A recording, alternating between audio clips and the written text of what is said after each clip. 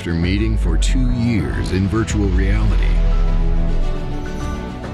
HiveFest returns to an all-in-person event. 2 years in virtual reality. HiveFest returns to an all-in Amsterdam event. Another in virtual reality. HiveFest returns to an all-in Amsterdam event. Another in virtual reality. HiveFest returns to an all-in Amsterdam event.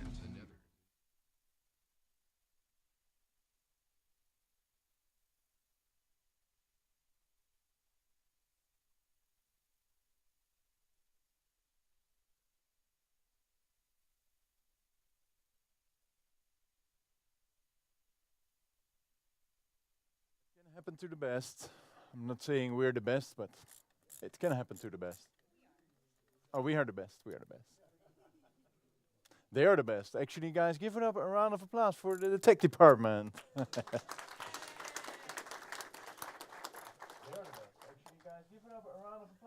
Okay.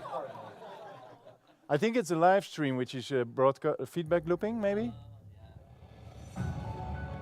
Vincent is playing the live stream on his computer.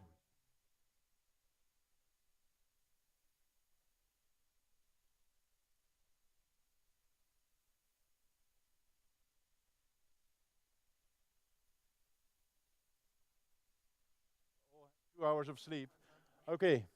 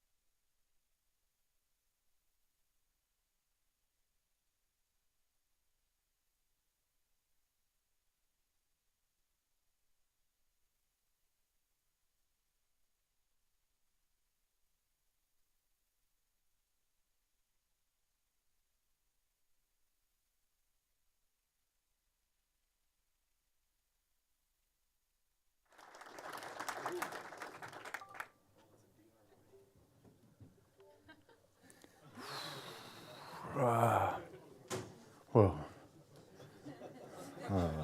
Good morning, guys. Hey. Wow. Good morning. Whoa. It's amazing. This movie. Where are we? What's this? Wow. Oh my God. Huh? Who's that? Who's that? Who's that on the stage? Huh? That's Inception. Crazy. Ladies and gentlemen, good morning. How are you doing? How are you feeling?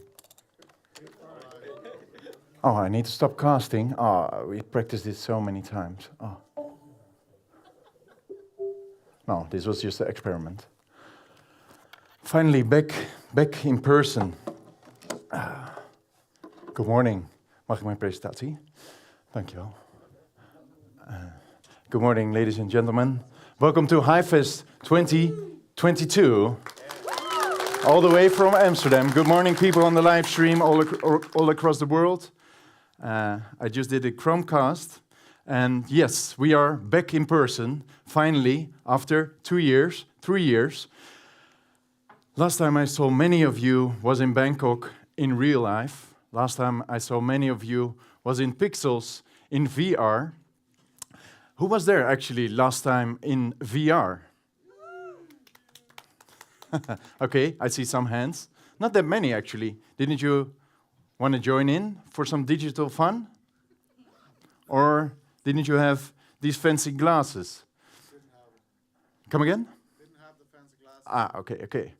Too bad, Lasse, too bad, but we'll hear about you in a bit.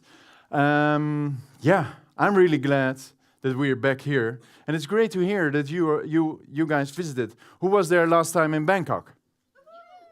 Okay. So we can do the shouting and all this kind of stuff, but there's one guy who's keeping track of who has been to which HiveFest every year, and that's Arkanj. And with HiveBuzz, he's been tracking it, and I want to invite him on the stage to, tell us a little bit more about, the statistics, right? Yeah. This button, thank you. Yes. Here you go. 1, 2, 1. Okay. Hello. I'm glad to see you all in HiveFest in real life. I will first talk about the meeting contest. We started meeting contest in Krakow and then in Bangkok because I want you to have fun, to meet people, to make new friends. Just go to the HiveFest app and register your name, and then you are ready to participate in this contest. How does it work? It's quite easy. You find someone you didn't met yet. You scan his QR code, and then you wait for 2 minutes. You have to talk. It's not about scan. It's to meet people, you know. And then he can scan you back, and voila, you get one proof of scan. You can check your ranking on hivebuzz.me/rankinghf. Proof of hug. Last time in Bangkok, we made the proof of hug. It was really funny, a friendship booster. So a lot of people ask me, will there be proof of hug this year? No, unfortunately not. Safety first. I'm sorry. But feel free to ask someone for a hug, and feel free to decline, of course. All the details are in the post of the last HiveBuzz blog. And this is my favorite meme. I love badges, you know, and we made badges for HiveFest, for each edition of HiveFest. You will see that there are some badges with stars. Stars are given to people that travel to somewhere, and it indicates how many HiveFest you attended. So in Amsterdam, there were 182 participants. In Lisbon, 85 of them returned. In Krakow, 36. In Bangkok, 9 of them. So how many made it there? 5 fest. It's between 0 and 9. It's quite easy. So I decided to reward those who made whole events with a small gift. Let me introduce the HiveFest trophy. And so, without him, HiveFest wouldn't exist at all. Ladies and gentlemen, Roland P. Okay, thank you. Yeah, that's actually the reason why I organize this event, is because I can get this award, because I attend it every time. So, thanks a lot, Arkanj. Thank you, Vincent. He's one of the pillars of the blockchain. I call super cool block trades.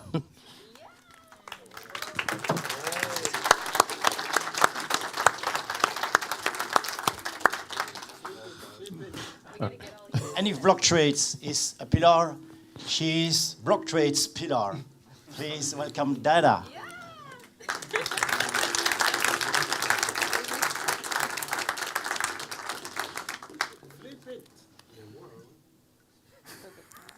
slip? Oh. I can tell. It's fragile. Wizard among the wizards.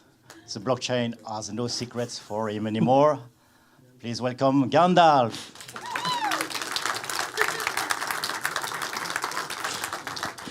And So then, here are the 5 people. really, are there 5? I'm only counting 4, no? Maybe we're missing someone, right? Who do you think we're missing? It's the most embarrassing part of my presentation. Ladies and gentlemen, give a warm round of applause for Mr. Archange, creator of HiveFest, Hive Authentication Services, and Hive SQL. Okay. So I'm looking forward for other people next year to get this award. Who here in the attendees, audience is here for the 4th time? Okay. Hopefully we can see you next year. Thanks a lot. Have fun, enjoy HiveFest. Thank you all. Cheers. Enjoy, and see you later on stage. Thanks. Okay, so yes, we're currently with about 100. Not everybody's here at the moment. 120 people registered. But are we missing some people? I think we are. Are we missing people because of this visa shizzle, because of Schengen, because maybe inflation? Amsterdam is pretty damn expensive this year. Or maybe because we are just like Archange, Gandalf, open source developers. And people decided, hey, the software you're writing is not really cool. I'm gonna arrest you for that. So yeah, I just wanna ask one moment for this dude who was actually arrested here in Amsterdam, the developer of the Tornado Cash mixer for Ethereum. It's a piece of open source software, and until proven otherwise, this guy basically just typed some code, put it on GitHub, and then got arrested and is already in jail for, I don't know, 50 days or something. If you want to, well, help out a little bit, visit setalexfree.nl and check what you can do there. You can sign a petition and see what you can do. I think Edwin de Boer, EDB, is also attending at least tomorrow. I haven't seen him today. Oh, he's right in front of me. Hi, Edwin. He will also talk a little bit more about it tomorrow. All right, so we're missing Alex. I'm not sure if he would have been to HiveFest, but who knows? We're also missing other people due to visa, but they are doing great stuff. The Hive community is super diverse. And past year, I was really fascinated about the developments in Ghana. Collins and Maxam, they installed water pumps, the source of life, right? Thanks to your funding and your help, these guys were able to install water pumps in Ghana, and well, that's just super awesome, right? So a round of applause for these guys. Hello, Ghana, I hope you're doing all right. Keep up the great work, and looking forward to more water pumping, or pumping in general. And then Venezuela. I mean, how great it would have been. I think that's an inflation thingy because, well, we've got different economies of scale, or economies. How great would it have been if on Sunday morning we could have all went for a jogging with the street workout crew. Unfortunately, they are not here, but they are doing a great job in Venezuela. Guys, have fun next morning, and hope to see you at the next one in real life. And the Cuban people, there's just an epic group of folks. And it really, when I'm seeing these pictures, it really feels like SteamFest 1 or HiveFest 1. To me, it's like super enthusiastic. We're still enthusiastic, of course, but it's like, I mean, the people getting together for the first time, in real life. It's just awesome to see that this is happening all across the world. And I hope next year, we'll be all together. I mean, the people from Ghana, Alex, the people from Venezuela, the Cuban people, and let's see where we can find a place where we can be all together in person, right? Okay, because in VR it will work out, but in person. But first, obviously, let's enjoy Amsterdam because we're just beginning, right? This week. We've got enough to talk about. I mean, a hard fork is sort of being scheduled, almost. Being discussed to be scheduled. Ladies and gentlemen, Hard Fork 26 is coming up later this year in cinemas near you. We've got side chains and communities represented here this weekend. Musicians, digital artists for the NFT showroom. Outside you see the Art Alley gallery with 22 artworks. You can even buy them directly by scanning one of these COVID QR codes which are on the posters. No, not COVID, but the QR is just a little bit, I don't know, got a new connotation with QR codes since I've got all these apps with QR codes. So we got scientists tomorrow, or no, today, right? Yeah. And entrepreneurs, of course, a lot of entrepreneurs. And we're all here to share and learn and connect from each other and discuss the new Hardfork coming up. But we're also here for some good times. Yes, and I did have some good time yesterday to see you all coming back to Amsterdam. And we're going to have a lot more good times during the weekend. And of course, I need to thank a lot of people. First of all, I need to thank you guys for voting for the Hive DAO fund proposal. Thanks to that, we could have booked this amazing venue and the other amazing things we're going to do this weekend. And the other sponsorships from Splinterland, Speak Network, FireSim, Smooth and Jabbamat, and even more people, CVC, Gandalf, Crimson, Engrave, the Joel Files, Brian of London, Walter J, FireSim, Block Trades, Archange, Guilty Parties, Starkers, and They Call Me Dan. They bought an extra super expensive ticket, and all that money was returned to Plankton and Minnow tickets, so you guys could have a discount. So please give a round of applause, especially to these people and to yourself, for being here in Amsterdam. So I think Archange already said it. We have the app.HiveFest application. You can find all relevant information for the event. As I said, in the alley, right in this alley leading up to Cinema 2, we have the NFT showroom gallery. And yes, ladies and gentlemen, we are live on the interwebs, on many social channels. I encourage you to share or retweet or reblog with your family and friends that we are live for the coming 2 days. So a lot of people can attend this conference virtually, if not here. Last but not least, this night, after the conference ends here at 5 p.m., we take 2 boats to do a touristy tour through the canals of Amsterdam. You have a drink and have a famous Dutch bitterbal. Vincent, they are not vegan. I'm sorry for this. But okay. And then we end up at the Mooie Boels place. It's a venue close to the Brouwerij IJm windmill. And there we're going to have a tiny version of bowling. We call it Balls of Steel. So we're going to play pétanque. And later this afternoon, I will try to explain the rules a little bit. But I encourage you today, we try to look at 16 teams or 12 teams, depending on how many people will show up over there. Well, you all show up because we will just put you on the boat, so you will show up there. No, but form teams of 4 max, I think. So we have 16 teams, and we do a little competition, and we have dinner in between, because it's like a food hall and indoor pétanque area. It's really cool, cozy, fits our group perfectly. Have a good time over there. And yeah, that was it for me. Okay, how was it in a scale of 1 to 5? 5 already? No, that's too much. 5. 5, thank you. And now, actually, we're gonna continue with the program, because that was my part, and I want to invite up the stage Howell Martin, because he's one of the core developers of the Hive blockchain, and he's gonna talk us through most recent developments and what he's working on. And after that, we do FAQ, and then Dan will also join in to answer any questions you might have about Hardfork 26, or watch out, one of them is not so stable. So watch carefully. Yes, it's not a stable chair. It's a very volatile chair.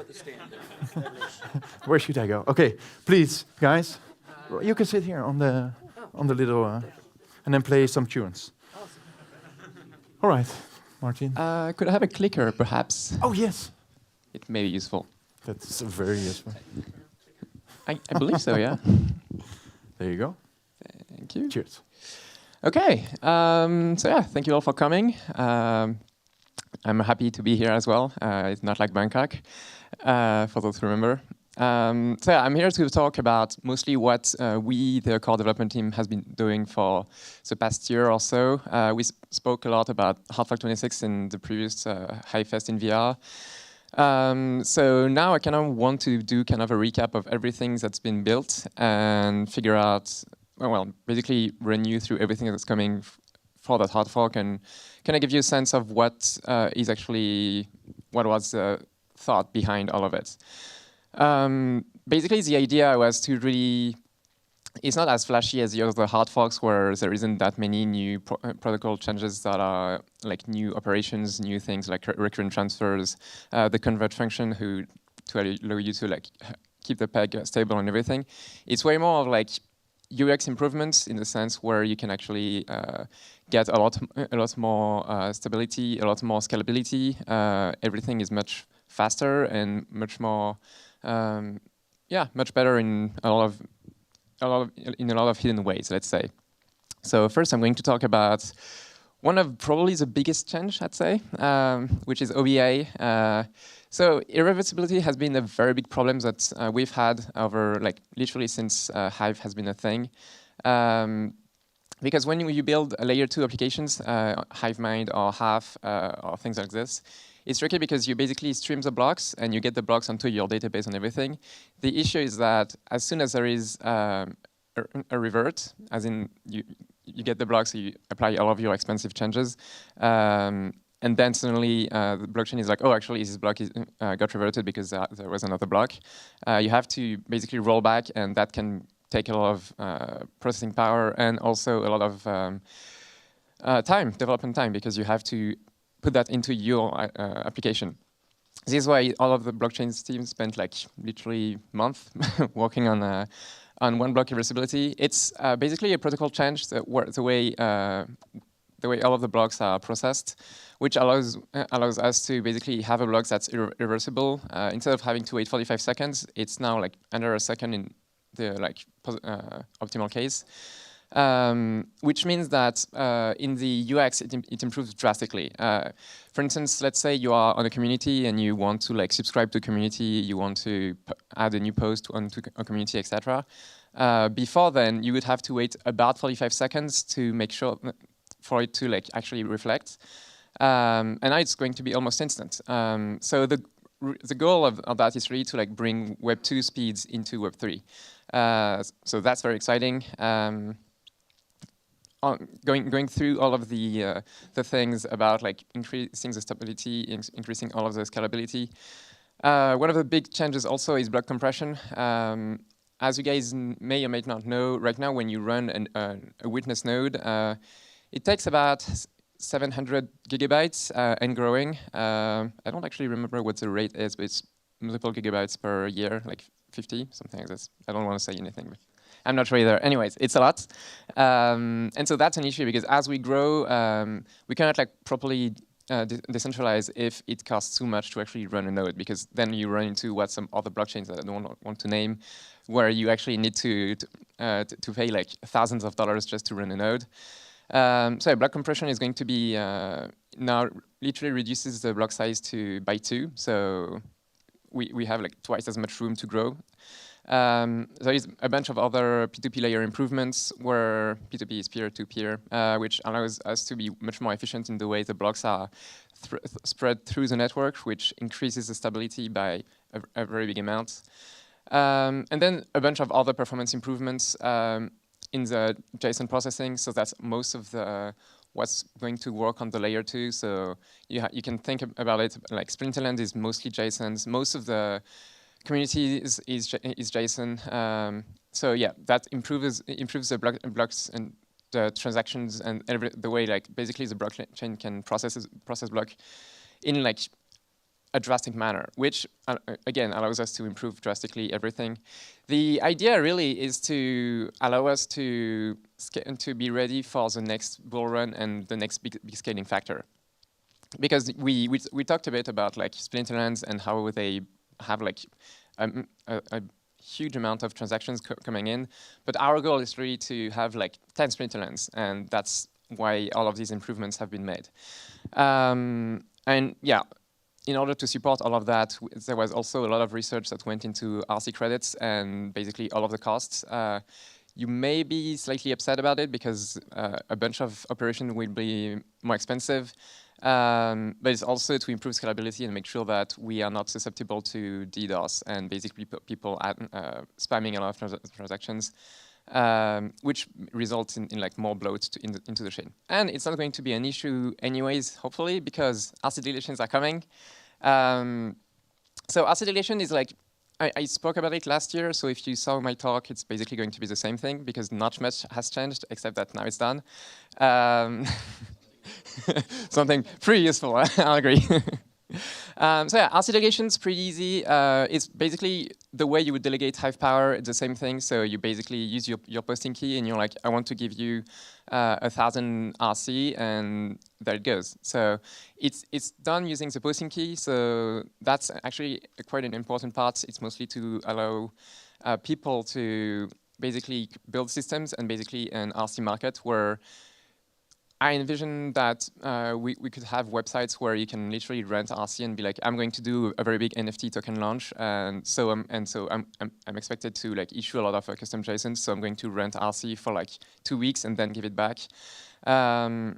So yeah, it's basically going to be a secondary market as we grow. You can really see RC at the same way as like gas is used in Ethereum. It's really, right now you don't see that much value into it because we scale the chain so well. But as the chain is going to grow more and more, a lot of things are going to get more expensive, and so that's where it's going to come in. So there is no limit in the number of delegations that you can do, and you can delegate to about 100 accounts at once. So that's useful if you're migrating your project into like from like delegating Hive power to now delegating RC. RC is very important for projects because for the longest time, literally since Steam exists, whenever you had a project and you wanted to onboard users, you ended up in a situation where you want to onboard the users and you don't want to make them pay their account and like pay like 15 Steam and now Hive. So usually to ease that, you basically delegate Hive to them.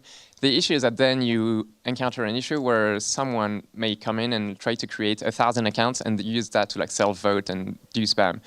And so literally all of the DApps, as far as I know, have had this issue where you want to onboard, but then you have to spend a significant amount of your time literally fighting spam. And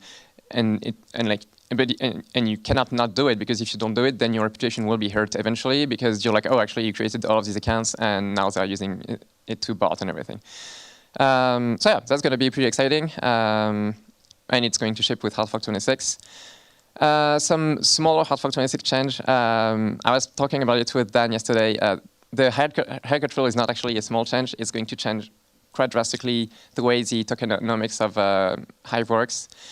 But if you are not aware about what the haircut rule is, it's basically how much HBD can exist compared to Hive in terms of price. And so what this means is that if too much HBD is printed, the chain will stop printing HBD. So that comes in the form of like post rewards, conversions, things like this. It's usually happened in times of bear market, but we decided to increase it that way we can actually deploy more capital. And now that HBD is much more stable, we feel more confident to increase it to 30%, which literally means that the whole Hive DeFi ecosystem can grow 3 times as large. So that's going to be pretty exciting. Other smaller UX change, I guess, users can now vote more often. So you know how you go on like a reading spree and you like reading comments and then you want to like vote a bunch of people. We've all been there. Now and like the chain stops you from doing that. Now the chain won't stop you. Also, you know when you vote someone and actually it was the wrong percentage, so you re-vote, and then you lose the curation rewards because the chain actually used to reset that through votes. Now that's no longer here as well. So that's a bunch of like smaller UX changes, as I said. And finally, I mean, last but not least, this is one thing for the Ledger the Ledger application. Ledger is like a small hardware wallet, like the most known. Engrave asks for this change because in order to do a proper onboarding, you want to change the keys twice in the same flow. And before, the blockchain could only allow to do it once per hour, so we changed that to 2. And finally, we added a bunch of virtual operations. That's actually going to be very good for Arakench because he uses it to track most of the things. Yeah, it's mostly like housekeeping items, basically, where it's virtual operations that can go anywhere from like producers, witnesses missing blocks, or as far as stuff like, oh, you sent money to the DHF, what was the actual Hive to HBD ratio at the time, things like this. So yeah, basically, that's why I meant in the intro, is like this hard fork, if you look at all of the changes, you may think that the most interesting thing is actually RC deletions, but actually it's a lot of very big changes that are under the hood, and it won't look like it, but actually like we have a brand new engine that's going to allow everything to scale so much bigger and so much faster. And right now, it may not feel that important because we are in a bear market, but trust me, as soon as the bull market will come back, if it comes back, not financial advice, it's gonna really put us like in the forefront in terms of scaling compared to most of the other chains. And then you may be wondering, when is all of that coming? Tentatively, as usual. Because right now, like Gandalf is doing tremendous work and testing thanks to the mirror.net and everything. That's also another very big thing that's allowed us to improve testing drastically. But yeah, if everything goes well, we have a tentative date for October 11th. And I guess I'll see you there. Do you have any questions?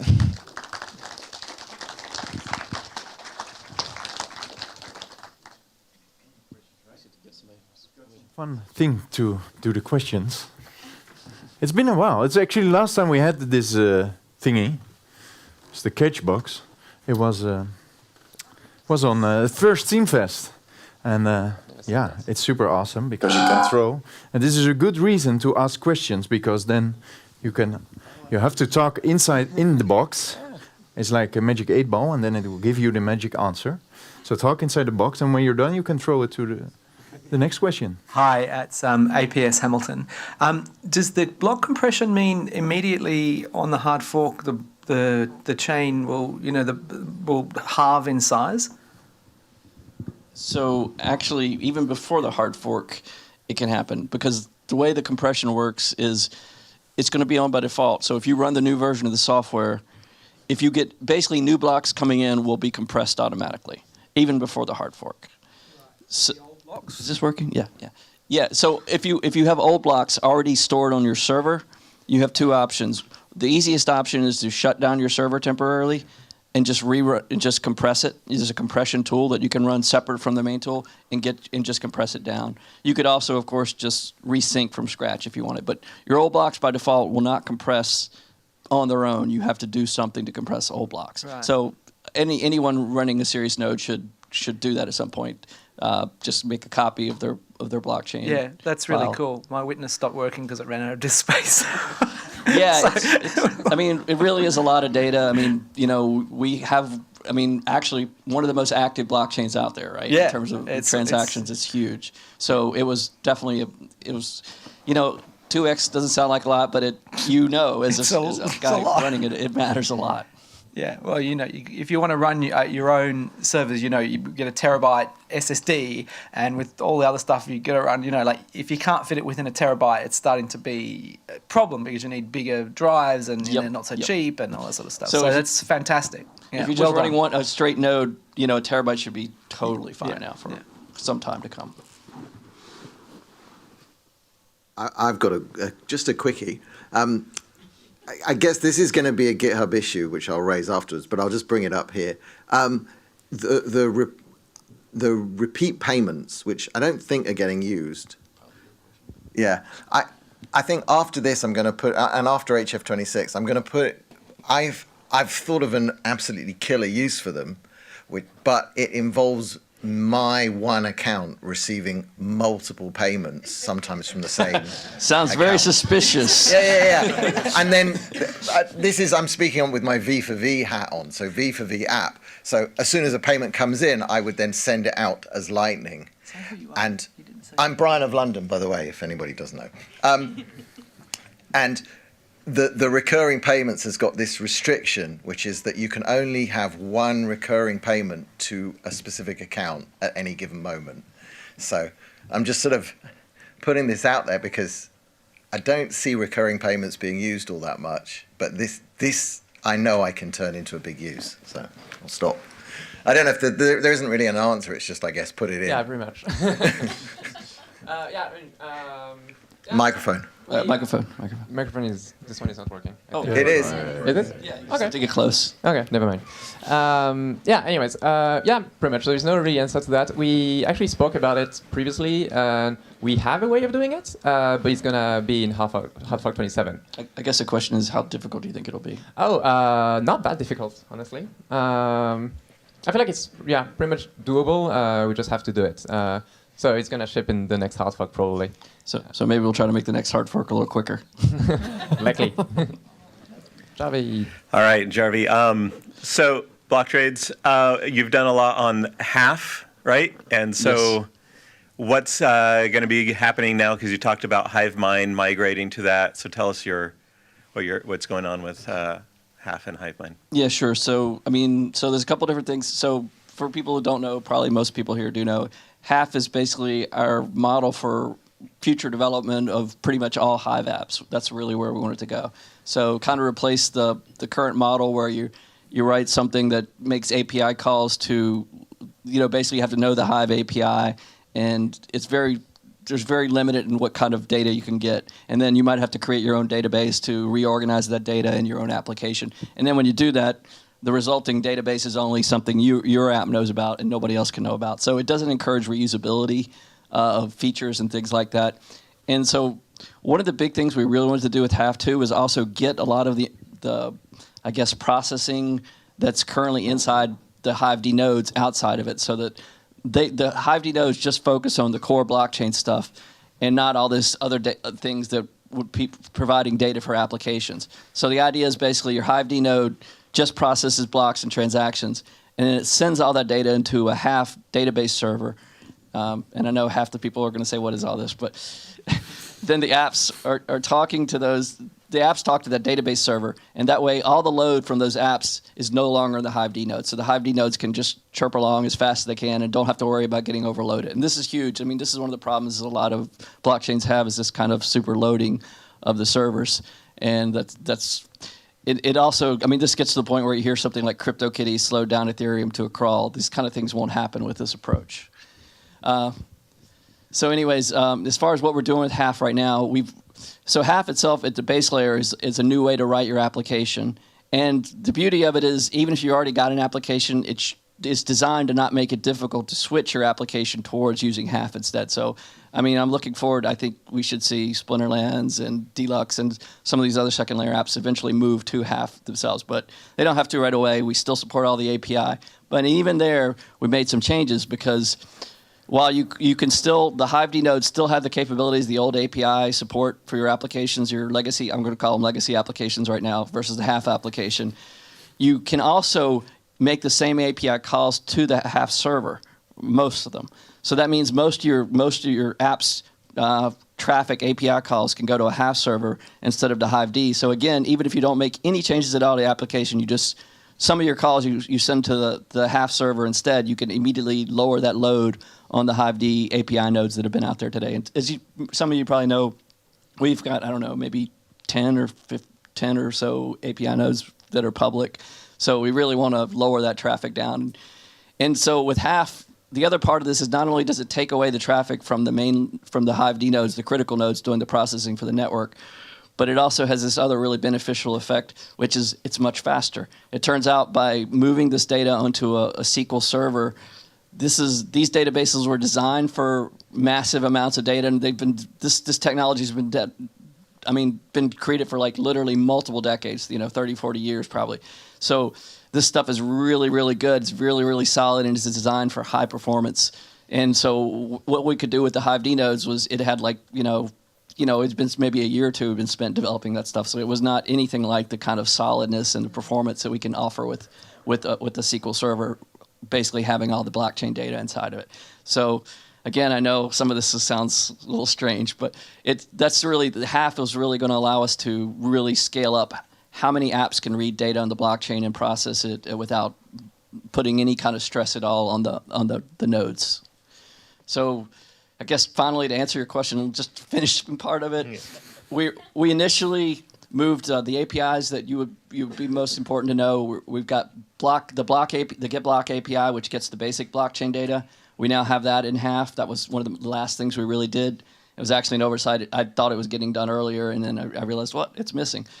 And then the other thing is the account history, because that's also the other really big one. So when you go to your wallet and you see all your transactions, you maybe go to a Block Explorer and see all those transactions. That used to have to require hitting up on a Hive D node, and really, it's very expensive calls. And now all that's pushed off to Hive. We've also done some other little like mini apps just to demonstrate how to make a Hive app easily, so you can look at the example app and then know what to do. So we did one. It's like a balance tracker app, so you can see how your balances of Hive or HBD have changed over time. And then we're also generating a new Block Explorer, which is open source based off Hive as well. So that's pretty much where it's going.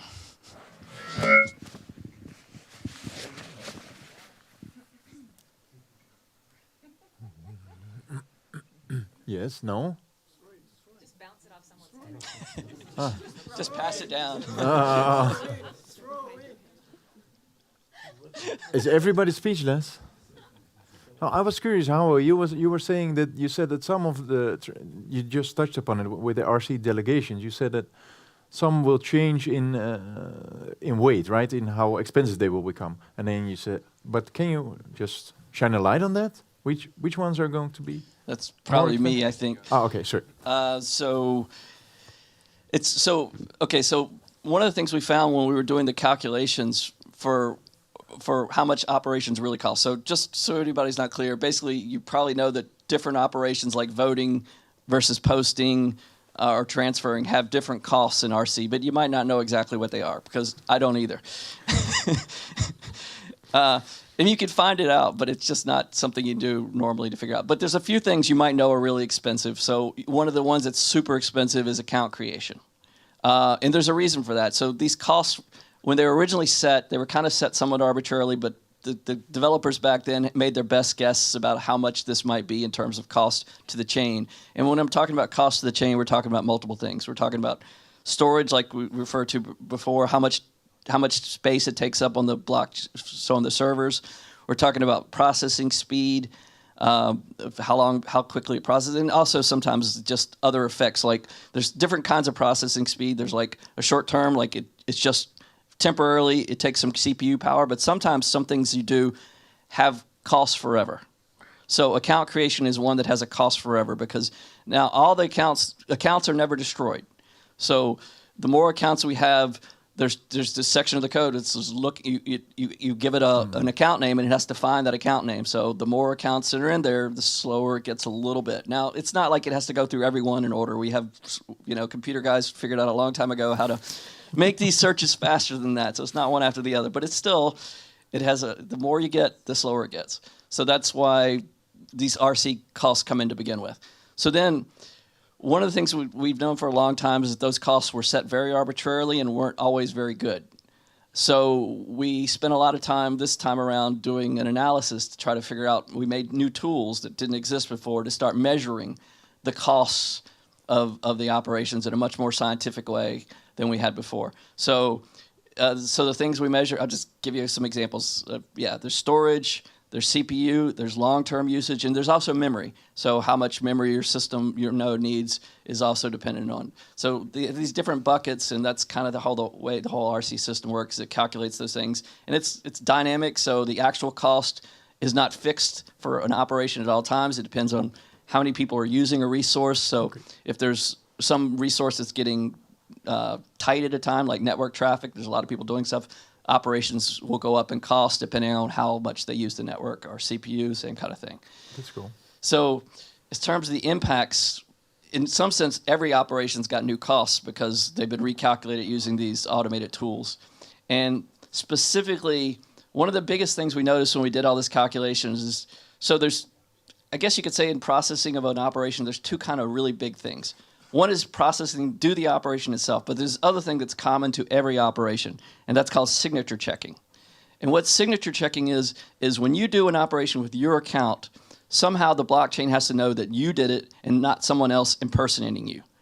And so you're all familiar with, you have your keys, right? You have your posting key, and that basically what you do with your keys, you sign your operation so that the blockchain can check that signature and say, that's you, and that's not somebody else, and that's how it knows it's a valid operation to do with your account. So someone else can't spend the money in your account because of the signature checking. And what we found when we went in to look at the code was that by some sort of oversight in the original design, they didn't do the costing for the signature checking, which is one of the most expensive operations in processing most operations, is the signature checking. So it's going to sort of, I would say, equalize in some sense the cost of operations, because before, for instance, custom JSON, if you ignore the signature checking, seems very cheap because custom JSON, the blockchain node doesn't do anything with it except check it's valid JSON. It just, that's valid JSON. I don't care what it does. I don't care if this is doing a Hive engine transfer. I don't care if this is playing Spinnerlands. I don't care if this is a speak node operation. It just doesn't care because that's all second layer. But it does do the signature checking at the first layer. And so now that we're costing for those signature checking, you can guess custom JSON is going to go up relative to how cheap it was before, because it was just really, really cheap to what it should have been.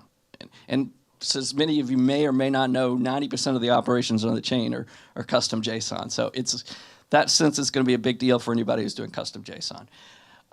We're only going to have a feel for exactly what the costs are, though, once we see it. We can see it on the MirrorNet, but some of this is also behavioral patterns, so we'll kind of see how it goes as it goes. So that's kind of the answer. It's interesting you're saying that actually when more people are using custom JSON at the same time, it would also be. You said it was dynamic, it's not so much custom right? JSON. It's no. But I mean, it's absorption of a particular resource. So we have these buckets of resources like CPU, bandwidth, storage. So if one of those, basically the system is like measuring how much of those things are being used. So when it sees an increase in one particular resource, so when you calculate the cost for an operation, it does some math based on each of those buckets, right. And it has a category of how much each of those an operation costs in each of those buckets. So that's how prices change. So it's not really easy for a human to compute those costs. So you can ask the chain as well to what the relative cost is right now. Can we get a dashboard that shows those costs in real time? It's Brian of London again.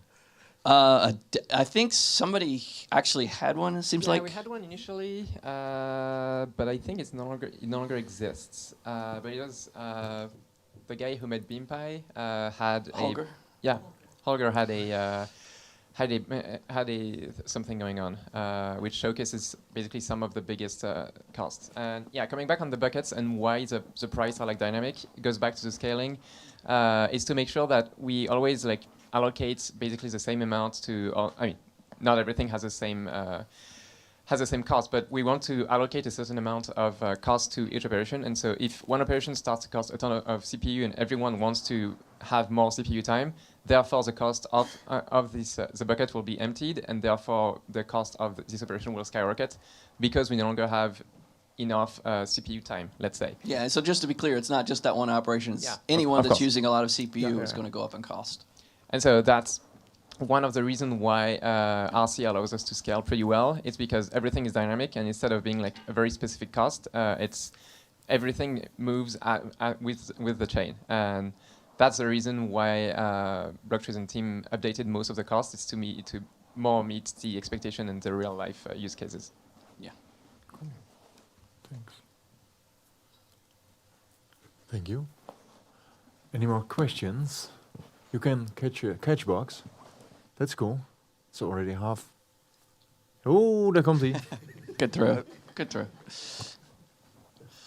Somebody wants to ask a question, or are we cool with the blockchain? how it is. Yes? If that's the case, really, yeah, I want to thank the guys on the stage. And we wrap up a little bit early. Thanks a lot, Martin, Howell, and Blocktrace, Dan. Thank you very much. You'll be here around, so if you have some feature requests. Yeah, sure. Please no. How are Yeah. you? Feel free. Anytime, come up, let me know. And I think we now have a little break until 10:45, if I'm correct. Yes, can you check the app? Let me do that. No, 10:45. And then we come back here for the next presentation with Ziroshka and Archange to talk about NFTs for peace. So grab a coffee and see you in a bit. 10:45 sharp. Thank you.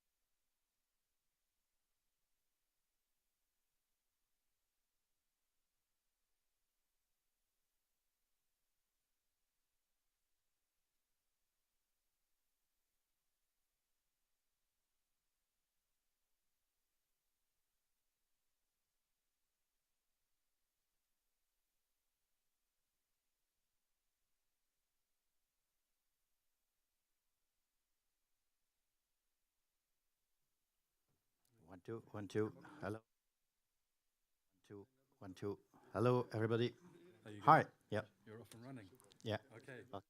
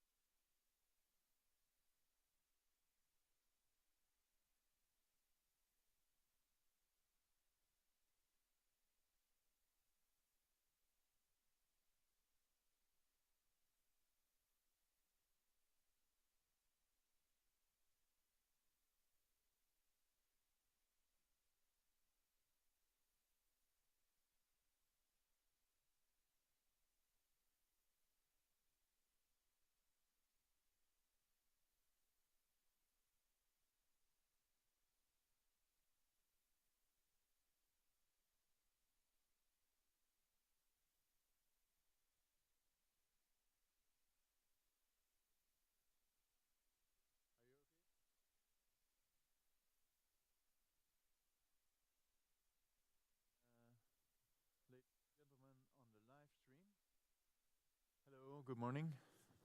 Good morning, welcome back again. I had a coffee, I hope you had one too. Ladies and gentlemen on the live stream, hi. We're here in Amsterdam and we're continuing the program. From now on, we will also, when there is time, monitor your questions. So if you have some, try to post them, and then we will ask them here on behalf of you to the speaker who is on stage. But bear in mind, sometimes we can miss some. You should have been here. You're missing out. Okay, we continue the program with Ziroshka and Archange. Please come up the stage. They're going to tell us all about the NFT project, which is running obviously for a very good cause in Ukraine. Ziroshka came all the way from Ukraine to HiveFest. So thanks for being here, and really curious what you guys are going to tell me and tell us all about. Okay, welcome everybody.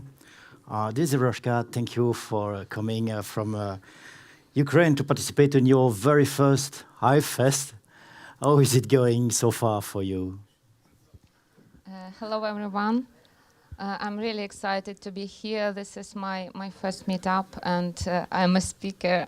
This is a start, and I met so many kind people, nice people yesterday, and I'm really impressed with the event. Okay, can you tell us a bit more about your story on Hive, how you did discover the platform, what you are blogging about, and which community you are involved in? My friend, Yue Digger, brought me to Steam 5 years ago. Now he volunteered to the armed forces and defends our country. I came to Steam with a secret dream to save my payouts and buy a nice camera or maybe a cool lens for it one day. I was excited about travels even before I learned the word. Besides, I really like to tell stories about my trips abroad and about Ukraine, and photography just helped me to tell my stories. Hive communities is where I always learning and discovering new things. I always enjoyed Travel Feed and Pin Maple, and also a Wednesday Walk and Market Fridays, black and white photography lovers, and street art, and many others. And of course, I'm always watching Team Ukraine. Wow, that's a lot of communities. I know that you have come to tell us about tragic events that are happening in your country. But before that, could you tell us a bit about how it happens just before the war broke out? I remember very good the evening of the day before. My hubby and I went to the cinema for the last session. They showed the big hit. I needed just to relieve stress because and escape my anxious thoughts. I didn't believe that it should be an open war and invasion, but everyone were talking about if whether there would be war or not. After the movie, we caught last train and we were walking home, and the streets were so quiet. And I told to my husband, what a nice evening. It was about five hours left to the start of the war. And when I woke up maybe a few minutes before the air raid, and I woke up to the terrible roar of planes over us, and I thought it were Russian planes. And then I heard the siren, and I immediately knew what happened. And then the war broke out. And how you and your husband decided to stay in Kiev? I was looking for the right person to live my life with for many years. And I moved 13 times in my life. And when I finally find my place and my person, I'm not going to give it up. And besides, this is our home and this is our land. So I wasn't prepared, and I even didn't pack an alarm backpack. I didn't have a plan. We spent the first day in preparations. Nick went to fill the full tank and to get some cash, and I stayed at home trying to call my daughter on the phone and my mom, who was in hospital after the surgery on her heart.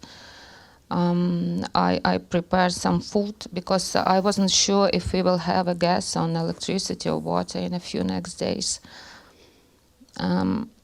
And on the next morning, Nick said that he can't stay aside and he going to join a territory defense. He never served in army, unlike other Ukrainian men, but in those days, this was the only way to get a weapon for civilians to defend themselves and the city. And on the next day, he called me and said that volunteers are badly needed on their unit's location. And I agreed without hesitation to join, because it was a million times better than sitting at home in darkness alone, shuddering and listening at every loud sound. This is how I became a volunteer for the first time in my life. And those people helped me to overcome my fear, and I helped them to serve our brave guys. Mm-hmm. And apart from the fact that you decided to stay both to help people in your country, you also decided to stay connected with Hive and to tell us your story. What was your motivation to do so? On the very first day, I wrote my first post about the war. I was scared and confused, and my post was short. It contrasted deeply with what my followers used to, and I didn't know how they would react. But it was really important to say the truth to the people outside of Ukraine. Any day could be the last one, so it was really important. And what kind of reaction did you get from the community? Did that help you to struggle with daily things? I was prepared for disappointments, even for claim of lying or whatever. But to my surprise, I got many votes and comments from my followers, but also from strangers. And this encouraged me to write the next post. And then I remember it like a big wave of support.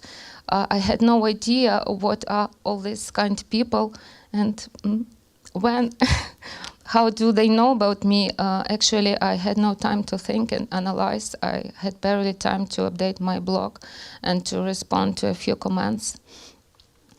But I think that was my way to not go insane and to not drown in helplessness and anxiety and despair. And how do you felt and reacted to such generosity from people from the community?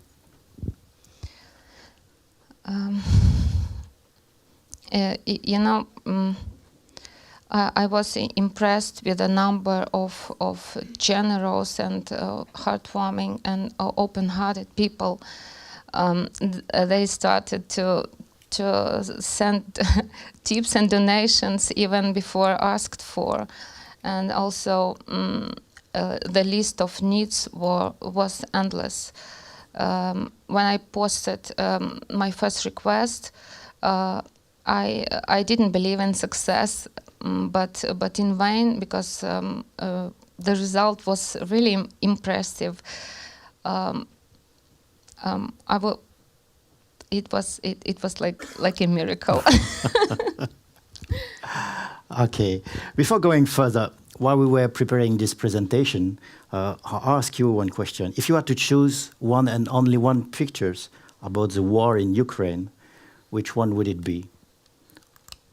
And this is the picture you choose from Azovstal.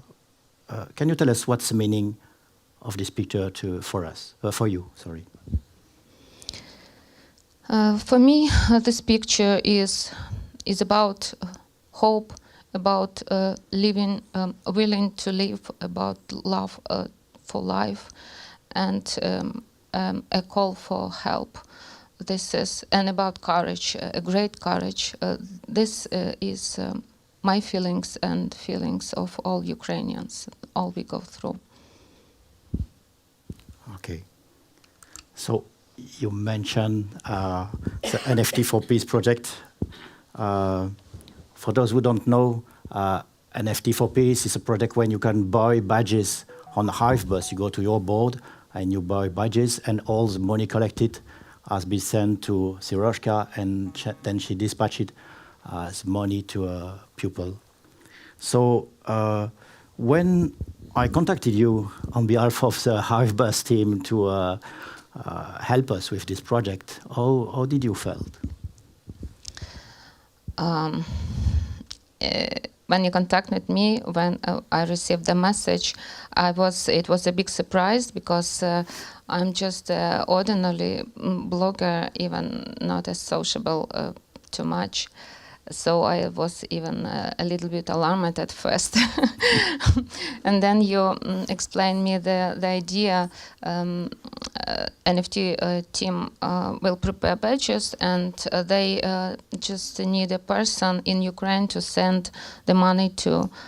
And of course it was a great honor, but also a great responsibility to the whole community to find a closest way and the most trusted way to help people in need, and to assure full reporting and accuracy. Of course, I agreed, and the sense returned to my life again. And did the NFT for Peace project really help people in Ukraine? Quite so.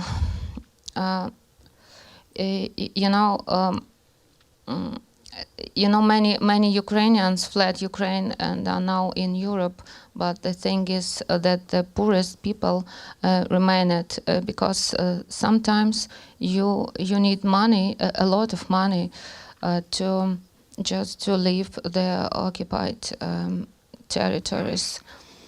So these people continue living under shelling, under daily shelling, helping each other with repairing and finding food and preparing food. I don't mention medicine. They have no medicine and no chance for this.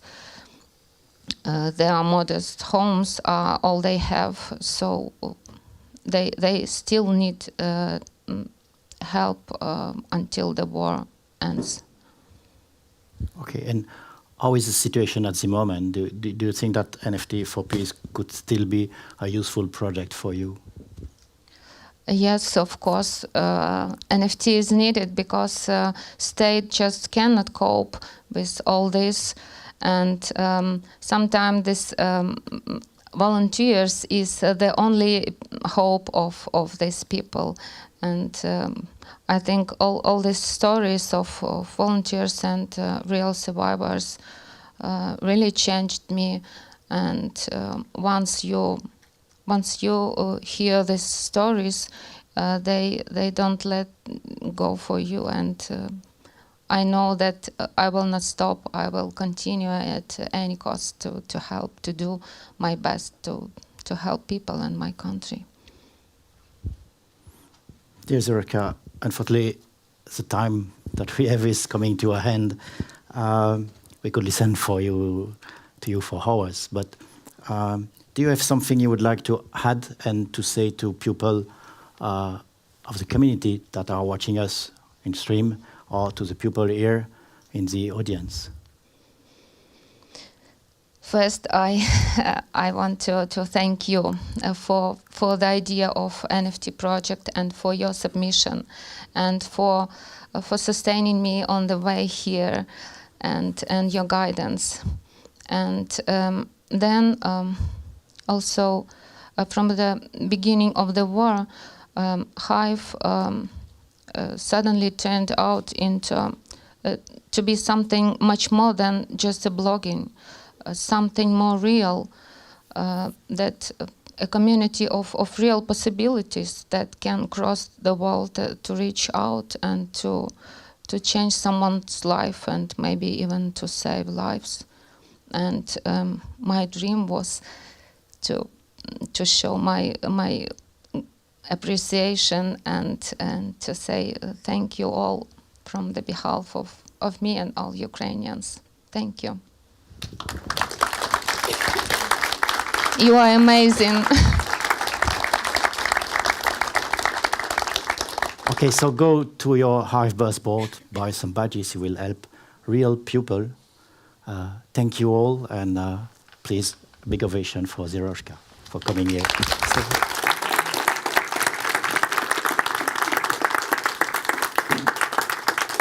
Thank you. Thank you very much. Thank you. Wow. Okay. It's yeah. I don't have words for this kind of stuff. Many of us have never been in a war. I certainly will never experience war in my lifetime. I really do, and I find it really great courage that you are here and that you guys initiated this project. And yeah. I really don't have words for it, and I just wish you a lot of strength to overcome this fucked up situation, actually. I want to invite, take a breach to the next speaker. It's a bit lame to do this, but it's my job to do this. Thank you, Zeroshka. Thank you, Arkanj, for presenting. I want to invite up the stage Lasse for telling us about Lasse Cash. Maybe he's gonna also, I don't want to make stupid jokes here, but maybe he's gonna donate some cash to Ukraine. No, it's a bad joke. I'm really bad in joking, and this is really serious stuff. Is this first green bar? Yeah. And here you have a microphone. Thank you, sir. You're welcome. Lasse, take it away. You have 20 minutes. I put the timer in a bit. Ladies and gentlemen, Lasse Cash. Hello, everybody. How are you doing? So it's my first time that I'm speaking to an audience like this, so I'm a little nervous, so I hope it's going to be fine. So Lasse Cash, some of you have heard about it. It got created 3 years ago. Everything happened very fast, and it's a very small outpost, but it's the first outpost in history. And it was created on a budget. Everything happened, on a budget. So, I have been having a lot of problems in my life. I don't want to talk about that today, but maybe another day. People that know me know some of it. And I'm just happy to stand here and talk to you today. And I maybe have a few questions that I want to... Okay, so if you are a Hive whale, please raise your hand. There's no whales. Oh, sorry. Anyway, so yes, it started as a token, so you could call it a project. But very shortly after that, maybe 1 month or 2 months after that, it became a tribe. It was the second tribe. The first tribe was Weed Cash, if you know that one. And there's been many tribes, but most of them is kind of like failing. I don't want to say any names. Fast forward 2 years later, Hive Engine created a technology called Outpost. So this one is not dangerous. How many people know what an outpost is? That's like maybe 5%. All right. So I want to explain it. How much time? Is the timer on? Yes, it's on. an outpost is a combination of a tribe and an NFT platform put together. So after we created the outpost, there's been like, I think there's 15 competitors. Most of them is also a failure. I mean, they are offline often, stuff like that. Lasercash has been online, I would say 99% of the time. There has been a few incidences. So, press here. So, I guess the reason that I'm allowed to speak here today, because I've been getting a lot of flack on Hive, is that I am actually promoting Hive. When people sign up, when they press the sign up button on Lasercash, it goes to sign up on Hive. So, you know, even that I'm a kind of like outcast here in the community, I was still invited. Thank you, Roland. So that's a bunch of other people that I need to thank before the timer is out. But I don't understand this timer, Roland. It says 20 minutes, more than 20 minutes. Okay. So we are promoting Hive indirectly, but we don't have much Hive power, most of the people that is using this technology. So now I want to thank the people. That is Iron Shield. I know that he's watching from the US. He has been supporting me for 6 years. And that is Pelé 23. He has been using this Lasercash since the beginning, just like Iron Shield.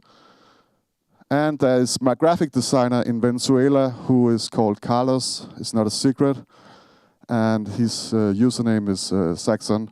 He's a very good graphic designer, so if anybody need a graphic designer, I recommend him any day. You know, I could not have made this without these people. And then there's Coin Instant. He has been using the technology also for a few years. So I hope, you know, that more people will use Lasercash, because the theme is anarchy, crypto truth. And I don't believe, you know, I don't believe that anybody else has made a product like this in the whole cryptocurrency market. So let's see what happens if I press here. Oh yeah, that's just the same thing as an outpost, right? So now I want to talk a little about the related tokens. I cannot explain all of them, but we have a diesel pool. How many people know what a diesel pool is? That's more than the outpost. That's maybe 15%. So the diesel pool has been paying pretty nice rewards because it's so small. So the people that is providing liquidity, they have often made like 10x in a year. But of course, it's very risky because the token is very volatile. So the diesel pool has been very nice. So we created, it was my idea. Hive Engine created it. Like 5 new tokens. This Puppy, Lassie, Baby Jesus, and Creator. And the idea behind those tokens is that we want to experiment, or I want to experiment with making diesel pools for all of them and making different bonuses, length. So it's like a financial DeFi project in the Hive Engine ecosystem. Nobody else has done this, as far as I know. So when you provide liquidity to Lasercash pool, you get paid in all these tokens, as it is now. So it's already on the market. But there is an idea, what is it called? There's a post you can find if you look at the lasercash.com, where it explained the idea behind this experiment. Basically, you can speculate and you can also provide liquidity and earn rewards depending on how long you want to have the liquidity in the pool. You earn different rewards and stuff like that. So the last one is something called Angelo Cash. It's a speculation on that my son, he want to make an outpost just like his father. He's probably not going to do it because he just think I'm a crazy idiot. So, but anyway, it's there, and if you do it, I will be the advisor, and he will make it for like the younger generations. So, Roland, I don't think I have more other than questions. Cool. Thank you. But I don't know if there is any questions. Is that? I don't know either. Is the box still here? Yeah, the box. Yeah, we can throw the box. Yes. Yeah. Okay, I'm reading. Oh, daar komt hij hoor. Yes. Hey, PS. Oh, except the special part which is needed.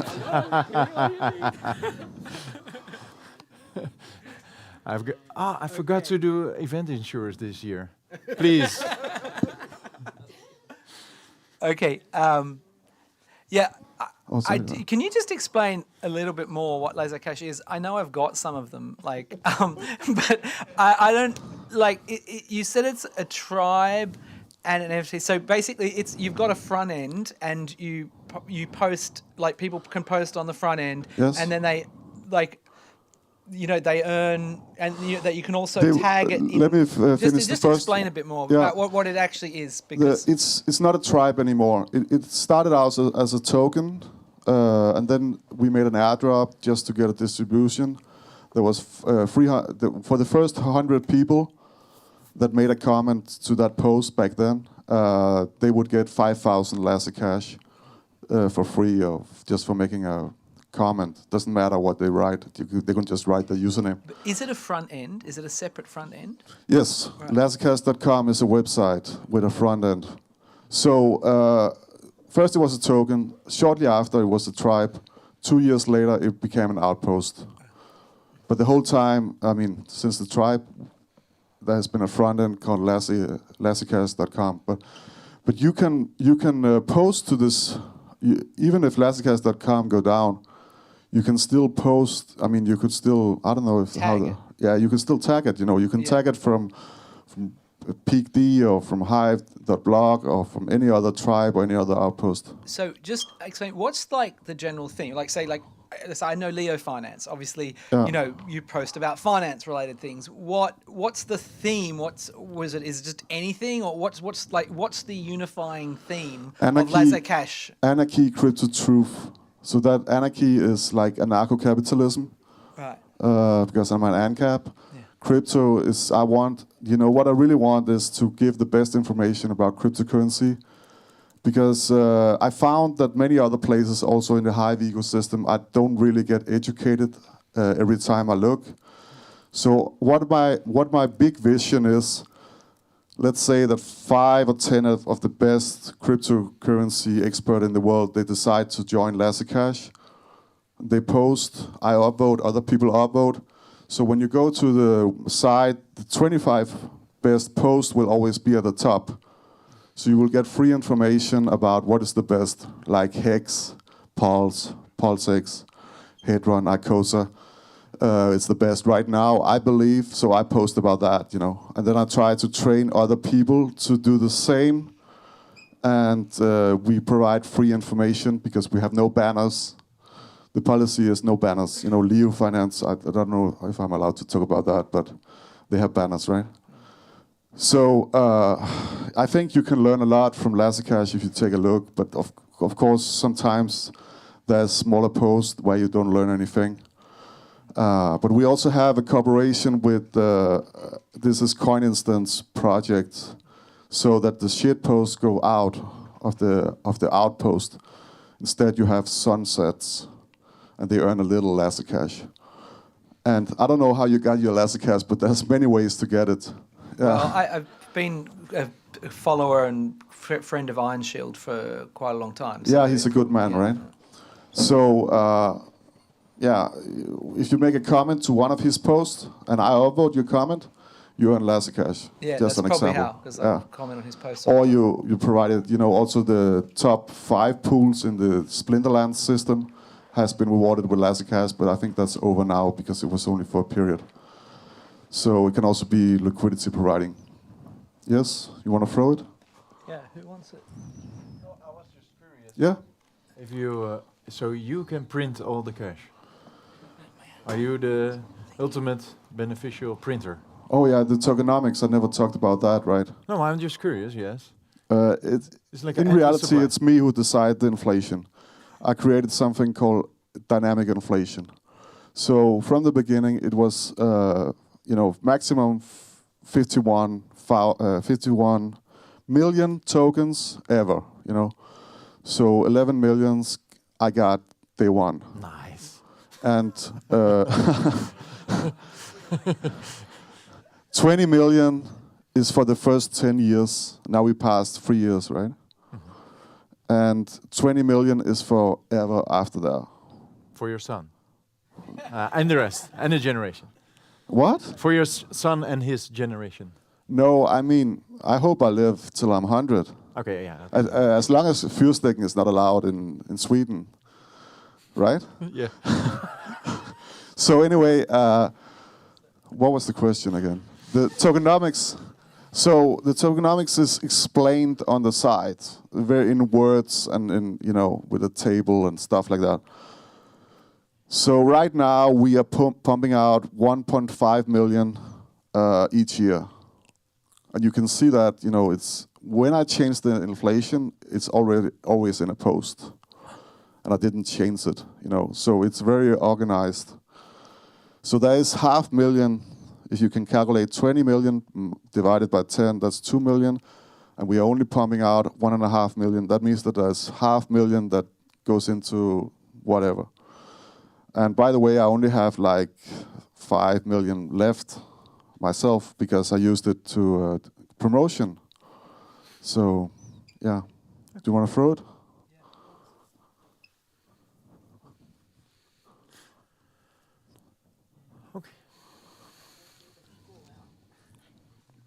Hi. Hello. I'm curious, how does it work as a front end? Do you get visitors from outside of Hive or certain communities? Sorry, I didn't hear. Can you say that again? Are you getting visitors from outside of Hive? So the sign-up button? Yeah, I'm thinking what you mean visitors. I try to promote it in the street. I have a flyer. We're making a new flyer. This one is retired. But I have a flyer that I throw out in the street, and I go to the library and put it on cafe tables and stuff like that. I've been doing that since the beginning, But most people are so brainwashed in Copenhagen that they don't really care about Lasercash or Hive or anything. That's my experience. But potentially there are some young people in my area. They begin to understand, okay, there is something called Lasercash. One of the guys in the supermarket, a young man, I don't know how old he is. He's probably 18. The last time I went to the supermarket before I went here, he said, have a good trip to Amsterdam. So it's like promotion via gossip, Is that answering your question? Yeah, good answer. Another question. How do these diesel pools work? I think it's better you try it out because it's a little complicated to explain, but I can try. Have you heard about Uniswap? Yeah. I think that got popular because of Hex, and it's a pretty solid system. So they kind of like took Uniswap, but without fees. So when you provide liquidity, you don't pay a fee. And when you take liquidity out, you don't pay a fee. It's instant, that's 3-second blocks. But they introduced a small fee for the liquidity providers just to make it a little more spicy. And the nice thing about diesel pools, which I don't think you can do on Uniswap, to my knowledge, is that you can make a contract. I did it for 5 years, So I'd say I put these different tokens plus Lasercash. So the people that provide liquidity, they get all of these tokens every day. That's the best way I can explain it, but it's easier if you see it in action. Was that answering your question? Yeah, okay. So, hi, show me my name. What's the total locked value in all of your diesel pools together? Well, I don't have. It's not my diesel pool, first of all. It's Hive engines. But second of all, we only have one diesel pool now, and that's the Lasercash. But when the others get created, at least 5, maybe 6, they will be denominated in LazyCash, which would provide more liquidity, more utility to LazyCash. So you will need LazyCash to provide liquidity for the new pools, not Hive. I'm sorry, guys. All right, and what is it paired with? Is LazyCash paired with Hive? Swap Hive. Yeah, okay. Okay, that's all from me, thanks. Thank you. Thank you, sir. I think we are running out of time. It's okay. Okay, so we can take a few more questions.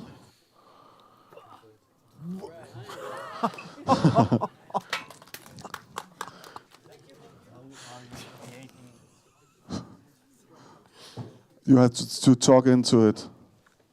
How are you creating these contracts? You mean the diesel pool contract? No, the contract you can use other tokens to give LazyCash other functions. I'm not sure. Can you try to rephrase that? You said that the other tokens should have functions for LazyCash. Or what are the use cases for the other tokens? Right now, it's only kind of like speculation and different parameters of the bonus, because the diesel pool has this ability to, let's say an example, LazyCash pool, you get a certain amount of LazyCash depending on how much liquidity you provide, right? Yeah. So it's paid out every day, but the longer you have the liquidity in the pool, like 30 days is the max, the more you get, then you get a bonus. The more you get, the longer you provide the liquidity. So the idea is that these 5 different tokens will have different bonus length, so that if you like to have liquidity for a very long time, this is not decided yet, but let's see a year, then you will get most of the reward.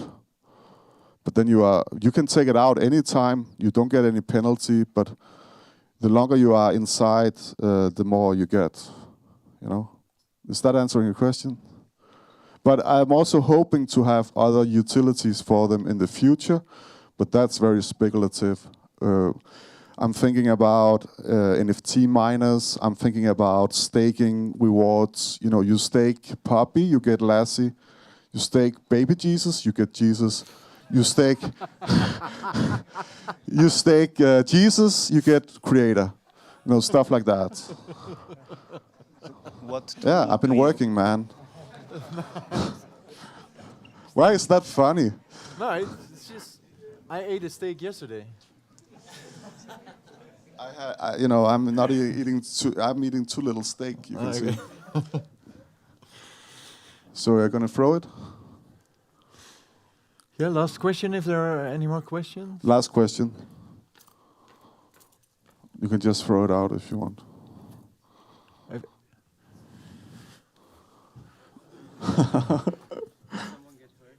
No, it was okay. It's soft. That's it? All right. Okay, I think that's it. Lasse, thank you very much for your presentation. Thanks a lot. Yeah. So just curious, did anyone already form a team for tonight? I think some folks already form a team for tonight because as every year with the bowling, there are some people who are actually not coming here for all these presentations, although they are all very interesting and diverse. There are some people just coming here for the competition, and they are coming here to win again in the competition, which is traditionally being held on a Thursday evening. So I encourage you. So I'm pretty certain they already formed a team, right, guys? Did you? You know who I'm talking about, it. Did you already form a team or not? Yes? Okay. Did you practice, Luis, Rivals? Did you practice, you guys? You don't need to practice. Okay, so the challenge is to beat them in the balls of steel, okay? Beat them with the pétanque. But please form your teams during the breaks or whenever you chit-chat, because we're going to have a fun time tonight. Yeah, and later on, when I find out about the rules, I will also explain to you the rules. Or if there is somebody else who's playing pétanque every now and then, he or she can also try to explain the rules. I found the Dutch rules, or the rules in Dutch, but I will make sure to know them by heart later today. Jeu de boule, so the game of balls. Pétanque. Ah, Vincent, do you know the rules of pétanque? I know we have a little ball. It's called the butt. Le cochonnet. But in Dutch it's called the butt. Le cochonnet, okay. The small pig. And then we throw with the big pigs as close to the small pig as possible, right? Or you kick another ball. Yeah, from the opposite team. Yeah. Is this bocce ball? What? Is it bocce ball? No. It's much better. Oh. But it's similar, yes. Okay. And then, yeah. Thanks, Lasse, for your presentation.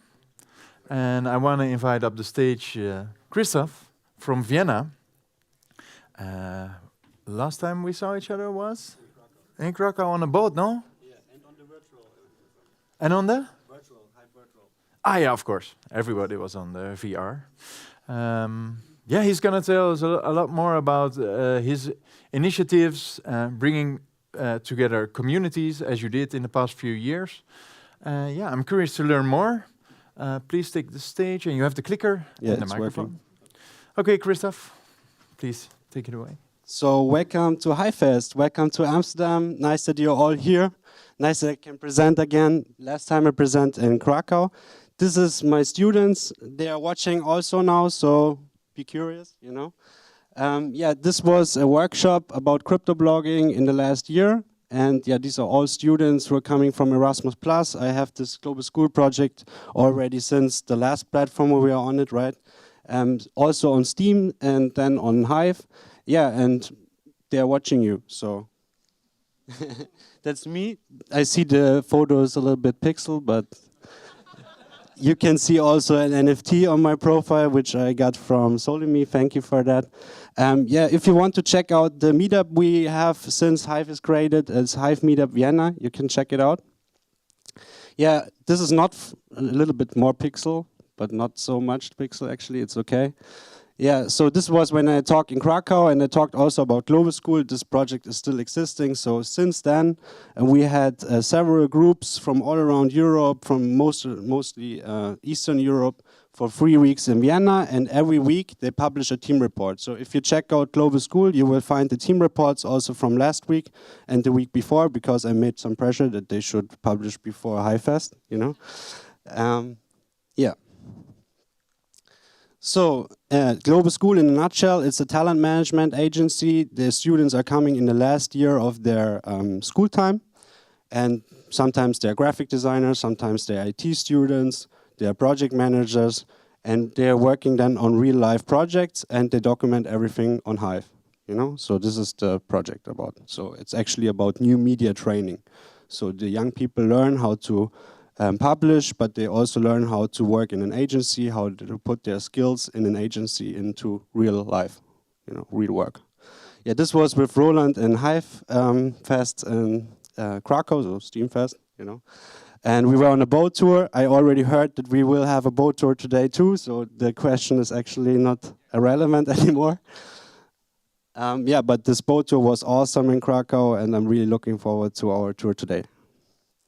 Yeah, this was me in the virtual world. Thank you that you organized that also with this Microsoft and with this app, you know, like it was really nice to participate to it. I heard that some had problems to join the different rooms, but I think in the second version of it, it already worked better then, and we could join the main stage. And I think in the first one, I needed 20 minutes to join the main stage because I didn't came into the room, but then I checked, okay, when I follow the others, I can go with the others in the room, right? And then it worked out. Okay, so I think also this design of the avatar was quite cool. Yeah, I also met other people there, yeah. And I'm really happy about it, that I met so many familiar faces. Maybe you know them too. They are like our stars, right? 5 times on HiveFest. Yeah, then I met also Luis, you know, like we could have our badges there. Yeah, it worked. For me, it worked out, but for some, it didn't work out. I don't know why. But I think it was really nice with this lobby that we could first join this lobby and then meet each other and get this badge and then go to the main stage. So I really liked the virtual event and I made a lot of posts about it. Yeah, we had even a DACH meeting the last time in the virtual world. It was really cool. We met in this lobby before the main stage. And I think it was Marry Me, Schlies, Smooms, and Schmidi was also there with us. It's sad that he's not there today, but hopefully he's following the live stream. Otherwise, I will show him the live stream link again. Yeah, and I also met Detlef in the virtual world, but also in Krakow and now also here. Cool that you're here too. I will have a beer with you on Saturday then, for sure. Yeah, this was one of my first groups I had in Vienna. The logo of Global School is also pixel now. You have to check it out on the blog. You know, I don't know why it doesn't work in this presentation or on the full screen. Yeah, but it actually shows what I just said. You know, like they're making every week a report, and you can check it out. You can vote it, and this is somehow financing also this co-learning. So thank you for that. Yeah, I also did workshop for the mainstream, you know, like I created this branding there with the Global School, and yeah, we made some event also in Coffee House in Vienna and tried to help people to come on Hive. And yeah, for Schmidi it worked, you know, I don't know if you know him already, you know, he's really publishing continuously, and I think that's the most important, that when you join Hive, that you make your introduction post, and then you're continuously posting, even if it's 7 days, one post, I think it's okay. You know, everyone can do that. So I think that's really important that everywhere where we are, we educate people about Hive and we help them to join and onboard. You know, I think there was one problem with onboarding, Hive onboarding. I hope they solved the problem. And because this was actually, I think, the page which was most easy to use. Yeah, and then I talk about VinaLab also today. VinaLab is like a brand we just created with the Global School this year. And this flame should show a little bit our motivation, you know, and yeah, the hope we have in the blockchain and the hope we have in good future and good projects. And actually, it's just a brand to combine some trends, you know, which are actually at the moment there. The people want to go out in the nature, but they also want to enjoy the city life. So this is like the concept that we have a laboratory in the city, but also outside the city. So we offer adventure vacations in the mountain. For example, we had the adventure vacation, but we also offer secret vacations in Vienna. And yeah, we are also on vacation now in Amsterdam. So I think it's good to have like experiences to offer to mainstream, you know, like events which are in nice places to show, yeah, that we can work in a nice environment, and this is maybe also a benefit when they join us, you know? So that was the idea behind. Yeah, there I have some pictures so that you see how we work. You know, this was a workshop in Edison co-working space. I checked what the students made there. Yeah, and that's Schmidi, if someone doesn't know him. Yeah, and this was the students when they presented the VinaLab project, because they had to make the branding, they had to make the graphic design and everything. And yeah, there they were a little bit nervous, you know, they waited for the feedback, and then they were happy because the feedback was quite good. Yeah, also we have also young female student as well who are mostly in graphic design. I think we need also more female user, so that's a big task for us, I think. Yeah, this was a rooftop pool vacation with Schmidi. There we had like a place to work, but also we could swim in the pool. So that was also a nice combination when you have pleasure and work. Yeah, this was a vacation in a garden. There we had a grill party. I cooked there. Yeah, and we had enjoyed this nice garden in the middle of Vienna. Nobody knows where. Yeah, this was the adventure vacation in Nasswald. So we came there with a little team. They're also on Hive. You know, that's Yoshi721, I think, and I'm Roots. They're also 5-star Hive meetup Vienna participants. And yeah, there you could sleep in tent. They made the rafting, and they made also axe throwing. So yeah, that's what we offered. You know, like 4 days. You know, on the first day you make like an adventure day with rafting and axe throwing, but also with a little survival challenge. And then on the other days we made like workshop how they make an account, how they make to introduce yourself, and then to use already this adventure as first posts. You know, that they have a good start on Hive. So that was the idea about it. Yeah, then the Hive Meetup Vienna is also a nice topic. I want to talk about it. I think it's the only meetup in the German-speaking area which is there, exists since Hive started, or since the hard fork, you know, from Steam. And yeah, it's actually not that difficult, you know, you just define a date. You know, for example, we in Vienna, we meet every first Thursday in a month. And then you make an invitation post, you invite the people, and we took over the concept from the meet and earn gathering. So I just divide the author payout then for the participant. And yeah, everyone gets a star for a badge with HiveBus. So thank you, Akash, for making that possible. When you also have a community then there, you can also get a new graphic for our meetup, I think. And we should have more badges like that in the future, because I think the meeting is really important. You know, now we have a meeting here. I already had the meeting in the train because I met the Hive user exactly in my cabin. But yeah, this meeting is really important, especially for people who don't know blockchain, and that they just have a real person, a buddy, you know, who can explain everything to them. Yeah, even during lockdown, we had online meeting. So it was really like every month since 2.5 years now. Yeah, so this was the online meeting. We had also Luis and Rivelas joining from Germany. Yeah, and yeah, that was the meeting. We had just one girl. She's still there, but she needs to continue to post. She's more on Instagram and stuff, but I have to still pursue her that she's using Hive. But maybe with like 2, she will join more easily there, or with other application, which is more for them. Yeah, then we had also DACH meetings. Thanks to Sadran, if he's watching the live stream, you know, it's also important that we have this Discord and that we can meet there in the Discord, and there's always a lot of participants, and we talk about everything which is going on Hive. I think for the German-speaking community is really important. And yeah, we had a lot of discussion during COVID because of this vaccination and political reason and so on, and I'm really happy that we keep the peace, you know, somehow. And yeah, if you have any problem with any Hive user, I think it's good to find a mediator, another Hive user which can be in between or something, that we don't have this flag wars, or you know, that we don't fight each other, because otherwise the Hive blockchain is suffering, you know. So when there's new user and they hear that somebody fights on Hive, it's not good for us, you know. So if you need to mediate, I'm there. Yeah, this was the Hive meetup at Edison. So there we had some girls, 3 girls, and we had Solimi there also. Thanks for making the video today for me. Yeah, and the food is always good, as you can see.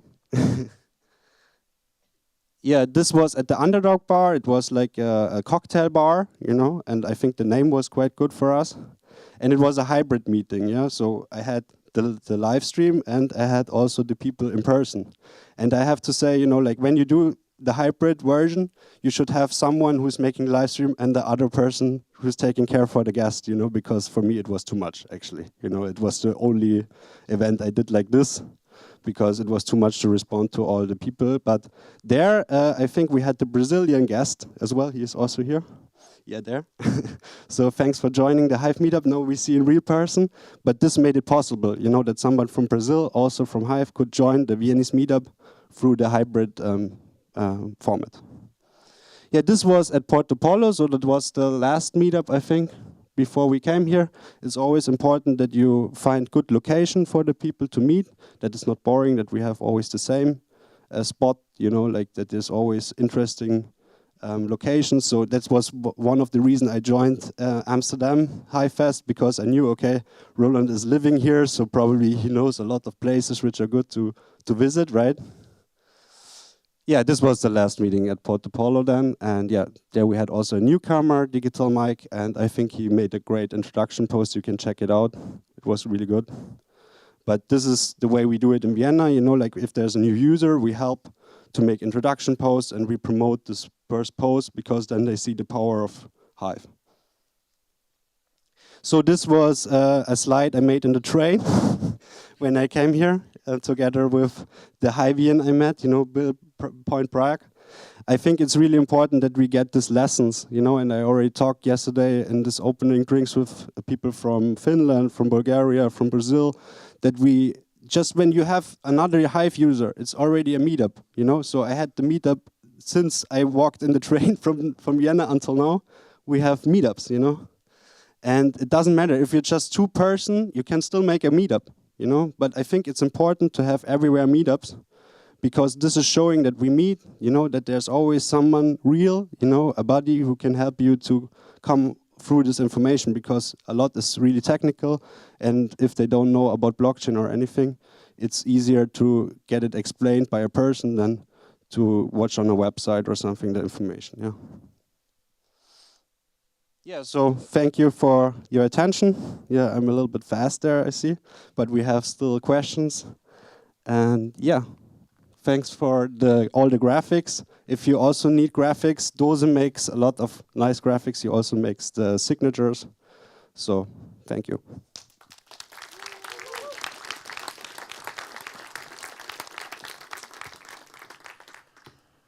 Thank you very much, Christoph. I already had one question on the live stream. I was saying, who was the Brazilian guy?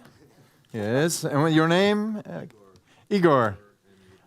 Ah, yeah, Igor M-U-B-A. Igor Muba. Igor Muba. Oh. So hopefully he's making the Hive meetup in Rio or in Sao Paulo then. Oh. Yeah. Nice. Any questions for Christoph? Then there is a... Yeah. Hi. I'm TDC Tunes. For your meetups, did you just invite people already on Hive, or did you get any kind of completely new people or market to them? And if so, how did that go? So I just make the invitation post for the people on Hive, but we also created these other brands like crypto blogging and also Wiener Lab, for example, or Global School, which has also traditional social media accounts or websites where they can find us also in Web 2 or in the internet.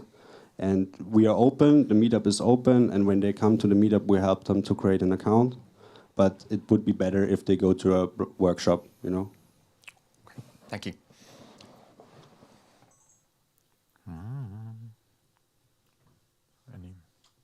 That's about it. Let me check the live stream. Hello, live stream. Those is the best. Okay. Hey, Forky. It's not a question. It's working? Yeah. Where do you get the students? Yeah, the students I get from the European Commission. So there's a lot of schools in Eastern Europe, and they can apply for the European Commission for Erasmus+. And they send the students then for a work experience. And I do that since 2016 or something. And I have already 12 schools and 3 universities I collaborate with. And there's enough students coming in. But if you need students, you know, I can also show you how it works. In Europe, there's a lot of funding for this. Okay, thank you. Yeah. Igor Muba wants to say something. Yeah. Oh. Thank you. Well, we seem to have a very well-established community and connections already, but it obviously was not always the case. So maybe what were the experiences you have had in the first meetups with some people that you think were successful, and which ones, more importantly, do you think were like not good strategies or not good activities, or what would you change, if anything, like if you were to start from scratch, like from zero, like you are alone, you want to make a meetup, but with the knowledge you have already right now, but with little connections, what, if anything, would you like to change that you think would make it better? Yeah, I think that's a really good question, and it's also the message I want to give you in this meetup. You know, like do meetups, and I think it's really, really important to accompany the new users you get to the event. You know, like when you have a newcomer which is coming to your event, it's really a lot of information.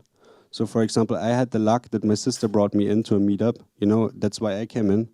But if she wouldn't have been there, for me it would have been also maybe too much information, you know. So you need a trusted person who helps you through this process, you know. Maybe after the first post, after the first introduction post, you know, then you're ready to explore the blockchain and you explore the different communities and you make your own posts. But before that, I think it's really difficult. And even for the introduction post, it needs a guideline, you know, it needs help to publish it and also needs help a little bit to promote it. To use the right tags, like my Hive intro, introduce yourself and so on. Cool. Okay, cool. I think that's it. Thanks a lot, Christoph. Thank you so much. So yeah, we all go by our usernames, right? The first time 6 years ago, you were wearing your badge, and still you have it today. Hey, oh, you are at Roland P, or you are Gandalf, or you are Crimson. Some people of us really are kind of anonymous, or not not known, or not per se anonymous, but you don't put your face on the blockchain. Let's put it that way.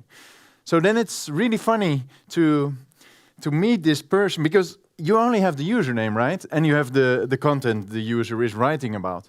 And then it's always funny to me, at least I find it funny, to then finally meet this person, and then you're like, wow, you make this whole vision in yourself, in your mind, about how somebody maybe would look, or at least have a kind of a feel about this. And then you meet this person in real life, and then it's completely the opposite. And so that's what happened to me yesterday, because I've been talking back and forth with Lord Butterfly the past years, as he was working on several proposals for promoting Hive through a marketing proposal, and then he was working on the movie more recently. And then yesterday, all of a sudden, he was in the festival office, and I was like, who was that guy? I asked one of the volunteers. By the way, a little in-between round of applause for the volunteer crew, because without them, I don't know what I would be without them. But anyhow, I was asking, I think Priyan, and I said, who was that guy? And she said, yeah, that was Lord Butterfly. I said, no way. I was thinking, I don't know exactly what was my vision of Lord Butterfly, but anyhow, to me, it was completely different, and so that was just funny. I mean, and now they are here, because they're gonna tell us, well, on one hand, more about the Free Chain movie, and maybe show us a little bit. Oh, okay. Oh, that was a surprise. And then, but also how Hive might be used for other movie projects in the future, right? Yeah, so I have a microphone, and also a clicker. And then so green is forward, back. Yeah. Sure. Thanks. So Lord Butterfly, in my mind, he would have looked completely different, but this is him. The name is ironic. So. Okay. Thank you, Roland. Hi everyone. My name is Damir Rogosic, but more of you know me by my Hive username, Lord Butterfly, as he said. I'm the executive producer of the first DHF-funded documentary film called Free Chain. Works nice. And with me today is the film director and writer, since I don't like traveling alone, Johan Dopuj. I'll talk a bit about how the idea got started. I'll talk a bit about marketing and, you know, the basic goals of the film. And he's going to take over from me after that, talk about the creative side of things, the filmmaking side, and his vision for the film. So, as you guys, some of you might know, I worked on the marketing campaign for the better part of last year. My work on marketing went through two phases. The first phase was working with a top 10 marketing agency in the United States called Ignite Visibility. But they were, you know, based in California. They had to pay wages. They were a business. So after some time, after I learned the ropes, the standards and practices, their tools they were using, all the way to the most basic stuff like, you know, what kind of email gets the best response rate, a short one. So, you know, after that I took over, focused a bit more on brand awareness and everything else. So during that time, overall, the stuff we did was, you know, basic marketing practices like running Facebook ads, Brave browser ads. We did influencer marketing with various TikTokers, YouTubers. I think I published a few dozen PR articles about Hive. There was also the informational video. I'd say at this time it's probably the most viewed Hive-related piece of content made. I think it has about 100,000 views in total.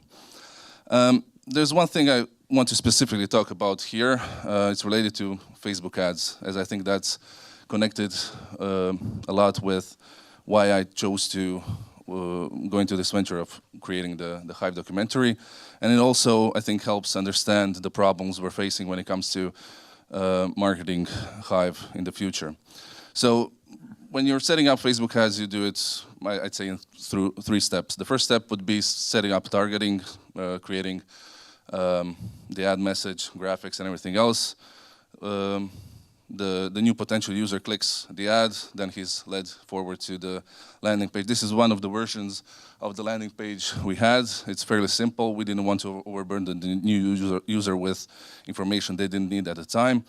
And from there, they would go towards the sign up button on the top, and we would track how many people were signing up, the retention rate, and everything else.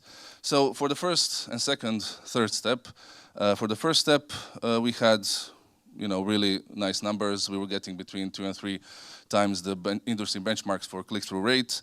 On the landing page, we were getting between 30 and 50% click-through for the sign-up.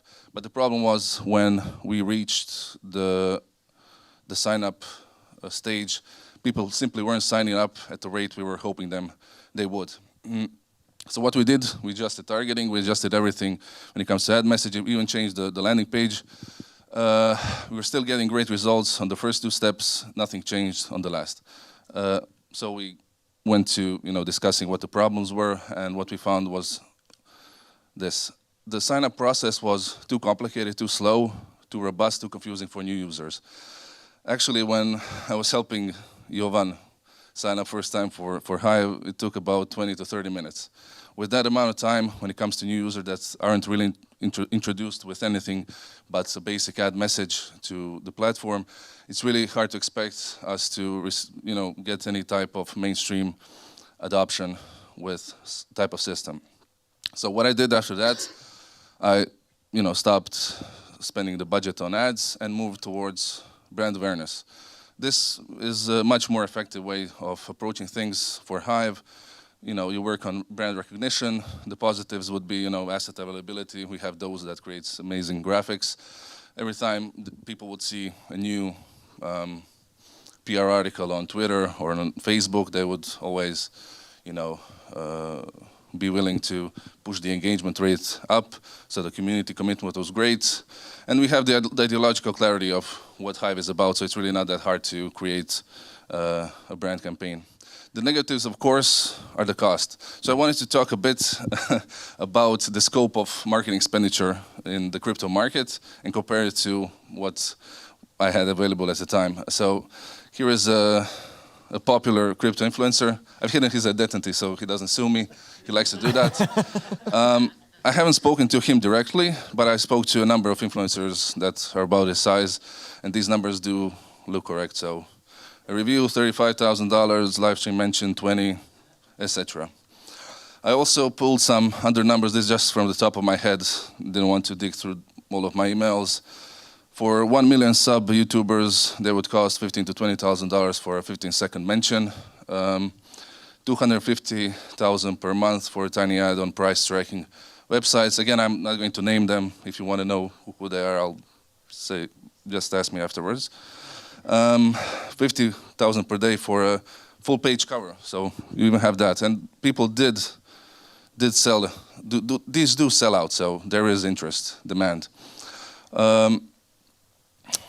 So I wrote down a few examples of crypto projects that are about equivalent market cap to ours. Last year, Digital Bits spent $200 million for AS Roma. They would have their name on the t-shirt. 35 for FC Inter. Flokino, I think that's a meme coin based on the name of Elon Musk's dog. They're spending between 1 and 2 million per month. Again, these are projects of size of Hive. During that time, I was spending $5,000 per month. So you see the scope of things here. Again, working on brand awareness does work, but in order to compete with everybody else in the market, the budget needs to be much higher. So when I was coming to the end of the remainder of the funds, I had to decide, do I want to request more funds? Working with ads simply didn't work due to the sign-up system not being at the level as I think it should be. Some changes were implemented. Leo Finance does great things. Sprinterlands also. There were also talks about light accounts, guest accounts as well, so hoping to see that in the future. So I had to think outside the box. When it comes to standard advertising practices, you know what you're getting for the money you spend. So there's very little range there. For ads, you know how much a click costs, you know how much 1,000 impression costs. For YouTubers, you have various metrics like engagement rate, views, subscribers. For crypto news sites, you have domain authority, visitors per day, which kind of visitors, everything. So you know what you're getting for the amount you pay. So when I say thinking out of the box, I had to find something that had a cost that the DHF could cover, but had a much higher potential ceiling.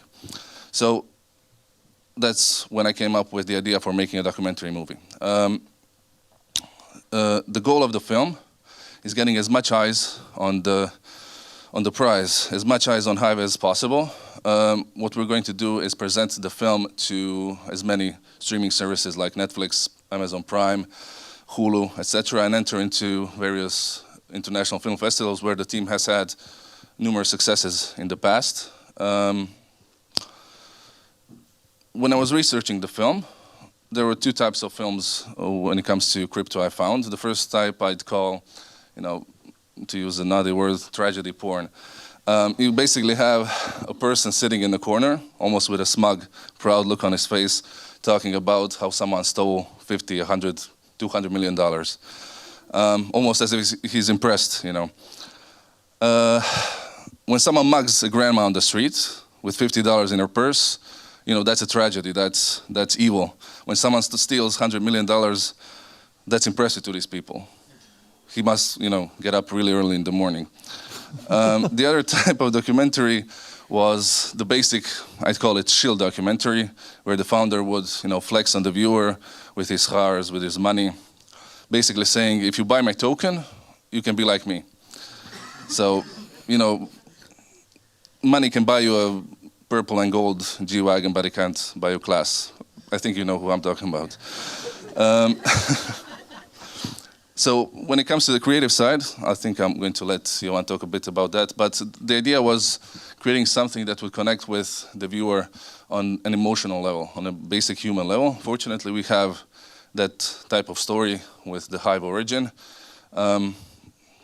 Fighting for freedom, fighting against tyranny, fighting for your voice, fighting for your right to choose who you're going to support.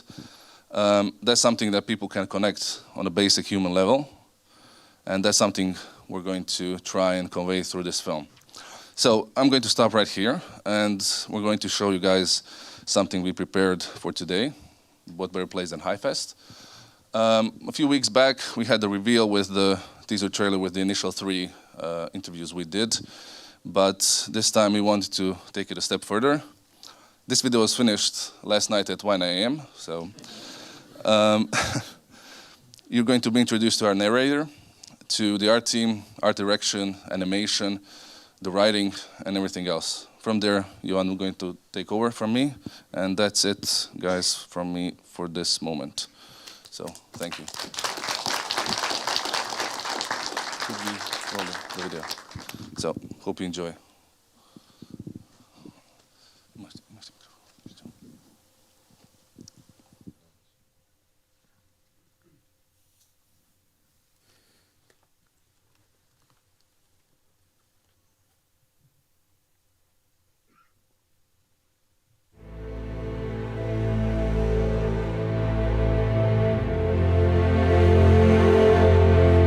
stars.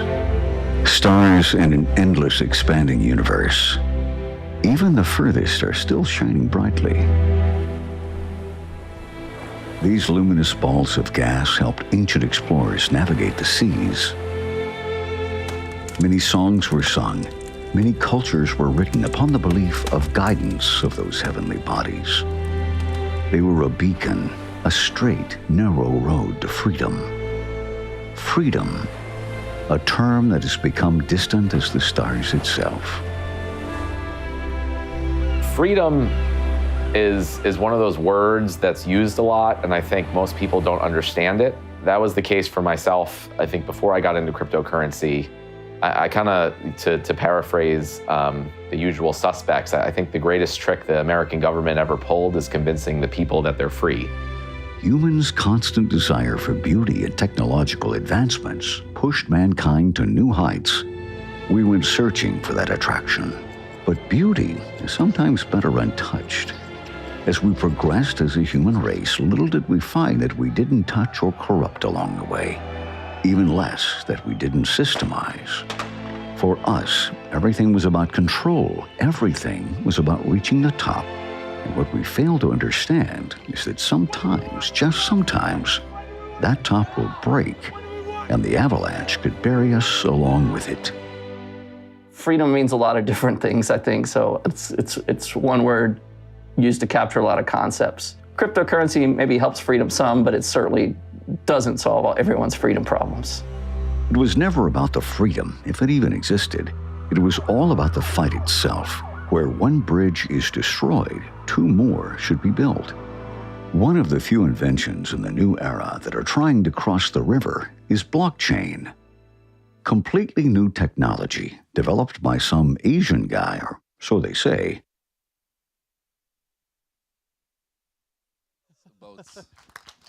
Thank you.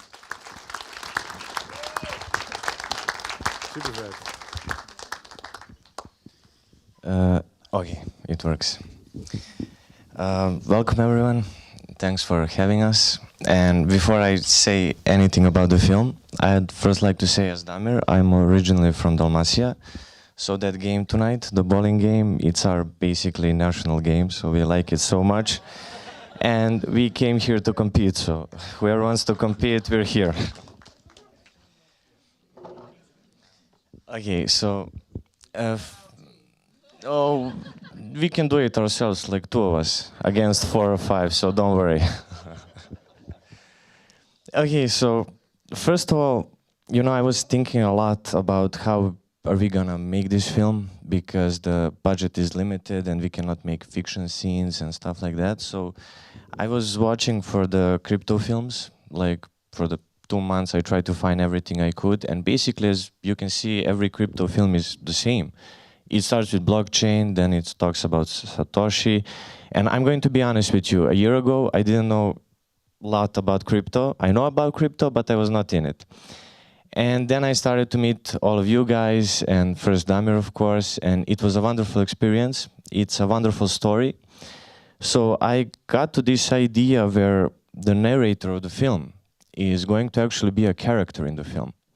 So as you can see, I mean, right now you cannot see the entire character, but the narrator is actually going to go along the way with the audience to try to understand the film. So in this film, narrator doesn't know anything about the crypto.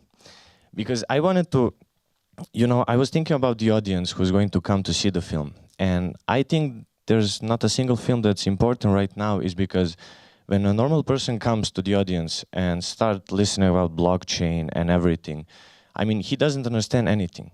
And it's not about statistics and how it works and how to get rich quick. It's not important. It's important to understand the concept of the community and what you guys are fighting for. And I believe that Steam has a beautiful story. The story with the Steam and Hive, the Hive has a beautiful story crossing from Steam. But I think we're going to use that concept at the culmination of the film, at the very end, because this story is going to be about decentralization, about the fight for freedom. And I think it can be really good because the audience that way can understand the crypto itself, and we're going to do it slowly, and the narrator itself, he's going to learn along the way. And I think that's going to be really beautiful.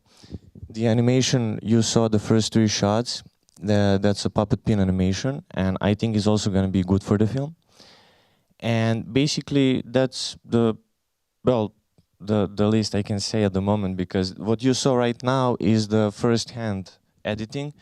Of course, it's not done, the sound design, color grading, not even the same shots, because if you saw the riot shots at the beginning, this is going to be the beginning of the film. It's not going to be the stock footage that you saw, it's going to be archive footage that I'm right now working with the national televisions. They're going to give us the archive footage of the protest in digital 4K. It's going to be a lot more effective and a lot more emotional. So if you guys have any questions, then we can maybe talk about something. Okay, you go, Matt.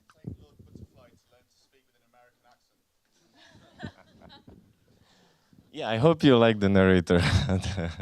We were researching so long because it's really important, because when you have a narrator in the film, he's basically the spine of the film, because you cannot just take him out and go in a certain direction. The narrator is very important, and we had like maybe 60, 70 people interviewing for that part, but it was hard, but I think we found one, and I think he's really good for this film.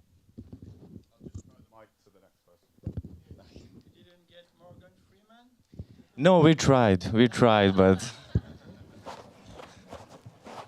Okay, I have a question. You mentioned that when you are running ads to bring people to Hive, you have good result when people see the ad and then they make another step, and then they go to the landing page but they don't sign in. Have you tried to give something for free, like a giveaway or some tutorial before they go to the sign-in process, so they already know what they're gonna do in advance? Yeah, so for the first step, what I saw was that people were really interested in what they were seeing. As I said, we were getting 2 to 3 times the industry benchmarks for click-through rates on the ads themselves. So there is interest. Yeah. People want to know about Hive. When it comes to free stuff, I don't really think that would have helped a lot. The Hive account itself was free. That's the free part for just signing up, you know. Overburdening people with information, with, you know, trying to explain to them you can get this or that, you know, it's just every additional step you make in this process, you lose a potential user. So maybe it could work. We didn't really try it, you know. Didn't think that it would work. Okay, my second question is, when they already sign in and then they already pass the landing page, if there is a welcome follow-ups emails, so they know what to do when they sign in on the platform? Due to the way the system is set up, we didn't collect emails. This is something I talked to with various front ends, SNC, Peaked, and everybody else. People weren't so inclined to collect email addresses from those that were signing up. I think they specifically say we will not collect your email address when you do sign up. So that's something. I was discussing with guilty parties a couple of times, setting up a newsletter. I also contacted Steemit, their devs that worked on Steemit before, if they could provide us with the email list. They weren't so inclined to do that either. So, you know, people are very specific when it comes to privacy and giving out information. Some see setting up a newsletter, getting emails every week, 2 or 3 emails, maybe 1 email, as a sort of incursion on their privacy. So it's the way some of the people here think. So if anybody decides when it comes to front ends they want to do that, I'm all for it. But at this time, you know, wasn't able to set it up. I'm seeing this like from the point of view of like the investment. When you put $1 for people who click and do the process, but they don't finish the sign-in, it's like $1 that you throw away. But if you give some gift or some tutorial, something in return of the action that people are gonna do, and then they sign in for that giveaway or the reward or whatever you're gonna give them, let's say it's just a PDF or some valuable PDF, and then they sign in and they give you the email, then in long term, you can follow up those people, then they're probably going to sign in later on. Maybe not today or maybe not next week, but if you make like a good email campaign, maybe you're going to have a higher sign-in process on your investment, the dollar that you put it first. Yeah, I mean, we observed all the options at the time. We were even talking about setting up an email campaign, but we decided to drop it as the costs were too high compared to everything else we were going to do. So, I mean, those are some good ideas. We can explore them in the future. Right now, I'm focused on the film, but currently there are a couple of people working on marketing. So maybe, I think we're going to hear from them as well tomorrow or today. Thank you. Hi. So I really like the idea that you're talking about making the movie and using, like, the narrator doesn't really know anything about, like, crypto. So I'm really looking forward to watching the movie, and I want to ask, is there like a timeline when you think it will be out? I didn't really want to set up a timeline for them, just to give them the opportunity to express themselves in the best way they can. Also, there were some scheduling issues, as I said. This clip was finished this morning at 1 a.m. So, especially the art making team is working on other projects, so we have to wait for them. Since I specifically wanted these guys to make the animation and the art for the film, there will be, I think, around 250 unique images created specifically for the film, tied in with the archival footage that Johan talked about. So there's plenty of work still to be done. No deadline at the time. Do you think we can give them some time frame?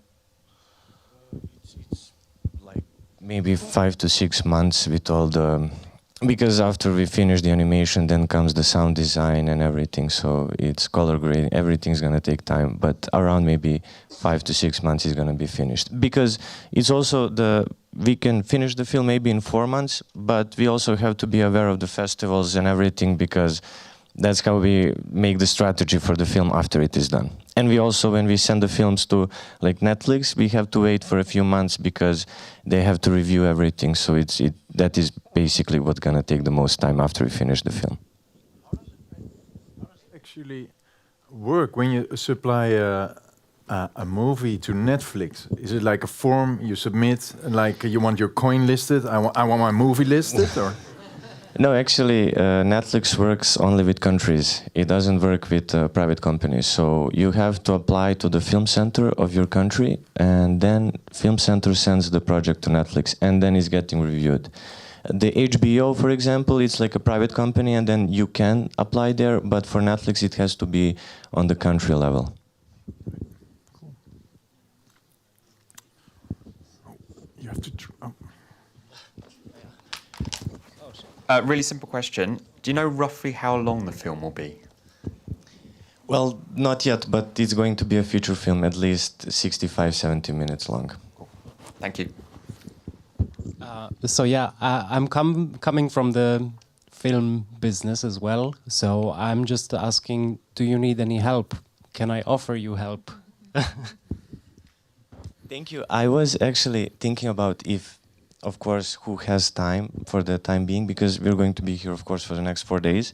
If anybody wants to sit down to have a chat for about 30 minutes, it would be great for the film to talk in person, because, I mean, online is also great, but in person is a lot more interesting, and we can talk about a lot of stuff, because I still have a lot of questions. This is a huge space, and the philosophy, I like to hear also different points of view of everybody, so if anybody has time in the next couple of days, at least 30 minutes, it would be beautiful. So is the concept of the documentary based on interviews with people? So will we hear actual Hive users talking about Hive?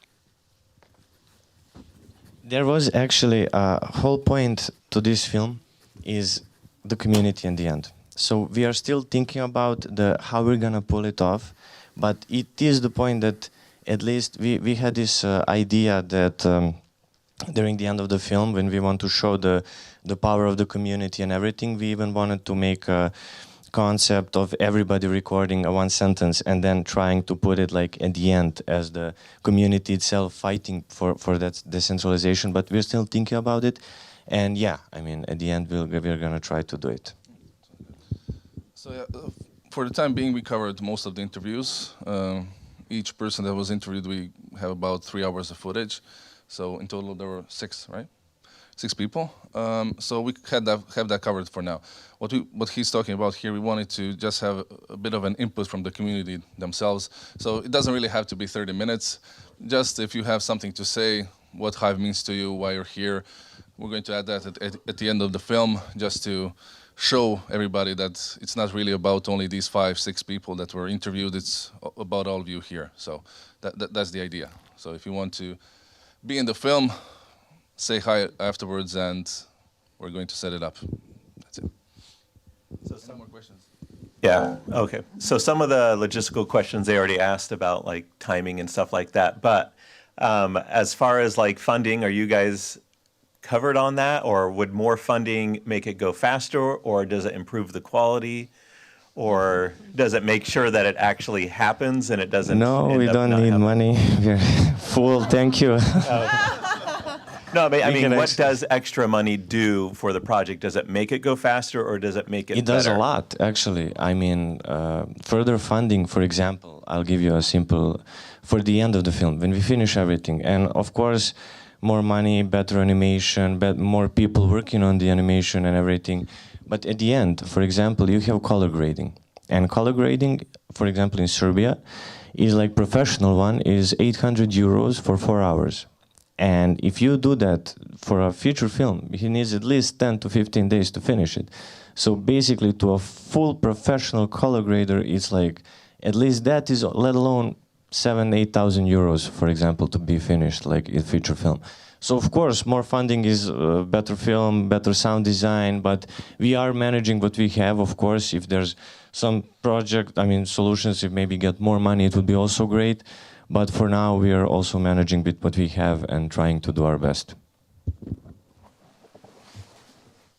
Any more questions? Yeah, I had a question about the earlier part. Firstly, those costs for influencer and things, is that higher in crypto than it is in the more general non-crypto world? They do seem very high, those costs. Yeah, so basically it's the cost for a mainstream influencer times 2 when it comes to crypto. Very interesting. Basically, that's also for articles, that's also for influencers. So basically, it's everything times 2. Okay, yeah. So the reason I ask, and there's actually, I'll say one other thing. Have you studied the campaign that Jerry Banfield ran in late 2017 to early 2018? Because I've studied it carefully, and it did provide some pretty impressive metrics. It was stopped by the Facebook ad ban. And my interest here is, of course, I'm suing Facebook and Google for that ad ban. And that's why I'm also interested, because this is an issue as to damages. If it's increased the cost of advertising across the whole crypto industry by a factor of 2 compared to regular things, that's another aspect of damage. But you're wondering whether you'd studied that campaign. And I also I put out there, when, I'm suing Facebook and Google. Once I establish that they breached the law, there are a range of remedies that can, before I have to prove any damage, that will take longer. There's a range of remedies that I can ask the court for. And one of them I'm already asking the court for is free advertising for everyone in crypto for as long as it was banned, which is getting on 4.5 years now. But I'm interested in input from people who are actually in that space and what would actually be useful to force Facebook and Google to make up for things. Yeah, so when it comes to Jerry Banfield, this is a bit before my time. I'm actually one of the people he brought to Hive. Oh, okay. His team at the time, yeah. So there you go. It's really hard to bring people to Hive. I brought one person to Hive, so it's impressive. Yeah, so I didn't really track what he was doing when I started working on marketing. It was a different time. He has, I'd say, a unique approach to things. he's really bendy.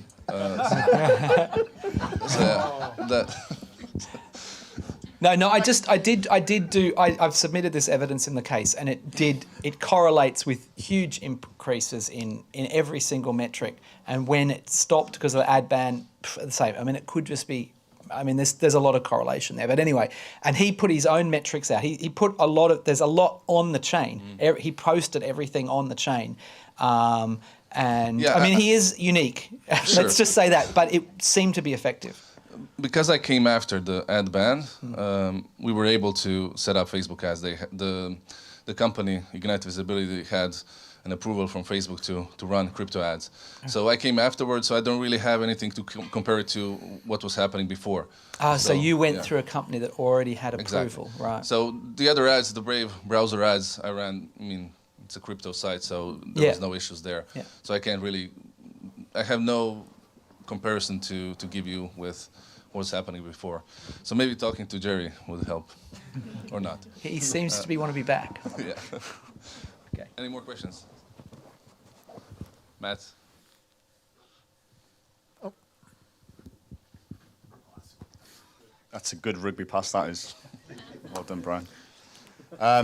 I'd like to ask the good director, how helpful has, because, you know, he's got somewhat of an interesting reputation. He hasn't really, it's great. How helpful has Lord Butterfly been in helping you understand this incredibly difficult technical? Extremely, because when you start talking about crypto, the first word comes is blockchain, and you have absolutely no idea what it is. And so we started from the zero, but he was extremely helpful, and the way he explained it, it was really beautiful. And of course, we're still talking about it. I mean, we're going to talk about it until the end of the film and even further after that, but he was really, really helpful. Good man. All right. Greetings. I don't have a question, but Lord Butterfly and I haven't always seen eye to eye, but after seeing after seeing the trailer, I want to say that good job on that, and good job on taking the courage of doing it.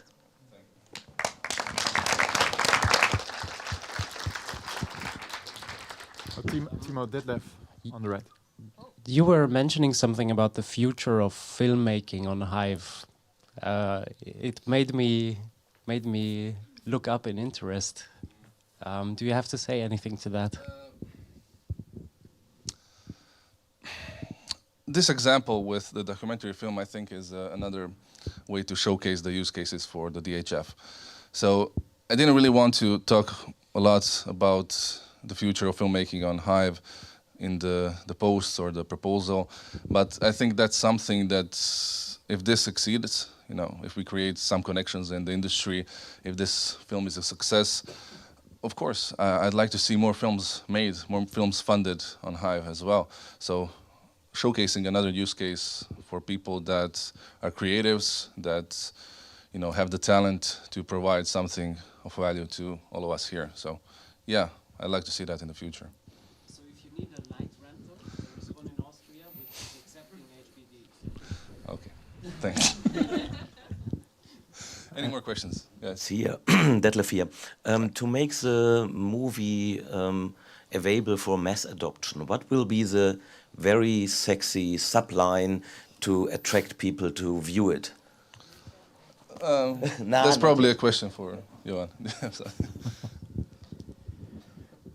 The marketing, it comes at the beginning, but it also comes in at the end, because that is the good question, really. But the whole point is to try to make something original, and I think that it's never been done before, that you have a narrator who doesn't know anything about crypto and tries to learn along the way, and you're basically gonna feel, as the audience, like he's sitting next to you at some times, not just being there talking.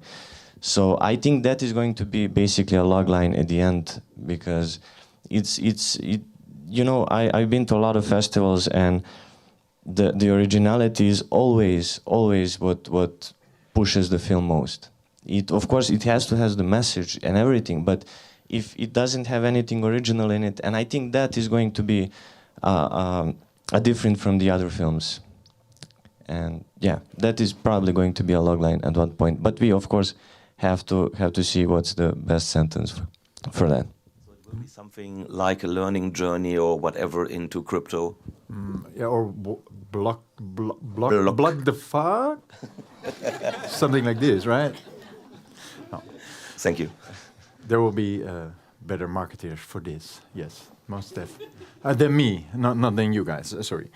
Okay, I think there was a lot of questions and a great, well, kind of trailer, not really a trailer, but a look into your, into your first footage. work. Yeah. Okay. Thank you very much for showing, and good luck the coming 6 months Thank to you. finalize the project and also get it listed on Netflix. Thank you, and guys. and the likes. Thanks a lot. Little Lamb and Lord Butterfly. And now, I already had a little broodje, because a lunch is currently served. Afterwards, so live stream viewers, we're gonna have lunch for about 50 minutes. Afterwards, we have a full afternoon of presentations. Meet up and hello, and try to get your team together, because tonight we throw with the balls. 4 people, yes, max. Okay, lunch is served on the arena platform.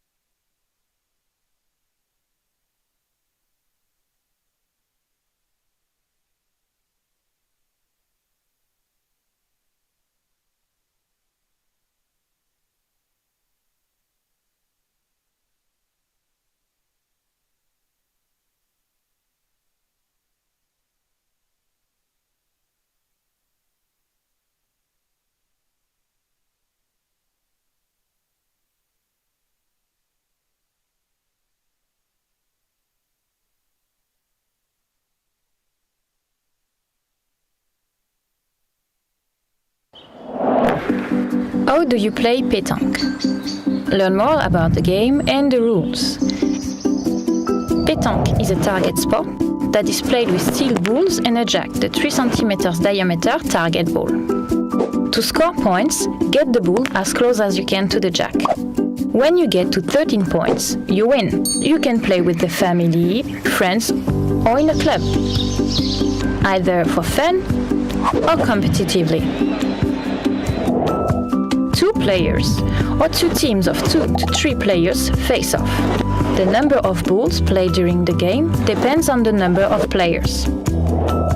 Pétanque can be played in any number of places: a boulodrome, public square, countryside path, beach, park, garden. The official pitch size is 4 on 15 meters for competition, but you can also play on unmarked pitches when playing for fun.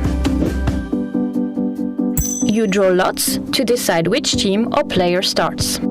The starting teams puts down or draws out a 50 cm circle on the ground. Stand inside the circle to play. Once inside the circle, a player from team 1 throws the jack between 6 meters and 10 meters away. A player from team 1 throws the first ball, trying to get it as close as possible to the jack.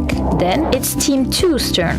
From inside the circle, a player from team 2 throws a ball to try to take the point. This means they have to place the ball closer to the jack than team 1. The team that gets their ball closest to the jack leads the game. Here, team 2's ball take the point. Then it is team 1's turn. The losing team plays until they place a ball closer to the jack than the other team, or until they are out of balls to play. When all the players from both teams have played all of their balls, the round is over. A game comprises several rounds. You can count up the points from the round. The leading team is the one that has the closest ball to the jack. Each ball counts as 1 point. The points of the winning team are determined by the number of balls that are closer to the jack than the closest ball of the opposing team. The team that wins the round puts down or draws out a circle where the winning balls landed. They start a new round by throwing the jack, then a ball, and so on. The first team to 13 points wins the game.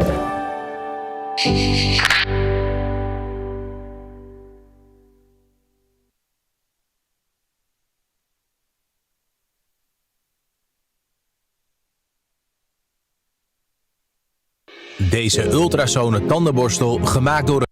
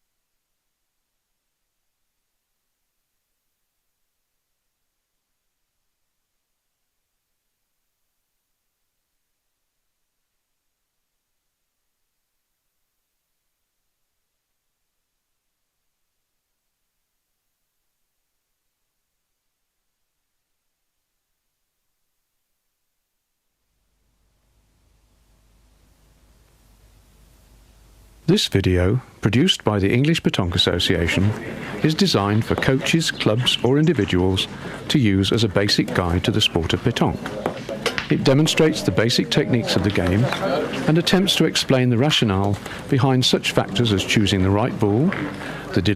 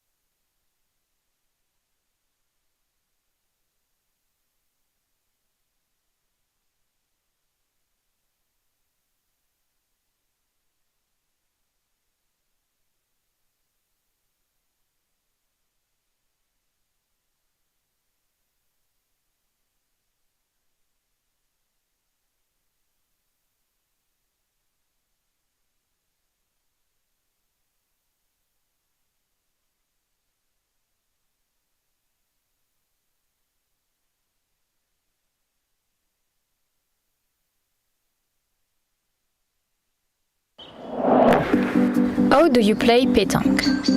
Learn more about the game and the rules. Pétanque.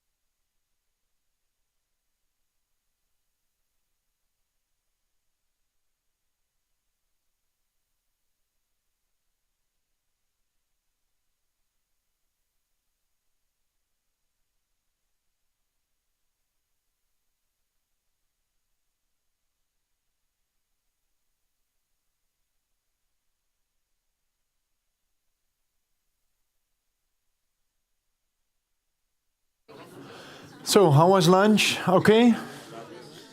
Okay, thumbs up for the lunch, thumbs up for the catering. All right. Great, welcome back. So, Vincent is also back. Hey, Vinny, you're back. Now, in a bit, we're going to show you also, we found a movie to replace me. So, AI is going to replace me, but not now, Vincent. So AI will inform you about the rules of the Vincent game. But that's for later. This is cliffhanger. No, tomorrow we have a program until 5, and then it's up to you, right? Because you're in Amsterdam, and it's up to you to explore. So some people are organizing not side chains, but side events. But, well, let's just embrace them into the Layer 1 event. So tomorrow we have also Detlef is organizing Beer Saturday tomorrow night, right? As a tradition. And another tradition, which is actually competing with Beer Saturday, is if you are more on the gambling side. I'm not sure if I can promote this. Are we already live? No, there will be a poker game, but obviously without any money, so it's not gambling. It's just for fun. We are in the eye. Yes. So that's tomorrow. But just so you know, we'll share some details on where to start for either Beer Saturday or where to start or where the fun poker game will be held in a bit in the application or maybe in the Telegram group. Stay tuned for that. But for now, I want to continue with the program. And first one on the stage this afternoon is Jeff Jago from Jago Capital and Jago Merch. You see a lot of people with Hive caps. It's all from him. How's it going, everybody? I'm Jeff Jago, co-founder of Visionary Studios. And there's a little bit about me and my experience on Hive. I started back in 2016, basically right after the chain launched. And I've been pretty much active ever since. Got almost 5,000 posts now and a reputation of about 74.3. Big proponent of the Hive blockchain, always a vocal supporter and trying to onboard, everybody around me as much as possible. Big advocate of the community during the hostile takeover event. This is my 4th HiveFest event. Went to Lisbon, Krakow, and Thailand. Missed the first Amsterdam, so had to definitely come back to this. So Visionary Studios, it's a project development company. It's blockchain agnostic. We'll build pretty much anywhere, wherever the infrastructure is there for us. We're focused on creating high-quality projects that have real-world use cases. We've seen that a lot of the space kind of really lacks legitimacy. A lot of the projects are just, there's no substance to them. They're just memes or something like that. And we really wanted to partner with existing businesses that have real revenue structures and bring them into Web3 because we think that's the best way to, bring mass adoption is meet people where they are.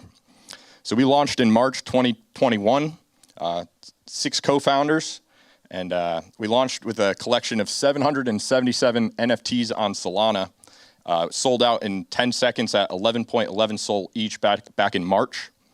And there was over 12,000 wallets attempting to mint at the time. The Genesis membership holders will receive benefits from all the projects that are put out under the Visionary Studios umbrella.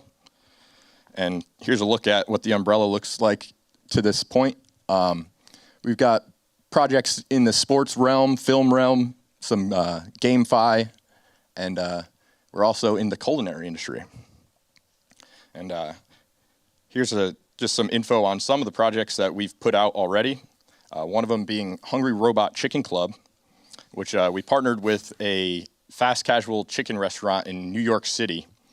They've got about 15 locations and do like $50 million annual revenue of just selling chicken. On the streets of New York City, they got millions of customers a year coming through their stores. And we were able to partner with them to launch a rewards program using NFTs. And basically, you hold the NFT and you'll get, buy one, get one, free sandwiches for as long as you're holding this NFT. But more importantly, we partnered with Lunchbox, who is their online ordering system. And basically, they have hundreds of other clients in the fast casual restaurant business who are kind of looking at this, and if this is successful, will also get into Web3 and make NFTs that will be rewards programs for their customers.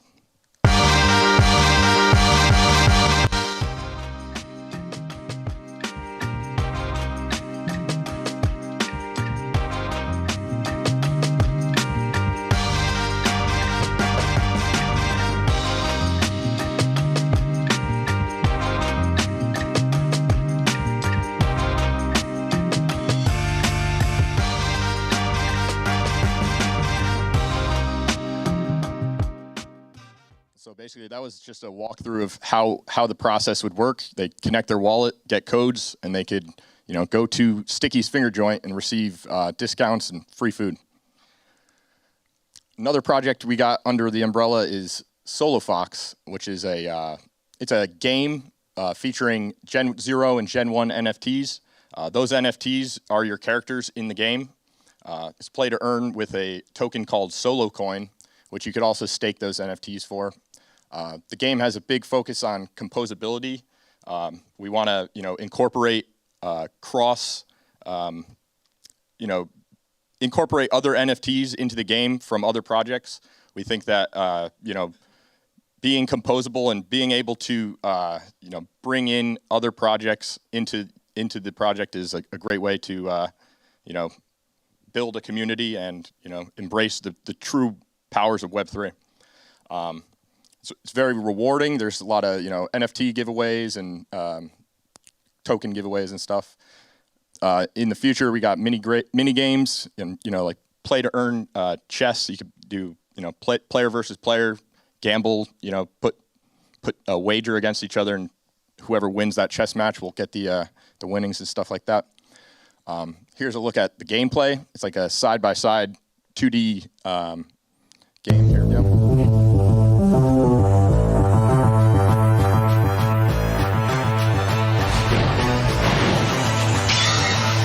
Double kill. Ultra kill.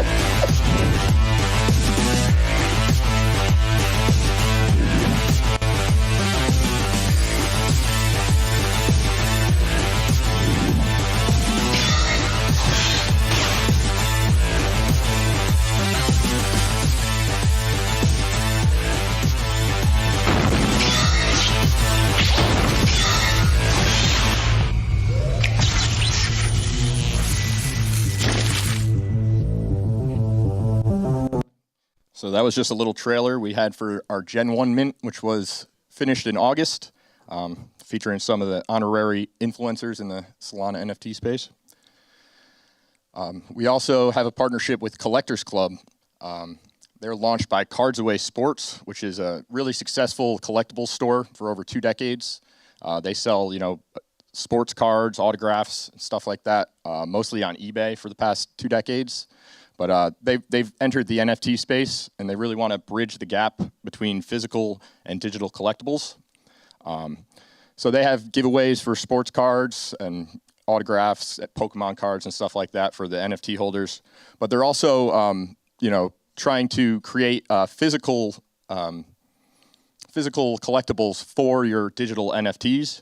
And so here's a look at their slabbing process, which if you have an NFT that you like, you could get slabbed, just kind of like a traditional collectible card, and get that shipped right to you. Another big project we're working on is Girl in the Red Cape. This is our venture into Film 3. It's got a pretty great A-class list of creatives that are working on it. The art is done by Stoozer, who also did our Genesis membership. He's a very prominent artist on Ethereum. Good friends with Beeple, does, sells his 101s for, 8 to 10 ETH each. And now he's venturing into Solana NFTs with us. But the story is written by Zach Stentz. Zach did the writing for Thor, X-Men First Class, Agent Cody Banks, and some other big Hollywood movies. And it's narrated by Lance Reddick, who's from John Wick, The Wire, and some other popular movies and television shows. But it's going to be an 12-piece chapter or 12-chapter art series where with a story written by Zach that follows the girl in the red cape through 12 different worlds created by Stuzer. And it's going to explore all different mediums. After we have the film experience, we're going to take it around to film festivals, and we're going to turn it into a book. We're going to turn it into coffee table magazine and stuff like that. But basically, we're building some IP that we'll be able to take around and hopefully create something really special with. Here's a sneak peek, actually, at some of the girl in the red cape. Carved human features, the curves and lines of eyes, lips, and cheekbones hewn from ancient rock.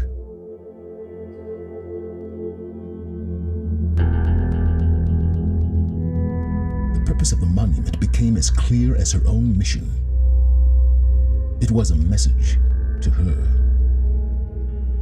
Come find me.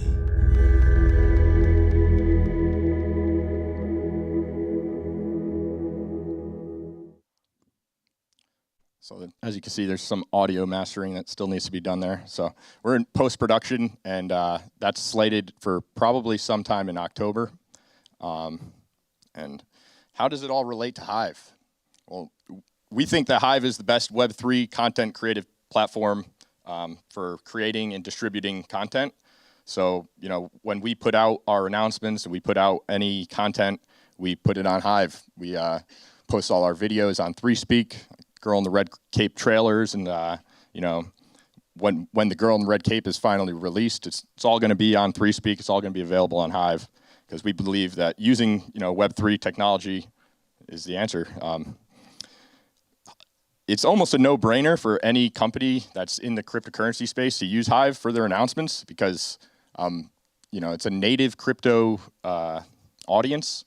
Most of the people in the Hive space are familiar with cryptocurrency, and then at the same time, you generate revenue by just creating content that you're already going to be putting out on Medium, Instagram, Facebook, or whatever you're going to be doing.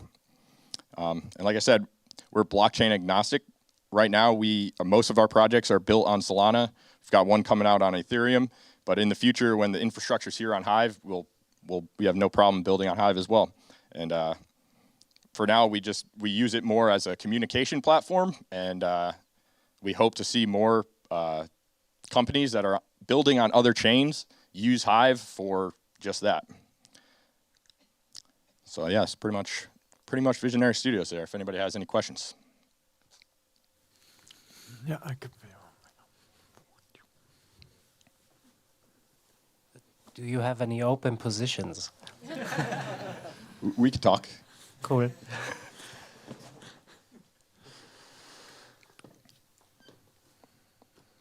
Hi, it's Jux from Rising Star. You talked about NFTs being used in your games from other games.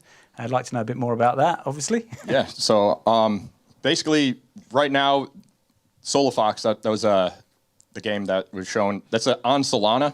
So we have partnerships with some other NFTs on Solana, like Boryoku Dragons, Solana Monkey Business, and some other ones where their NFTs are in the game as almost NPC characters.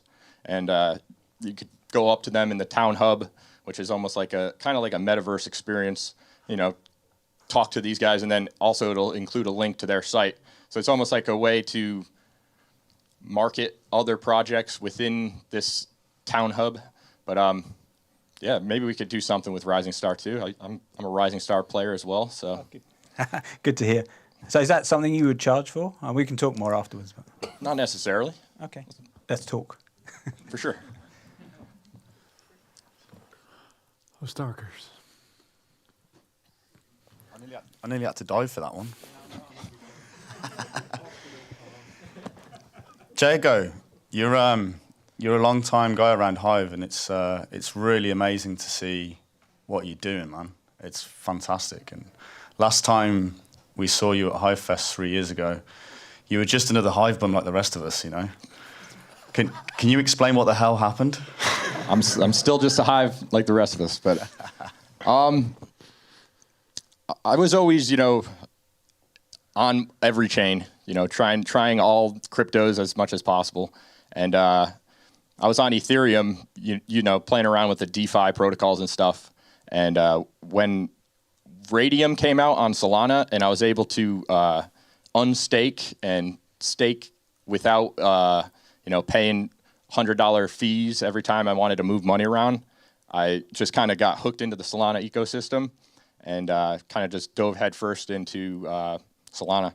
But then I was lucky enough to be there for the first NFT mint on Solana, which I minted a lot of, and it ended up putting me in a good position. So just take another question. Could you explain for other people who are trying to mirror the success that you've managed to build, and obviously much hope for much more in the future from you? Like, what was it that you think you did that other people maybe can think in that same way and find similar success in the way that you have? I would say you want to surround yourself with people that are thinking in the same wavelength as you, and that are trying to, build and see the world the way you see it. You definitely want to surround yourself with people that are just kind of doing the same thing you're doing. The people around you are going to be, the most supportive and drive you to do, whatever you're doing. Cheers, man. Sláinte. Congrats.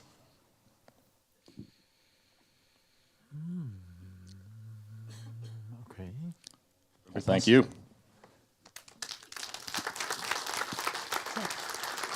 Thanks, Jeff. Thanks, man. Thank you. Gracias.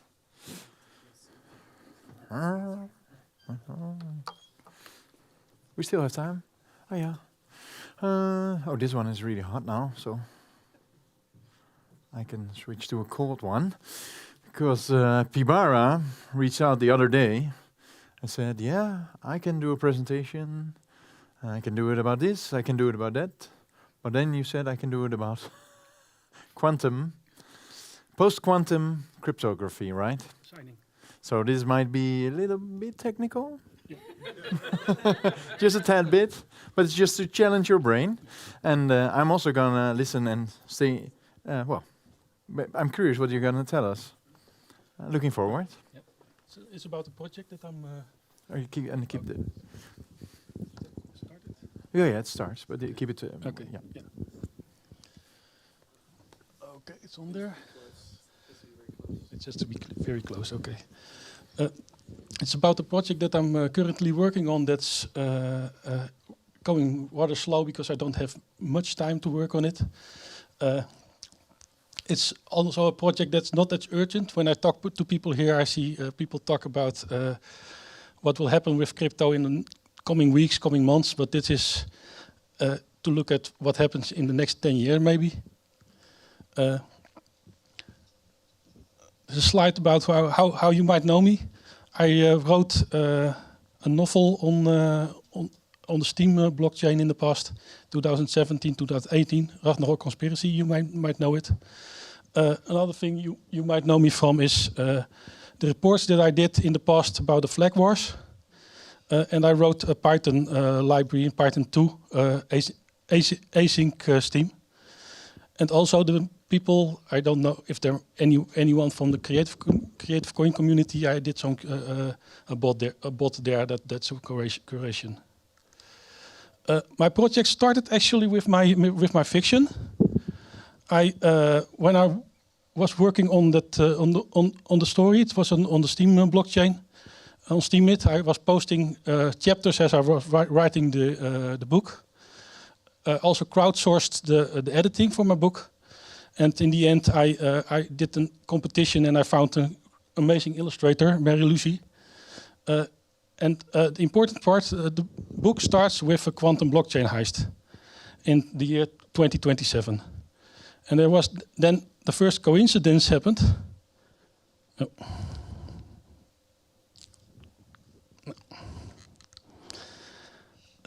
Steam had an actual kind of a blockchain heist. It wasn't a quantum blockchain heist. It was, if I understand correctly, a leverage stake consensus blockchain heist. But still, the coincidence was really big for me.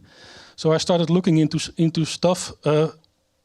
What could happen with an actual blockchain heist, and what the actual problem would be. There are multiple problems, but one important problem is the reuse of keys.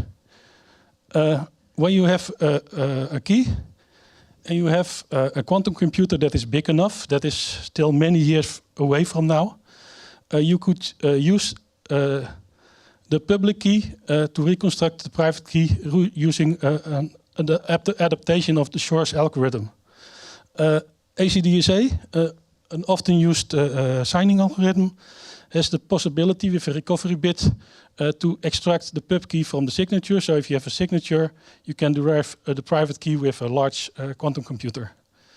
The problem is different for coin-only blockchains, I think, than it is for Web3 blockchains. A little insights. For coin-only, basically, it's solved in a way. QRL, quantum-resistant ledger, has shown that it's possible with hash-based signatures to create a blockchain that is quantum-resistant within certain limits on the use of signing keys. Web3 has some other things, because you want to use the key more often and reuse it and reuse it and reuse it, while in a coin only, you don't actually have to use it multiple times if you don't want to. When will it become a problem? The estimates differ between experts. Probably somewhere between 2027 and 2035. The first problem. And the second problem that may occur also from coin-only blockchains is that large latency blockchains might also suffer from it, even if they don't reuse signing keys. A little bit about the layers in Web3 blockchains. As an example here, just an example, Hive. We see at layer 0 you have libraries with basically the crypto primitives. Above that one you have the basic blockchain layer, and then you have your dApps. I showed it just to show a little bit of the context how my project tries to position itself. At layer 0 we have hash-based signatures. They're a little bit different than normal ACDSA signatures in two ways. The signatures are much bigger, and the signing keys are stateful, because they are composed of one-time signing keys that get used up one by one. Then there's in layer 1, because the creation of a signing key that you want to use for 1 million transactions or maybe 1 billion transactions will take really, really long. You can maybe days or weeks to create a signing key like that, and that's not practical. So for Web3 solutions, you will want to layer this. So you have a layer 0 that signs keys that are used to sign layer 1 signing keys, and in the end you have at the bottom layer you have something that signs transactions. But you need to have layers of signing keys that are fast to create, because in the end you cannot compromise your user experience for that. And then we have layer 1.5, as I call it. I think that would be really interesting for a blockchain like Hive with the dApps on it. There are two things to that. Actually 3, but I didn't have time to put the third one on it. The first one is to consider entropy as a resource, because normally with the hash-based signatures you will use a lot of layer 0 entropy, and you cannot really reconstruct keys from a single passphrase or stuff like that if you have that. So we're using a feature of the Lipsodium crypto library that allows you to create 2 to the power of 64 different relatively high entropy subkeys from a single high entropy master key or seed. And we use that basically in a resource allocation manner, just the way like in an operating system memory is managed. And then the last part, what makes it layer 1.5 and not layer 1, is that because there's statefulness, you will need to use your key, your subkey, and your attenuation of writes that Hive, for example, uses with owner and active and posting key in a way where you would have multiple posting keys or multiple active keys, one per device where you want to run it on. And if you extend that, you can easily extend it to layer 2 and say, okay, if we can decompose an owner key into multiple active keys and an active key into multiple posting keys, we could, for example, also decompose a posting key into a splinter length key, or maybe even just a splinter length key that you can use to cancel operations. So how do I try to want to position this project? What I want to do is there are a few blockchains that I think are really interesting and that I want to look at the ecosystem for. And every ecosystem basically has a number of programming languages that are important. And for now, the yellow languages are what I'm working on now. The green ones are things I definitely want to work on. The red ones are things that I just don't know anything about, so I'm not going to start on those. And the orange things if I have time. So why the name Coincidence? Well, because of the first big coincidence with the basically the blockchain heist on Hive. That made me think about this stuff, and because it's hash-based project and a least authority project, and that really clicked with my background in computer forensics and capability security. The C in Coincidence, because it's basically will use authorization-based access control or setback. Basically, that name is used because ABAC is used by attribute-based access control, so they had to use another acronym. Another reason for the C is Suku's triangle. That's basically defines things like pet names. And of course, because it's crypto, we say it's coincidence instead of coincidence. The roadmap for your project. Right now, I'm trying to incorporate the layer 1.5 stuff into the design. Basically, that is the entropy as a resource plus the subkey management. Then I will have to do some more iteration of the proof of concept code. And then the first real milestone will be an interoperable Python 3 and C++ 17 set of libraries. And when that's done, I hope to come and talk to maybe the core dev people here and maybe to some of the people of the other blockchains that I think might be interested in this project. When I'm at that point that I can have a stable API, I hope to start working on the other languages like JavaScript, Monte, a very interesting capability-based language, Rust, Clojure, and ClojureScript. And then maybe if I have still time and there are no other projects that need me, go on to Go and TypeScript and maybe Elixir, because it's used nowhere, but it's a really cool language. My last slide. It's currently a one-man and an unfunded project. So people who want to help with my project, there are basically at this moment 3 ways, and in the future 4th way. I created a project support token on Hive Engine. It's called Coincidence. You can buy a few of them to support my project. My project website currently looks like it was made in 1995.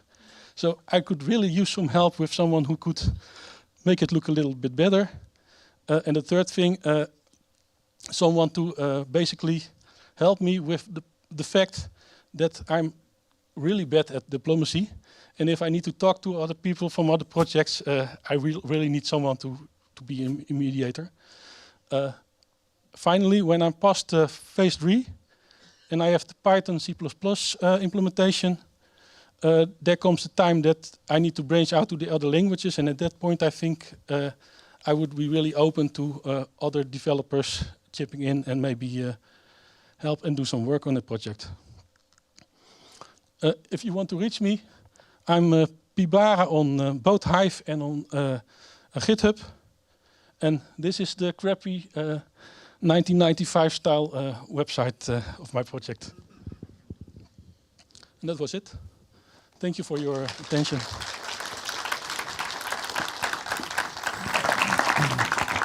If there are any questions? Yeah, I have a question. Over here. As a DApp operator, assuming all this gets implemented, it sounds like a really interesting solution. I really look forward to seeing what other people have to say about this. As a DApp operator, what do you think would be an example of the scope of work that we would have to do to implement this type of system into our DApp, and when, approximately, if it all goes well, would we need to take actions to do that? I think the basic change in API would be in the layer 1.5 stuff, that you would get either the signature yourself, or the layer 1 would have to provide an API to information about the signature that gives you some information about your access control exceeded by that's the information that's in there that tells you which operations of your DApp are permitted by that call. So a small scope of work. I think it. I think you will have to implement access control, basically, and if the signature part will extend to layer 2 or if it will be contained in layer 1, that would be something to discuss with the core dev people, I think. Thank you.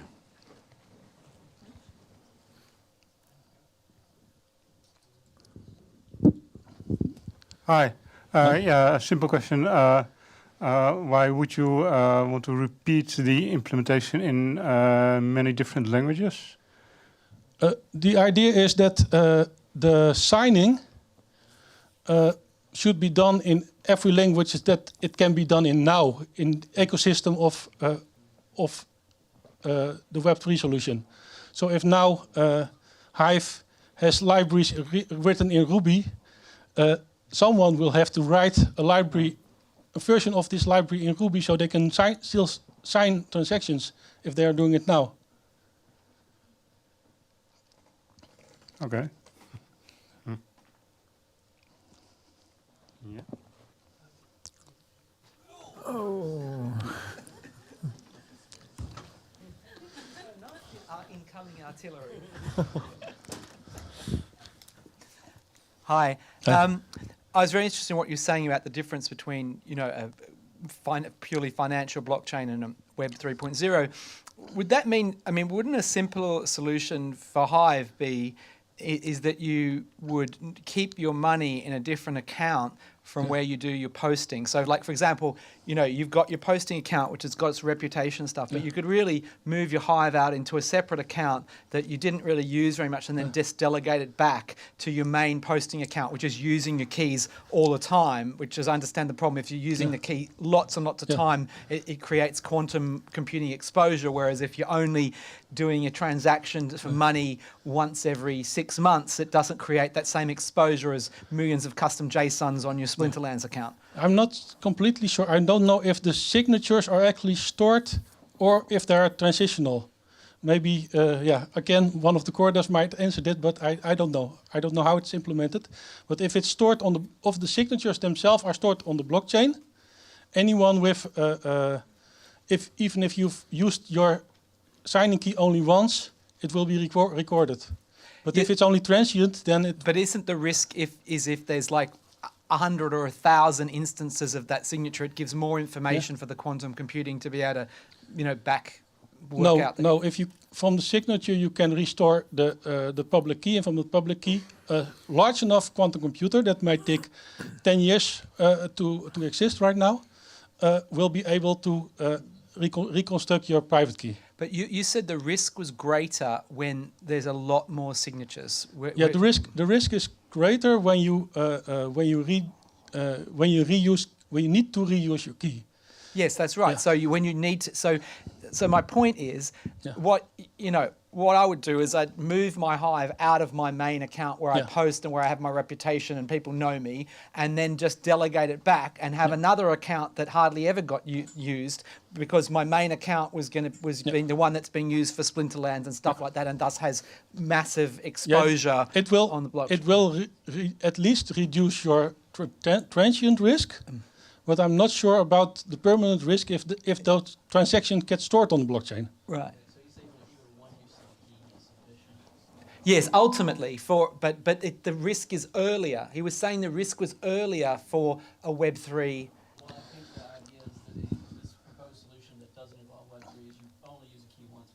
Yeah, no, I know that. I was just talking about, in case this thing doesn't get... He was suggesting that Hive had a greater risk than, say, Bitcoin, because we use our keys so much. Because when you play Splinterlands, you're posting custom JSONs all the time.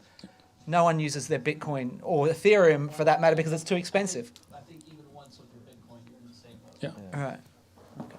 Yeah, with Bitcoin, there's a problem even now, even if they're using it only once and then it's empty, because there are still unspent outputs from way back in the beginning from people that lost their signing keys, and in theory those unspent outputs could crash the market. So it might not be directly an effect on your Bitcoin, but still it might affect the price of your Bitcoin. If they manage to find their old key rather than somebody else. What, someone cracks the old, right? Maybe the Satoshi keys, for instance. Right. Craig White. So Rob, you said that there was I'm sitting here, I should stand up. So I was curious, you said, okay, in 10 years, right? So you're obviously way more into this matter, and can you tell me a little bit, or can you tell us a little bit more about the current state of quantum computers? What can they do right now? Yeah, basically it's just a few dozen, the biggest ones have a few dozen qubits, and to crack ECDSA you need about 1500 qubits. So they need to get a lot bigger before they can form a real threat. Right. But that doesn't mean we shouldn't start thinking about solutions right now. And is it like a Moore's law that so now we have a couple of dozen. Next year we've got double a couple of dozen? I don't think it's anything near close to that. Okay. Clarity at this point, it's so early that they don't have Moore's law. Okay. Yeah, there's really big difference if you ask people that are working for companies that need to promote their quantum computers. They say it's probably 5 years away. If you ask to independent experts, some of them say it's 20 years away. So I just take the logarithmic mean and I say it's probably 10 years from now. But you can bet the people that will get them first are people that we don't like. Big corporates. So.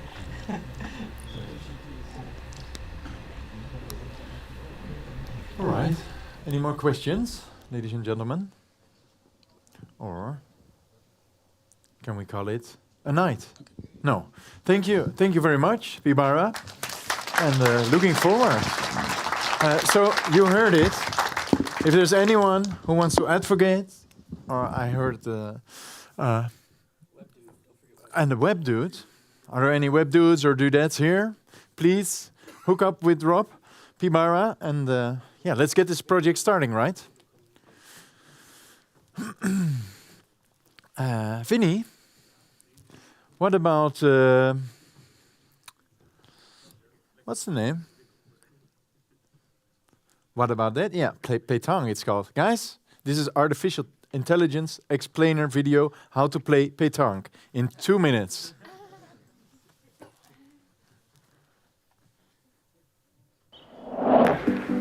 How do you play pétanque? Learn more about the game and the rules. Pétanque is a target sport that is played with steel balls and a jack, the 3 cm diameter target ball. To score points, get the ball as close as you can to the jack. When you get to 13 points, you win. You can play with the family, friends, or in a club, either for fun or competitively. 2 players or 2 teams of 2 to 3 players face off. The number of balls played during the game depends on the number of players.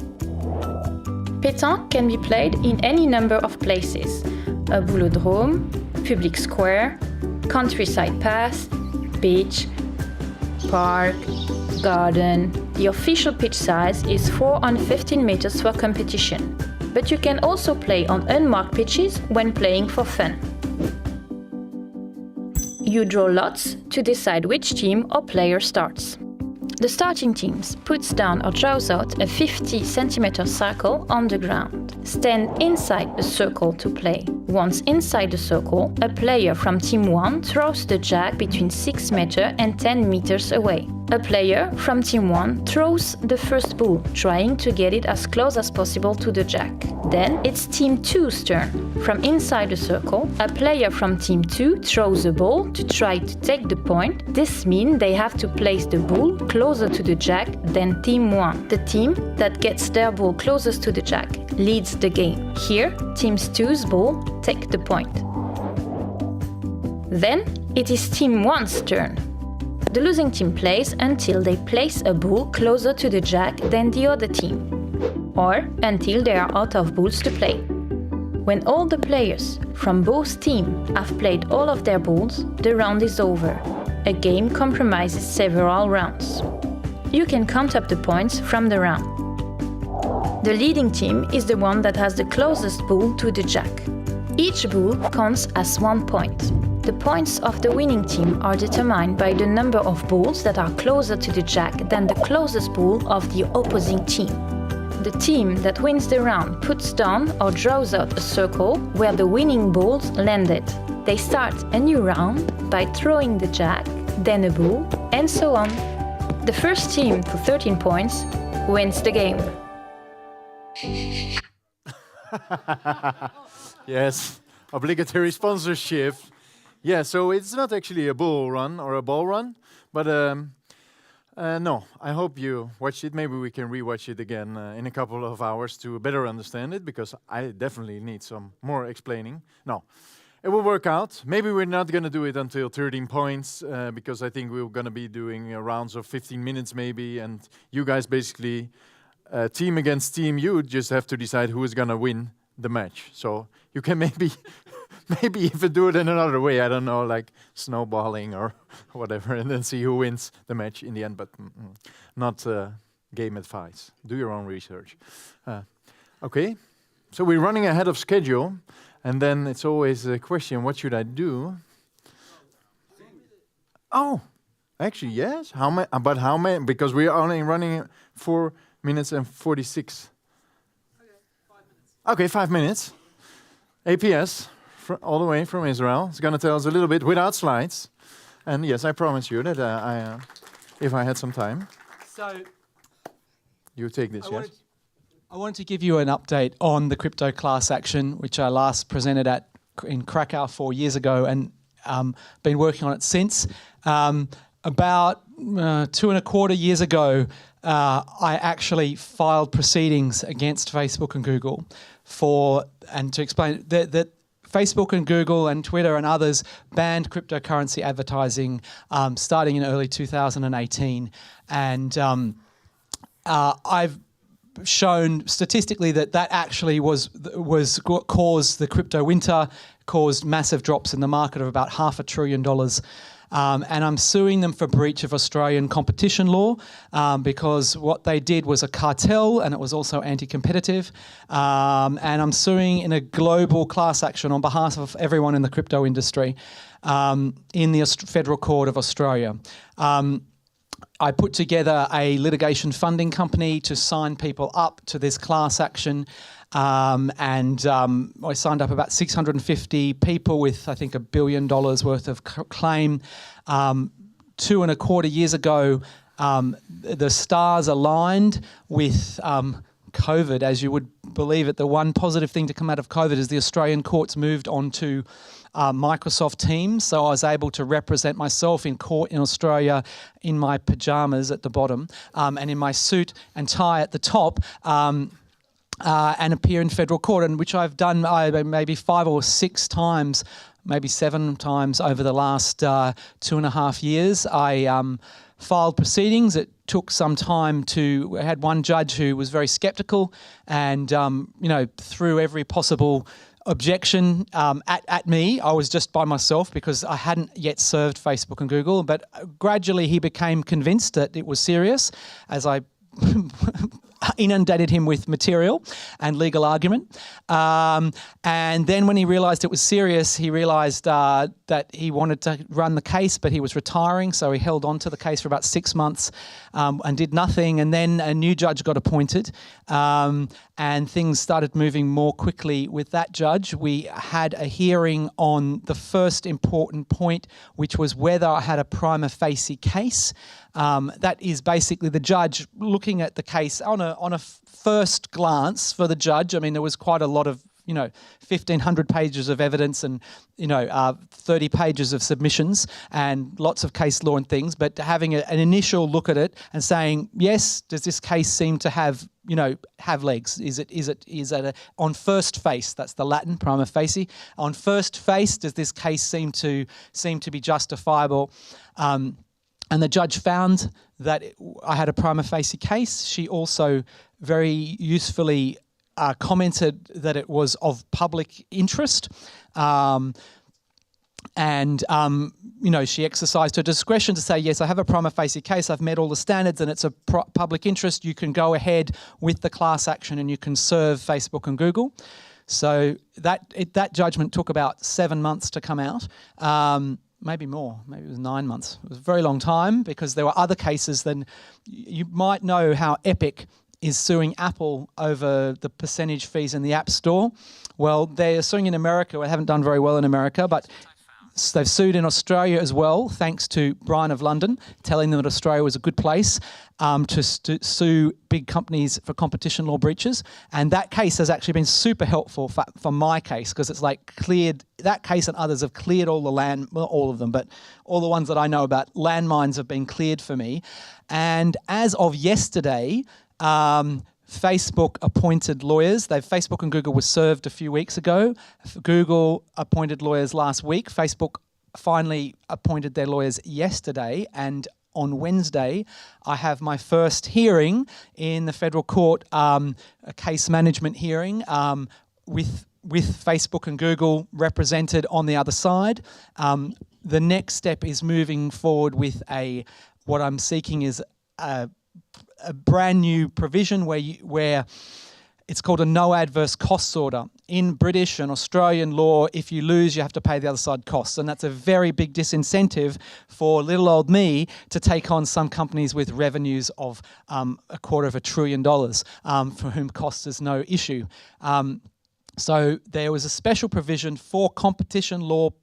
It was written basically for me. I mean, it wasn't written for me, but it looks like it was written for me. In a competition law case where the other side's much bigger than you and there's a broad public interest, you can get an order saying you never have to pay the other side's costs, which means I can run the case myself via Microsoft Teams and take on the biggest companies in the world. I know this sounds like crazy, what's he doing? But it's actually happening. So I've got to get this no adverse costs order, but the main test for that is that you've got a prima facie case and they're bigger than you. That's already should be able to get that, and then it's moving forward with the case.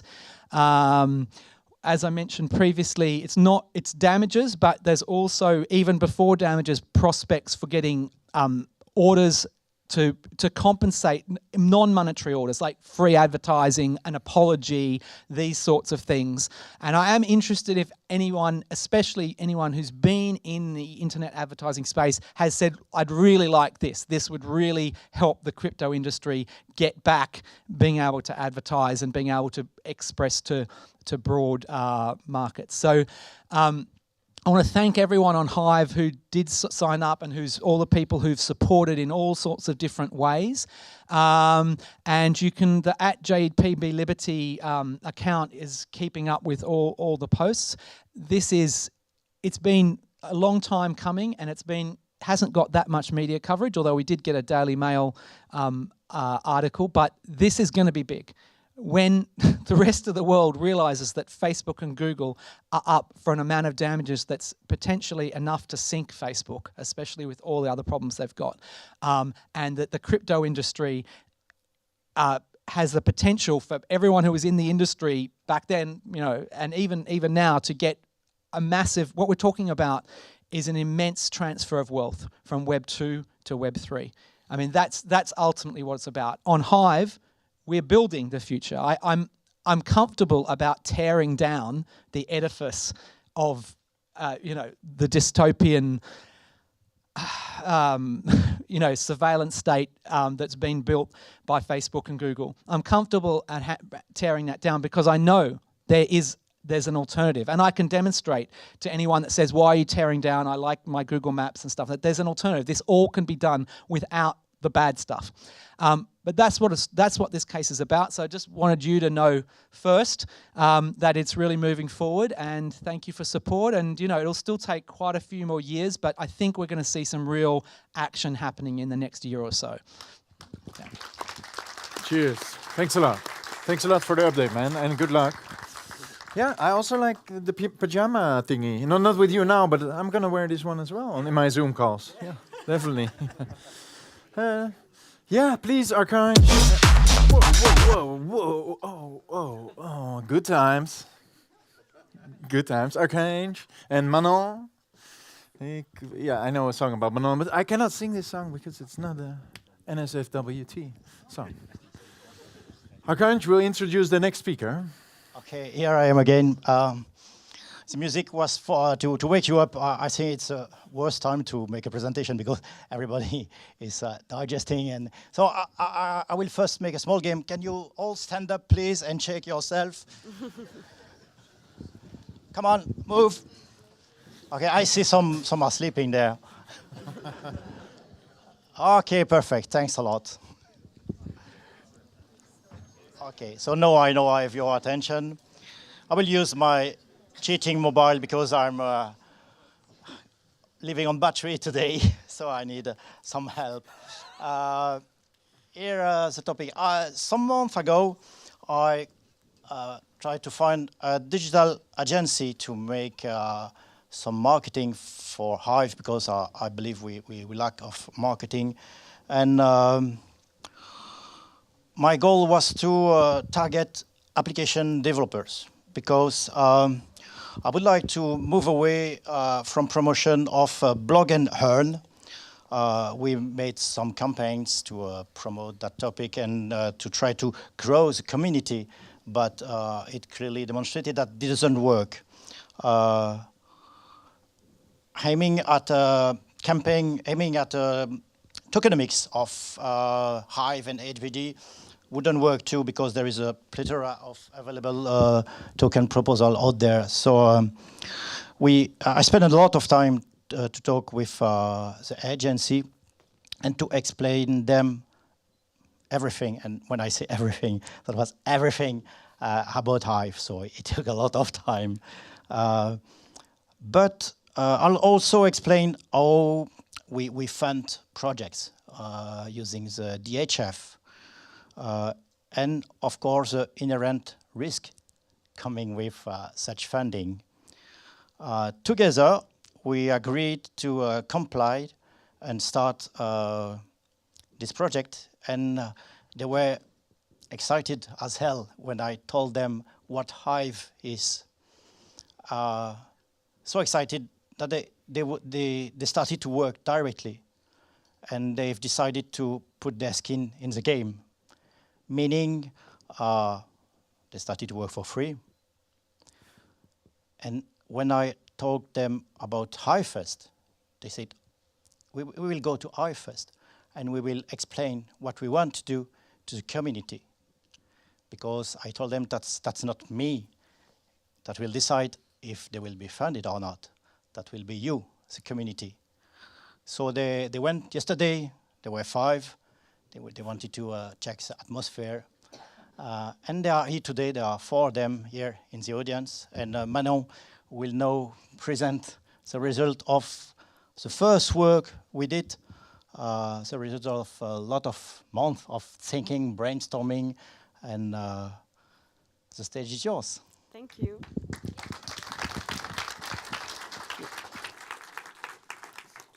Hi, everybody. Can you hear me well? Yes? Okay, good. We will start. So thank you, Arkanj, for the introduction.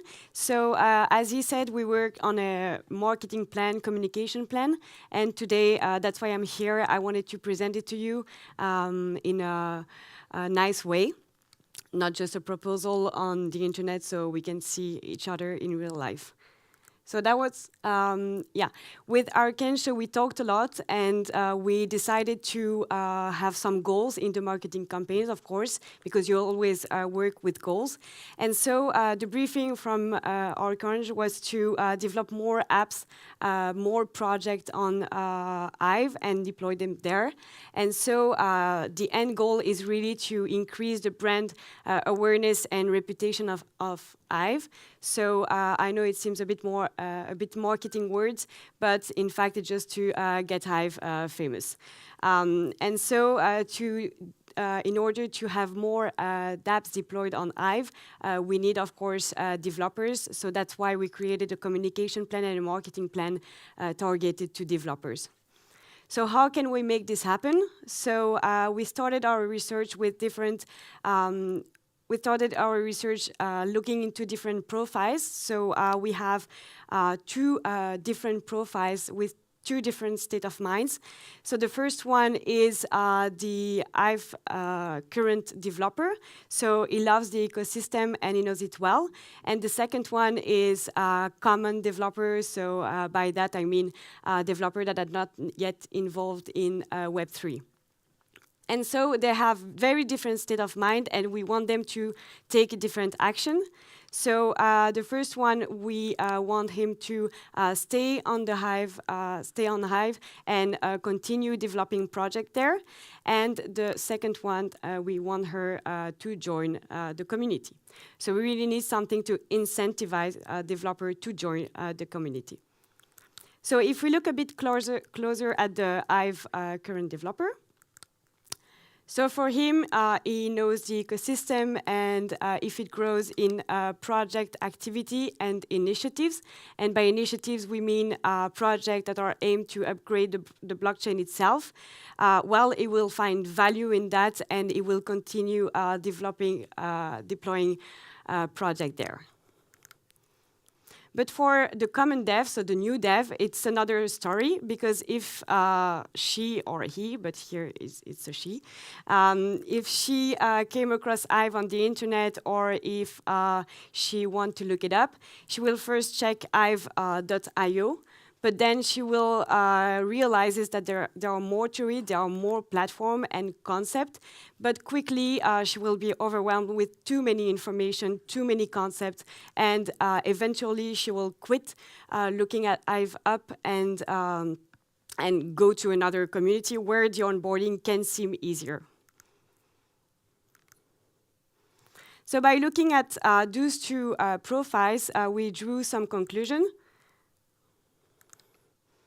So even though the system is based on decentralization, it doesn't mean that information has to be all over the places.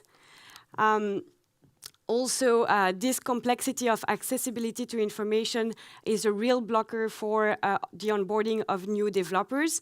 And even though if they are interested to join a project or be part of a team, it's really hard for them to understand where the project sources are and where they should propose a project. So it does reduce user activity on Hive. So onboarding a new developer, staying competitive, and seeing the increase of more projects on Hive is really complex with the current ecosystem. So the ecosystem needs more structure, more accessibility, and more user friendliness. But there are a lot of things that exist already on Hive. As I said, there are a lot of platform and information available, but it just needs to be rearranged so we can advertise and market Hive more on the market. So remember all the platforms that we've seen before. So the idea would be to aggregate them into one platform that we called Hive. So Hive is a platform that stimulates the creation of projects that connect people together and that gather all the information needed to get started on Hive. And so in short, it's a facilitator for project development. And so both current Hive developer and new developer can find value in that platform. So the platform is divided in three sections. So first of all, you have the Hunt. So the Hunt is designed to facilitate and discover new projects and in a fun and interactive way. The feed is where the status of the blockchain can be checked and project can be listed and created. And the library is where you can, developers can find all resources, documentation, and ideally tutorials to get started on Hive. Sorry. You want me to go back? There you go.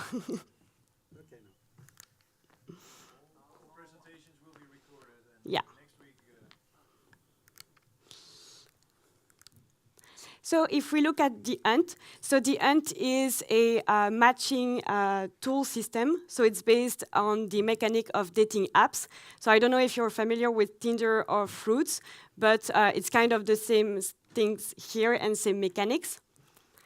So on this tool, you can swipe through the project, and in one overview, you have so the type of the project. So either it is a Hive ecosystem initiative, so that is the initiative for the blockchain itself, and then you have the name and the description of the project. And then you have some tags that give more information. So the sector activity, so it can be social, medical, financial, insurance. So you just tag the type of project, the sector of the project. And then you have the status of the project. So is it just an idea or a prototype, or is it being developed? And then you have other tags with the financial status. Is it fully funded yet? With the staffing status, so there you can, when you click on it, you can see if the project team need more web designers or developers or, I don't know, marketeer for this project. And then for Hive Initiative, you have the voting status as well. Also, we put the duration of the project so that people, if they want to join, they know in which time frame they will have to work. And then the goal, really, because I said that it was interactive and fun and gamified. So the goal is that you can take some action if you want. So the I want in button, you click on it, and it means that you really love the project and you want to be part of the team. Then the more info, please. I like the project, but I would need to know more if I want to give my support. Then you have the I have doubts. It means that you like the idea, but you think that there is opportunity to upgrade the project. So there, when you click on it, you can chat with the project holder. So to let him know what you think and how you can upgrade it. And then the awesome is I love the project, love the idea, but I don't want to be part of the team, but you have all my support.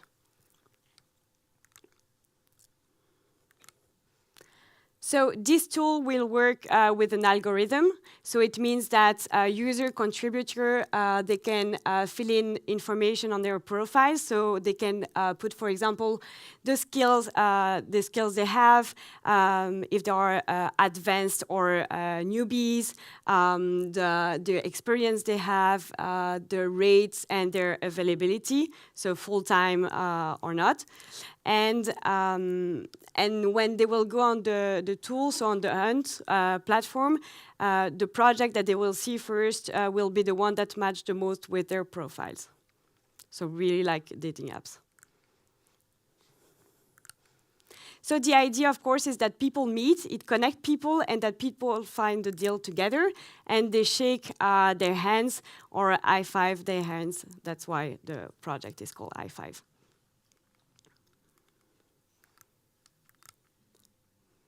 So for the feed, so it's a, yeah, I will be closer than this. So it's where you can see dashboard about the blockchain itself, its status, and dashboard about the project. So you have all listed. So here, the goal will be to gather all this information and to make it in a clean interface. So when we look at PICD for example, new commerce, it's really complicated to know where to find the information and how to interact with it. So the goal here would be to have it in a clean interface, such as this one. Here, the goal behind that is really to show the activity of the blockchain, that there is really something going on there, that things are moving, projects are being developed, and that it will give developers the confidence that Hive is the right ecosystem to deploy on. And then the library would be all the questions that people are asking themselves when they go to Hive. Everything will be gathered there. So this is really in order to ease the onboarding of new developers, but also I think that it will be helpful for a lot of current developers as well to find all the info there, and it will be up to date, of course. So media spreading. I'm just gonna have a sip of water. Sorry.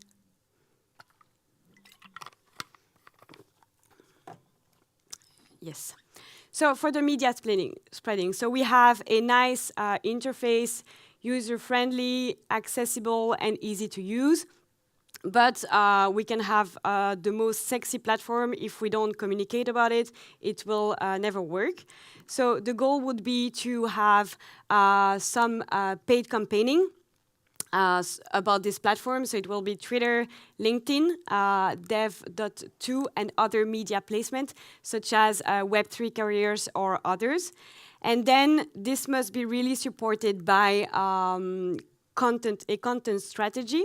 So if you go, for example, on Medium or Learn Web3 or other dev.to as well, you can see that there are a lot of articles about how to deploy on Ethereum and so on, but there is nothing about Hive. So, and this for Ethereum, for example, it gives them a lot of credibility because they talk about their expertise, their blockchain, how-tos, and it really is accessible for everybody. So this is something that you really have to develop because it will give you a lot of awareness and credibility.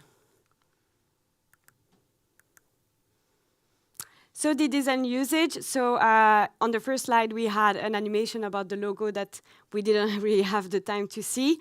But we think that for campaigning this kind of things, we really need to make Hive identity bold and noticeable. And so we have drafted some examples. So we don't want to change it all, but it's just that we need to make it really noticeable on the internet because, you know, it's a place where you can see a lot of things in really not a lot of seconds. So at the end, what do we want to achieve? So we want Hive to grow in awareness, of course, and reputation, but and we want it to grow in project as well, and being like in the top 5 in 2023, for example. I'm sorry. And the idea behind that is, of course, to get value to Hive and to really add value to your community. So how can we help you to achieve that?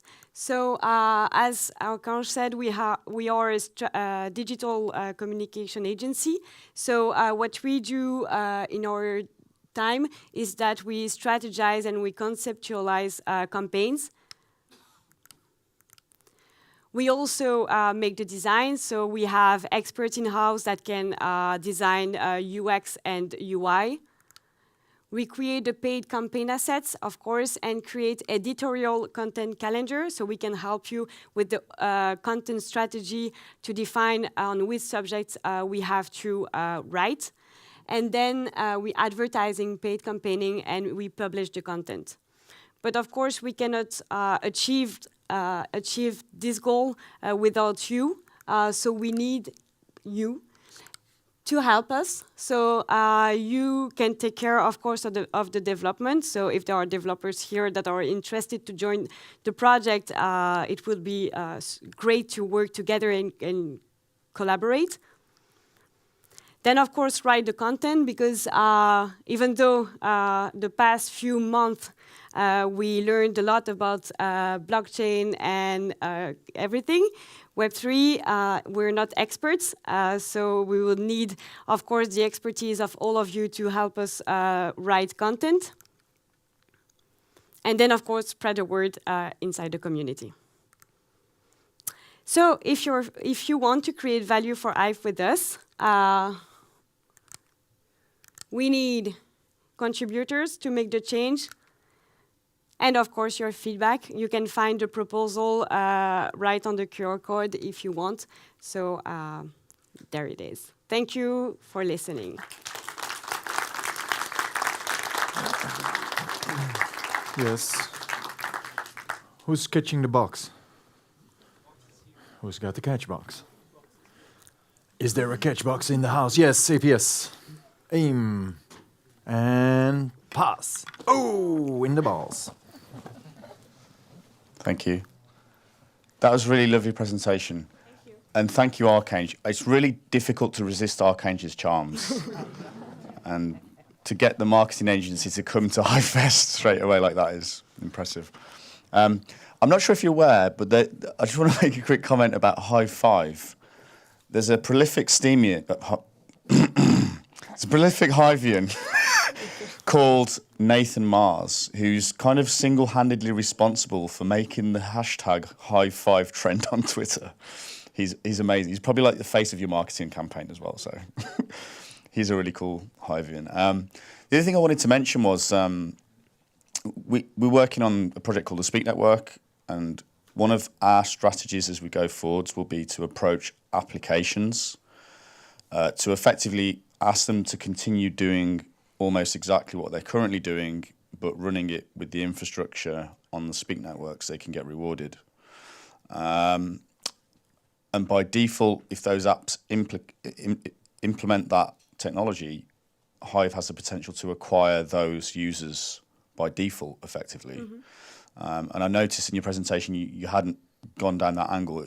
Is that something you'd thought about going down as well, maybe adding to this, so there's a section of the app that's for existing applications that can come into the Hive ecosystem and integrate Hive accounts into their existing applications, for example? That's an interesting question. Thank you for it. We didn't really consider it yet, but it's certainly a point that we should look into.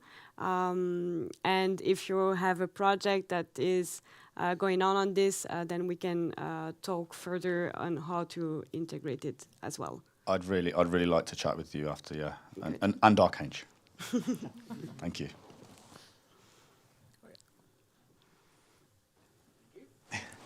Hi. I noticed you had the stats from DAP Radar up there, which show the number of users. And I think one of the major issues we all know is that DAP Radar doesn't look at Hive engine data.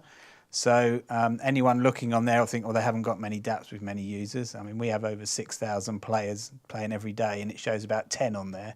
Have you got any plans to try and talk to them? I know people have tried to convince them already to allow us to supply the real data.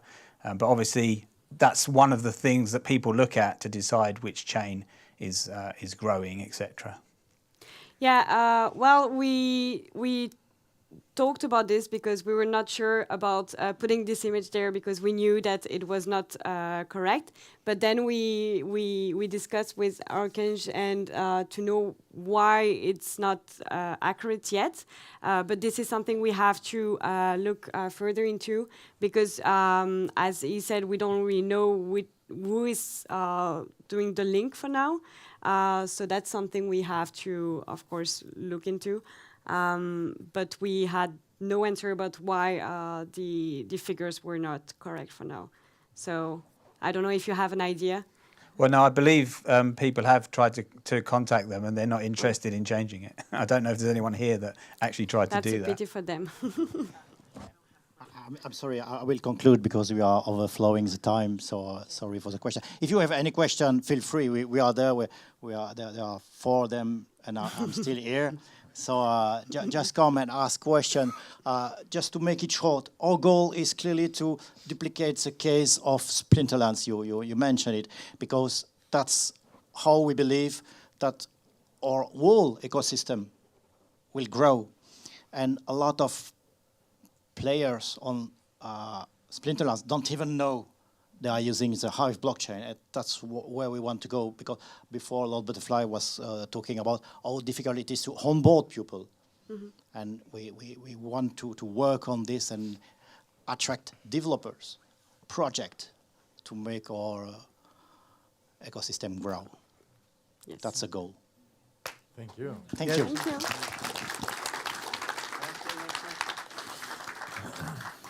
Yeah. And the last question was thank you that you're coming here to HiveFest. You know, it's really important that we have also more women. But the only thing what I wanted to tell you, is really I'm part of the media economy. You know, I know about marketing and agency and so on. And I see there is a specific nice campaign for developers, especially for women. Maybe that we have more women in the community. That's awesome. Yeah, but what I like about Hive is also what I saw also in the research and communication science, is that this is a platform where there's a decentralized communication strategy. So there's so many communication strategy of so many users, I know. And at the end, we see what the other users like and what they don't like, and I hope you have success with your things. Thank you very much. Yeah. Thanks. All right, and to keep the time, because the boat is sailing, thank you very much. We can follow you on Be Hilarious on a certain blockchain called Hive. PigD, Ecency, it's not all the same, but it's a different interface to the blockchain. pigd.com/behilarious, @behilarious. And I think the proposal is up now? Yes. Yeah. So the proposal is out there, and you can read more about it and start a discussion. I do not do financial advice, no. Or is it financial? I do not do governance advice. Okay. So without delaying any further, you can take a little longer if you want. So don't worry. We have a secret timer here. This is my oldest computer. It's a ThinkPad. It has Ubuntu. Well, never mind. It still has 15 minutes, and in 15 minutes the bar is open. And we're going to talk about... Take the box? No. Oh, sorry. Oops. No, the microphone's here. So Rolly is back. We've seen you in VR and in Krakow, I think, right? No, we've seen it. Only in VR? Oh, in Bangkok, yes, of course. And then you had the... it will just turn on because Andrew will just say hello. Hello. Cool. Yes. Andrew. Nice. I have the clicker and... GM everyone, or GM. it's GA, right? GAO and so on. How Web3 people greeting each other. Yes, we are from Ukraine, which is very important. It's another slogan that got viral. My name is Andrew. I've been to the Hive ecosystem, Hive blockchain since 2019. And my backstory that I've been onboarded through the gaming. Through the gaming, it was, so back in the days I was running a small Telegram community which were playing zombie kind of Web2 game on a mobile phone. And I met a guy who told me about the Steam blockchain back in the days. So told that there are some games, blah, blah, blah, you want to try. And then it was for me that how I wasn't onboarded. So my idea was, after we decided to create our own game, which called the Crypto Brewmaster, the idea is it's probably the most easiest way to onboard people through gaming, through NFT also at this stage, but through gaming, it's very easy. So yeah, my background also connected to the alcohol industry. I've been to the market for maybe up to 15 years now, working as a wine sommelier, working as a beer consultant, consulted different breweries, helping them out with recipes, with the equipment, and so on, so on. So have a quite big expertise in brewing technologies and so on, so on. Yeah, so that's why the idea was to create a beer game, because onboarding beer people, the idea was it could be easy, right? But then, yeah, this is the Bangkok. You remember that, 2019, when we just thought about the launching the game. It was the video, the prototype, and so on. Been a long time, yeah. So now it looks like this. So we this year we really updated the user interface, the whole city, and so on, so on. And we are looking forward to rebrand it during the next year from Crypto Brewmaster to Beerverse, because it will be much bigger than the one city. Our idea to expand to different slots, different towns, and to create different towns for different breweries, different partners, blockchains, startups, and so on, so on. Yeah, and then the funniest idea is that after 2019, certain stuff started to happen in the planet Earth, and my idea was to spread the word across the beer conferences, beer parties all around the world, and then COVID started for 2 years. We wasn't able to go out. All the beer festivals was cancelled, and the idea was broke. Then in January 2022, when COVID started to pull back a little bit in February, something worse happened in my country. You probably know about it, yeah. And that's the NFT we made for our supporters. It was on the Wax blockchain. That after that, Wax blockchain actually blocked us. Because they really said that we don't want to be, we don't want our NFTs to be into the politics. I answered that, guys, it's not your NFTs, it's our NFTs, and you don't know nothing about decentralization. That's what I told. So yeah, we, I don't know if it's legit, but I mean, like, we are legendary referrer on the Hive blockchain. According to PICD statistic, so it's quite a few people we brought there. I guess more than 1,000, kind of. Yep. So basically, the idea of the Beerverse is this is the place where the whole alcohol industry, not only the beer industry, but also there is a place for winemakers, whiskey producers, can meet with the Web3 community and with gaming community. So the idea is to integrate buildings, integrate cards, integrate recipes, integrate real products into the game, and spread a word about them to the players in a very easy way. So basically, in our game, you can have the recipe, you brew it, you receive some reward out of it, and then you can choose what can you do with that reward. You can sell it on the exchange. You can just burn it inside the game to buy some new cards and so on and so on.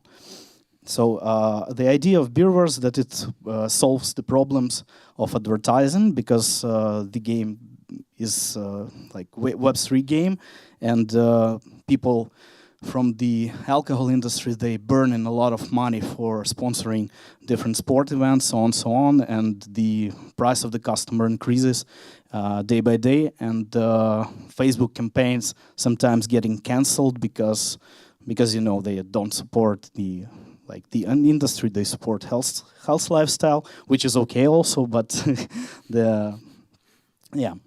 So what can we do with Beerverse?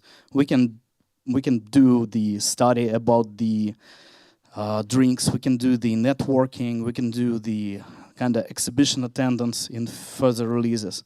We are looking forward for building like real beer or whatever cities in some existing metaverse, for example, Sandbox or Decentraland, and provide the metaverse meetups for some kind of events. Any kind of marketing activities without any restrictions. That's the key. That's the key of the Beerverse. Also, the idea is to provide the virtual tours across the breweries, and online tours with some kind of Zoom technology or maybe the Web3 technology. After that, the people will receive some NFTs, some POAPs, proof of attendance, that they really been to these tours. And all these are going to bring awareness to the brands. So yeah, this is the list of our key clients that we're looking forward to reach, and the list of our customers that are going to be connected to those clients. Of course, this is the kind of business, and there is the idea of profit generation. So we create the beer recipes and we charge for that. The breweries, creating the beer towns, creating virtual tours for breweries, and providing the real online tours. So this is the idea: how do we spread and how do we provide the liquidity to our token that generates inside the game. Also, there is the idea that we are going to work with. So we already up to some negotiations with Czech Republic brewers, because I'm based in the Czech Republic, and a lot of people from brewing segment, they are also into the crypto, which is very interesting and very funny. Some of them even lost a lot of money on the Luna stuff, which are, yeah. So my idea of cooperation is very interesting, and it's about the full circle of communication between the brewery and the player. So this is called the secret ingredient. We should have the first cooperation with Ukrainian brewery from Kryvyi Rih that called the White Rabbit Brewery. It's my old friend who called me in the beginning of January and told, I do not understand nothing in crypto, but I want to be like very first brewery that in Ukraine will support your token and support the game itself. So we created this recipe for them called it's a real beer called Tap 10 IPA. And the key idea was that we designing the recipe and creating the secret ingredient. The idea of secret ingredient is that the only way to get it is to interact with the brewery in different ways. So, for example, you can go to the brewery pub, you can grab a pint of some beautiful IPA, and the bartender will give you the promo code that you will use inside the game and get this ingredient. It's the only way to brew this beer, because in other case you cannot, because you miss the secret ingredient. And that's we already did with one Ukrainian brewery back in the days. So So yeah, you visit in a pub, or you, for example, you can also order a case of a beer and find this card with the secret code inside the case of the beer. You can also like participate in any social media campaign to earn the code, or maybe join the Discord server, or if it would be somehow popular among the breweries. But still, there are cases of very well-known breweries that are already getting into crypto and really using the Discord. So when you receive this secret ingredient, then you can already brew the beer. So when you're brewing the beer, you really selling it into the game pub and receiving the internal token, which can be used for any reason, and even you can go to the pub and buy the real beer for this token. This is the idea. And we have the whole infrastructure already for that. There are our partners' mobile phone wallets, which can be used for fast and free transactions of the CBM token. We're really waiting for real Hive tokens to be implemented, and we're really waiting for the smart contracts and NFTs. But for now, you can, if you would like, you can download You can download Partners Wallet. You can find me somewhere in this hall, or maybe later during the beer drinking session. And I will give you away a few of internal game tokens, so you can try them out and upload them into the game somehow, and yeah, spend it whatever you want, whenever you want. Yeah. Right. Also, if you're okay with this slide, I'm going to finish. Yes, this is our ecosystem partners and backers. Basically, during last year, we did a few collaborations with Velas blockchain, with Polygon ecosystem DAO, and OKEX. We did login methods inside the game with MetaMask, with different chains, and we did the possibility of buying the internal products with these chains, stable coins and key cryptocurrency. Yeah, but still on top of this is Hive keychain login and Hive signer login. That's it. So we go in like multi-chain with Crypto Brewmaster and Beerverse. And also I would like to finish with this code, like a special code for HiveFest. Yeah, you can use this. That's what I'm talking about, the secret ingredient, but this is not a secret ingredient. This is the set of free brewing ingredients that you can use inside the Crypto Brewmaster, just to give it a try and check it out.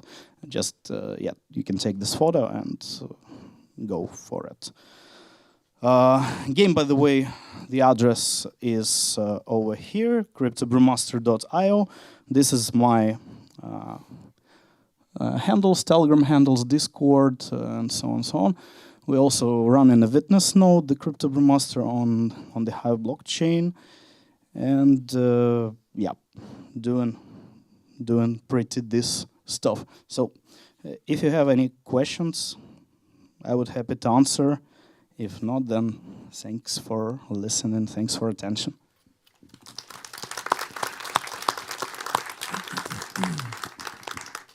Wow. Thanks, Rolly. Any questions for Rolly? For Andrew, actually? Yeah. Or yes, I see. Oh, now do you want to throw or should I throw? Do we have a bounty for the most asked question? Yeah. I just saw the code, right?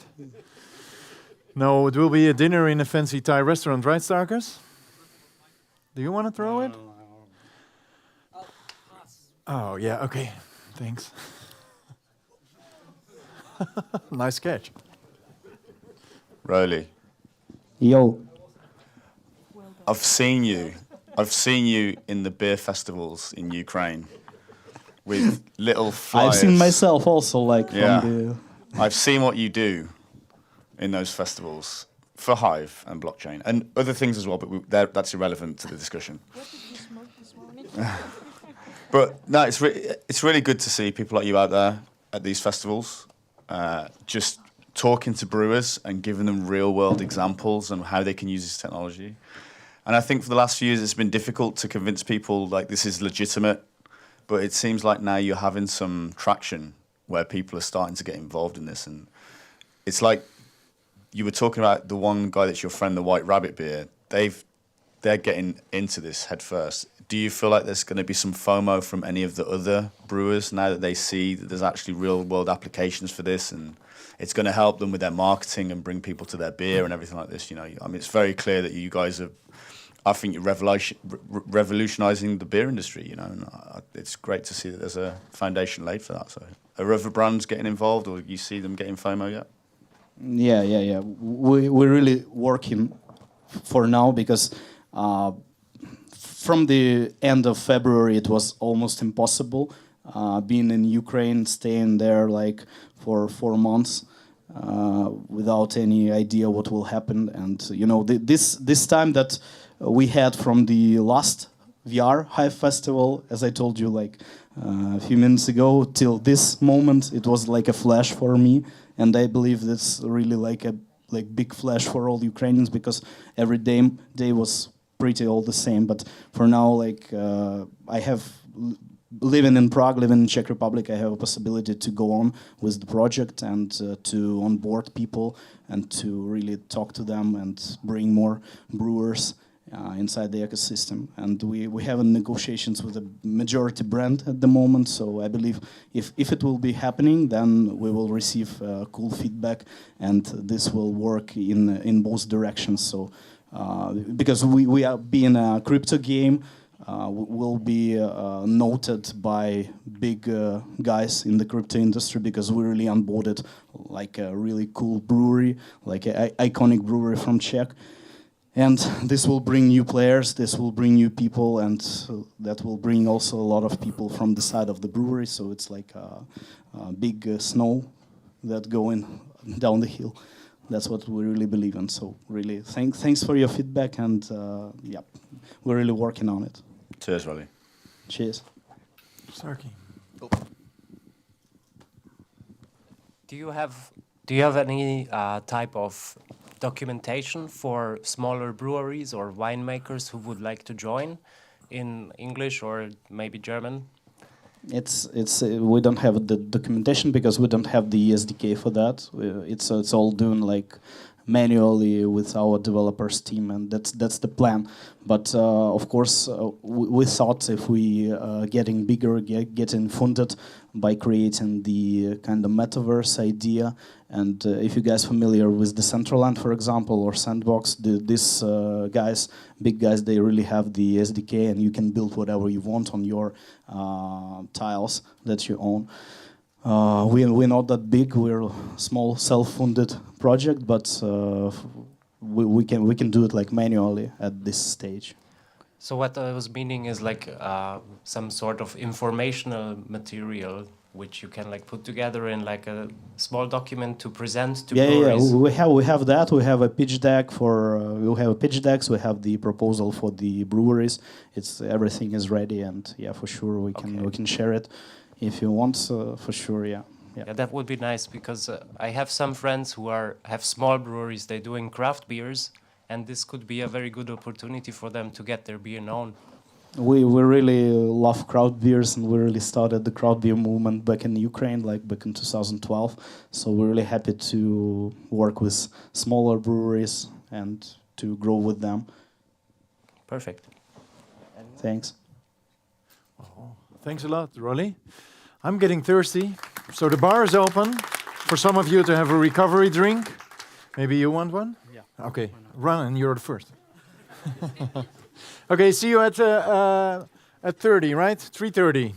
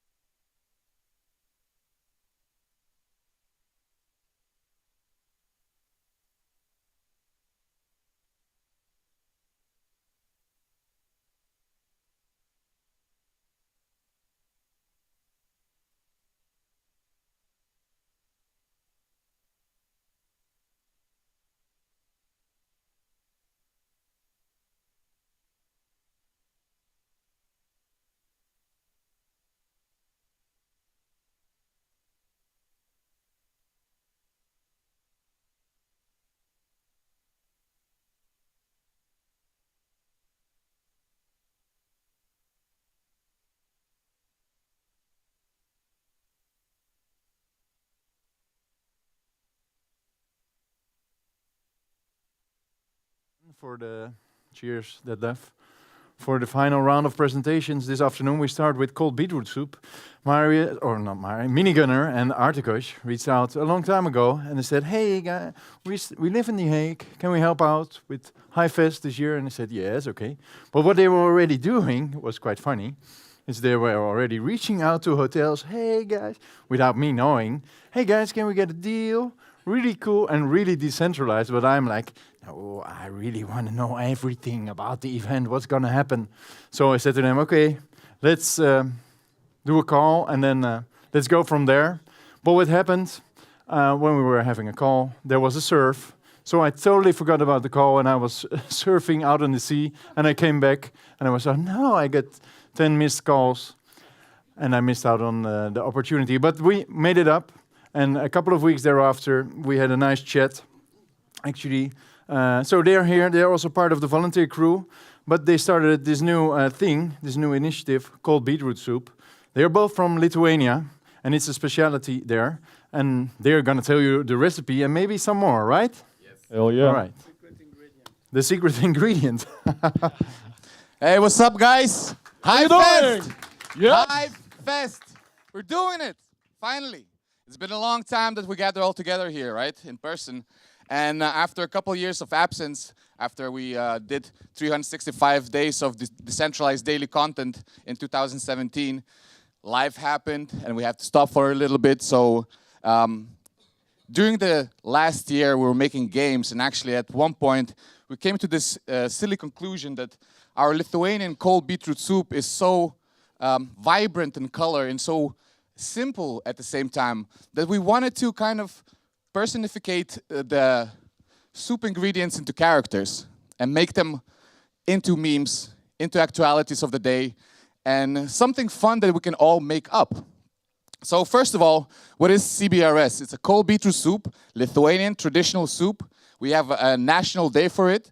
We have at least 28 different styles of making it, but the most simplest way is this. 500 grams of kefir, 100 grams of beets, boiled or marinated, 100 grams of fresh cucumbers, 10 spring onion leaves, a handful of fresh dill, salt to taste, and pepper, right? And you chop everything, grate everything on your own taste. How do you like the texture? You put it in the bowl, pour kefir, mix it all up, leave it for 30 minutes in the fridge, and it's done. And it's beautiful. Ain't it? Ain't it?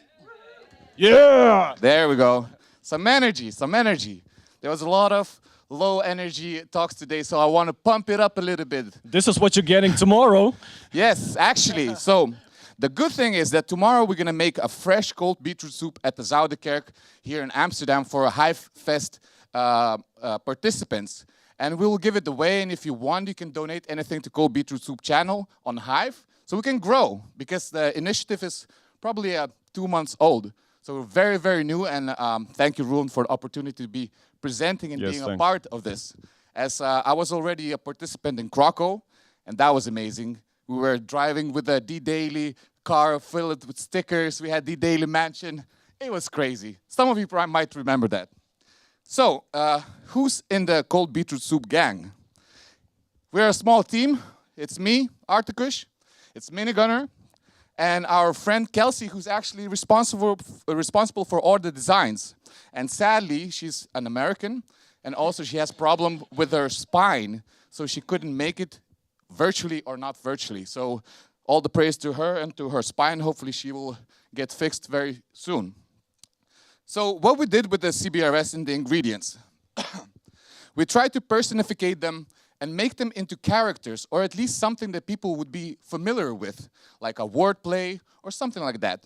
So one of the things that we did is Michael Jackson, just beat it. And we have the Beatles. The Beatles. So also some of the wordplays that we did is heartbeat. You know, don't make it such a big deal, you know, and deal with it. How do the characters look at this point? So some of you already saw this on our T-shirts. Tomorrow you also will see them on the soup bowls, and you can see them here. We have Mr. Cucumber, Beet Ross, Kefir, Mrs. Dill, Mrs. Spring Onion, and just us, right? Salt and pepper. So also one thing that we did before, and I'll give a mic to Marius to talk about a little bit, is unintentional promotions. So Mario, it's all you. I think this is a great opportunity. Actually, the meetup contest, that would be great if everybody could go in the line so I can scan everybody. That would be great. No, forget about it. It's a joke. It's a joke. It's a joke. But unintentional promotions, I think we're gonna show a little bit of it. It's just a small part of what we actually do. And we'll give you a little mock-up what the unintentional promotion is. So we're gonna act it out for you guys. You're gonna have a little small impromptu right now. So I'll give you premises. So I left for a business trip, and I left Marius sitting at home. He was doing a great job, and this is the moment that I come back from the trip, right? Here we go. Boom, boom. Who might that be? Boom, boom. Hey, Marius, what's up? How you doing, man? Yeah. All How's good. the house? Good, man. Did you dust it? Yes, I cleaned everything. Everything Oh, is nice. amazing, Everything's amazing. looking perfect. Hey, but where's the keys from the house? Oh, you want them right now? Yeah, because I think you want to rest also, right? You have things to do. Thank you for just came helping home me. and you want to take the Yeah, oh, keys okay, and go. okay. Hey.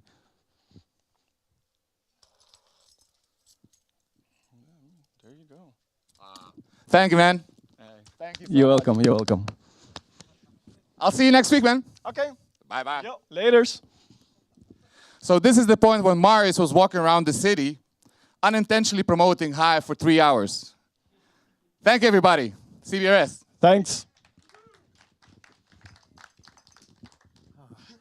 All right, thanks, guys.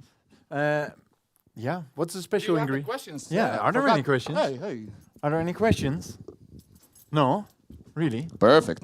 Thanks a lot. Do I have a question? Oh yeah. Oh. Okay, I'm gonna try. Okay, komt ie. Oh. Yeah. Good one.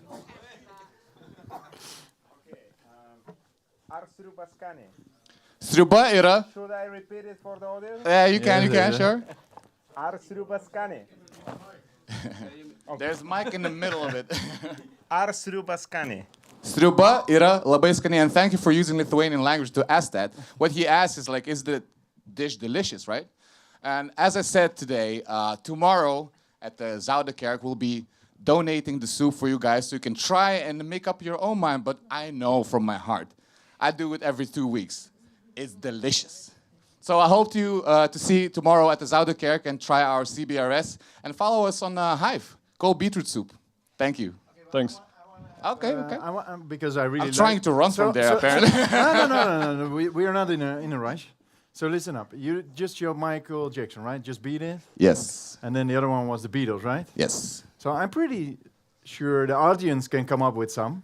Oh, that would be yeah. great. Maybe you can rate them, right? I got one. That's good. I got one because the ingredients are kefir, beets, dill, spring onions. Okay, I got one. Okay. Bob Dylan. Oh, that's a great one. We didn't think about that. So throw the box. Behind you. Yes, thank you. Beethoven. Beethoven. That's a good one. That's Another nice. one. So actually, like the beetroot guy, this guy, the king, it's called Beat Ross because he's on a kind of side of Rick Ross, as you know, the king. Any other ones? There also is a pretty popular VR game called Beat Saber. Beat Saber, that's a good one. Yes. Over there. We should like swing the beats around. Okay, Schmooms, over there. Throw it all the way. Watch Bitcoin, as I've heard in the front row. Perfect. Hands in the air. Bitcoin. Yeah. Okay, we're making that tomorrow. Exactly.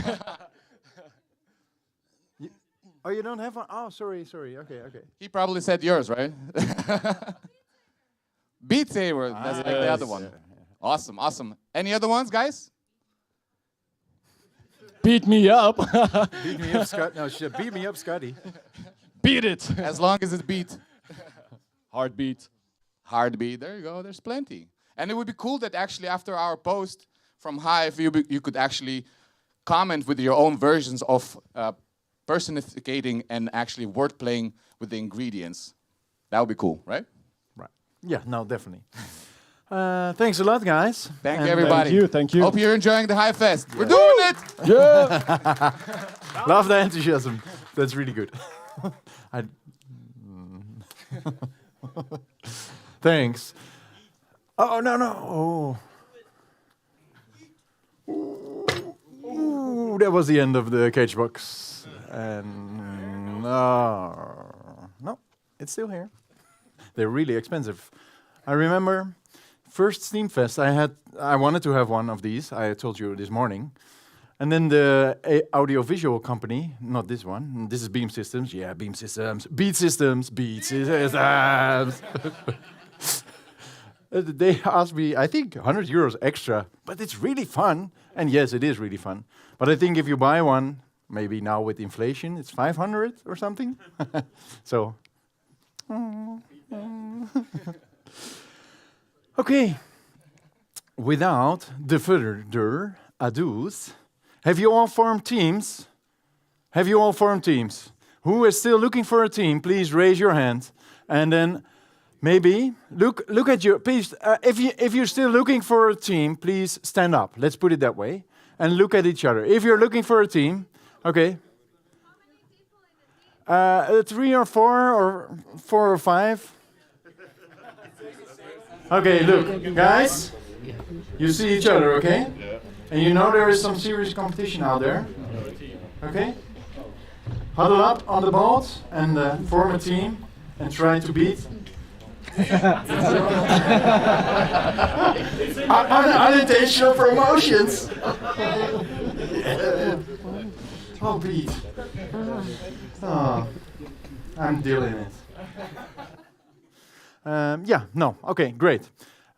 Without further ado, I want to invite on the stage Lemalt, all the way from rural France, because no longer in Paris. He told me yesterday. Well, I work there. Yeah, you work in Paris, but and he's bringing some science talk to HiveFest because hey, it's not all about beats. And here you have a mic, and then also maybe Articus is bringing the clicker. Thanks. Maybe. I try. So thanks for the opportunity to speak here. My first HiveFest. I tried to come several times, but as a scientist, I'm traveling the world, and I was never in the right container at the right moment. But this time, it worked. So I was still in Paris, and I decided to come to discuss a little bit what I do here on chain, how I see Hive as a means for scientific dissemination and scientific activities. So this is what I will talk about. I'll start discussing a little bit about me, first because I think it's very important to introduce ourselves when we give a talk.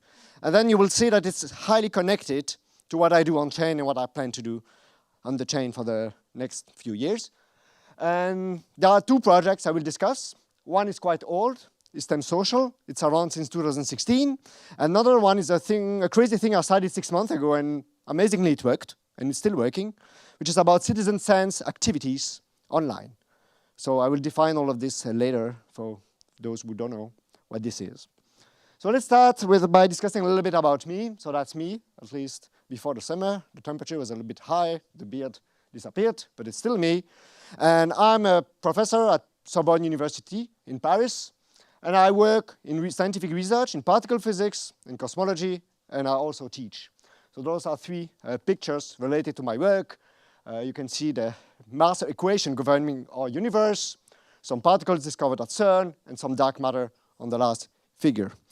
So to discuss a little bit more what I do every day, yeah, you have a few bullet points there. So my research is about theoretical particle physics, which means running a lot of things on the computer. I'm developing software for high-energy physics, like if you know the collider at CERN. Actually, you can buy a computer at the shop next door and run simulation for that. The code are so efficient that anyone can run them on any computer. My 6-year-old son at that time, he managed to produce some Higgs bosons, and it's not a joke. So the codes are very easy to deal with. And then I do research for those colliders, and particle physics and cosmology are linked. So I also study cosmology, dark matter, this kind of stuff, trying to understand really how the universe functions. So now let's move closer to Hive. So I also teach physics and math, more or less, and I do a lot of outreach. And by outreach, I mean science cafes or big event where I discuss with high school kids or general audience. And at some point I decided to use Hive as a medium for outreach. And this is how I came to the chain. So the story came from 2016, June, July, more or less. I wanted to have a blog. I had no experiences blogging. I just wanted to have a blog and targeting the general public, discussing about what I do, why it's exciting, why I like it, this kind of stuff. I didn't know what cryptos were, but I've heard the word, and I wanted to learn more. And then my family was on what was called Steam back in the days. And by my family, I had like 10 family members on chain. Today, I'm the only one left. So they poked me and say, well, maybe you should give it a try. I gave it a try. My first intro post dates from August 1st, 2016. Maybe 800 words, no images, don't do that. Well, I had no experience in blogging. It was a shitty post. I didn't know what to do. I tried and yeah, I had a few interactions, some bots. We were in 2016, but it was, yeah, I didn't give up. And fast forward, 6 years later, that's my post of last week. I think I built my reputation here. I like long posts with images this time. I discussed my research, some important things from my field of research. I've never stopped writing. I have 300 posts. I'm trying to have one per week, sometimes a little bit more, sometimes a little bit less. And I have a lot of interactions. If you're posting in science, technology, or whatever, you may get a comment from me. I'm a big consumer of content. I like doing that. I have 3 hours of train every day to go to work. That helps. And by just interacting with those people, this is where the STEM social project came out. It was called STEM back in the days. I think that's one of the oldest community on chain. We were founded in September 16, and we are still there. And by just browsing the SAN stack on those days, I met few professionals there, a lot of enthusiasts, and we started to have fun of the good old Steam chat. We had our own channel, we had a lot of fun, and we decided, okay, let's try to have a real community there supporting scientists and maybe, yeah, just forming a nice community and starting to create those posts.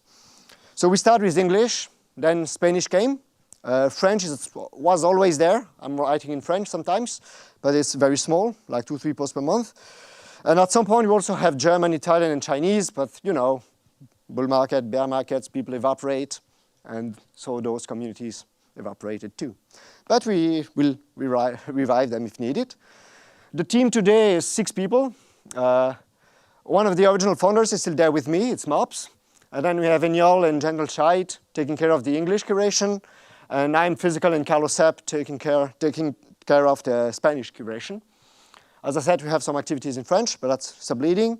And we need a damn app. We had an app back in the days, but I had to maintain it, and it was too much work for me. So the app died. Now it's dead, completely dead, and I would like to resurrect it. I will tell you why in a minute. So help is needed. So yeah, if you have a dev, if you are a dev, if you are convinced by the project, just approach me. And also we have a few curation tools, as any curation project, I guess. But that was 2016. It was a community. 2018, we redesigned the project completely.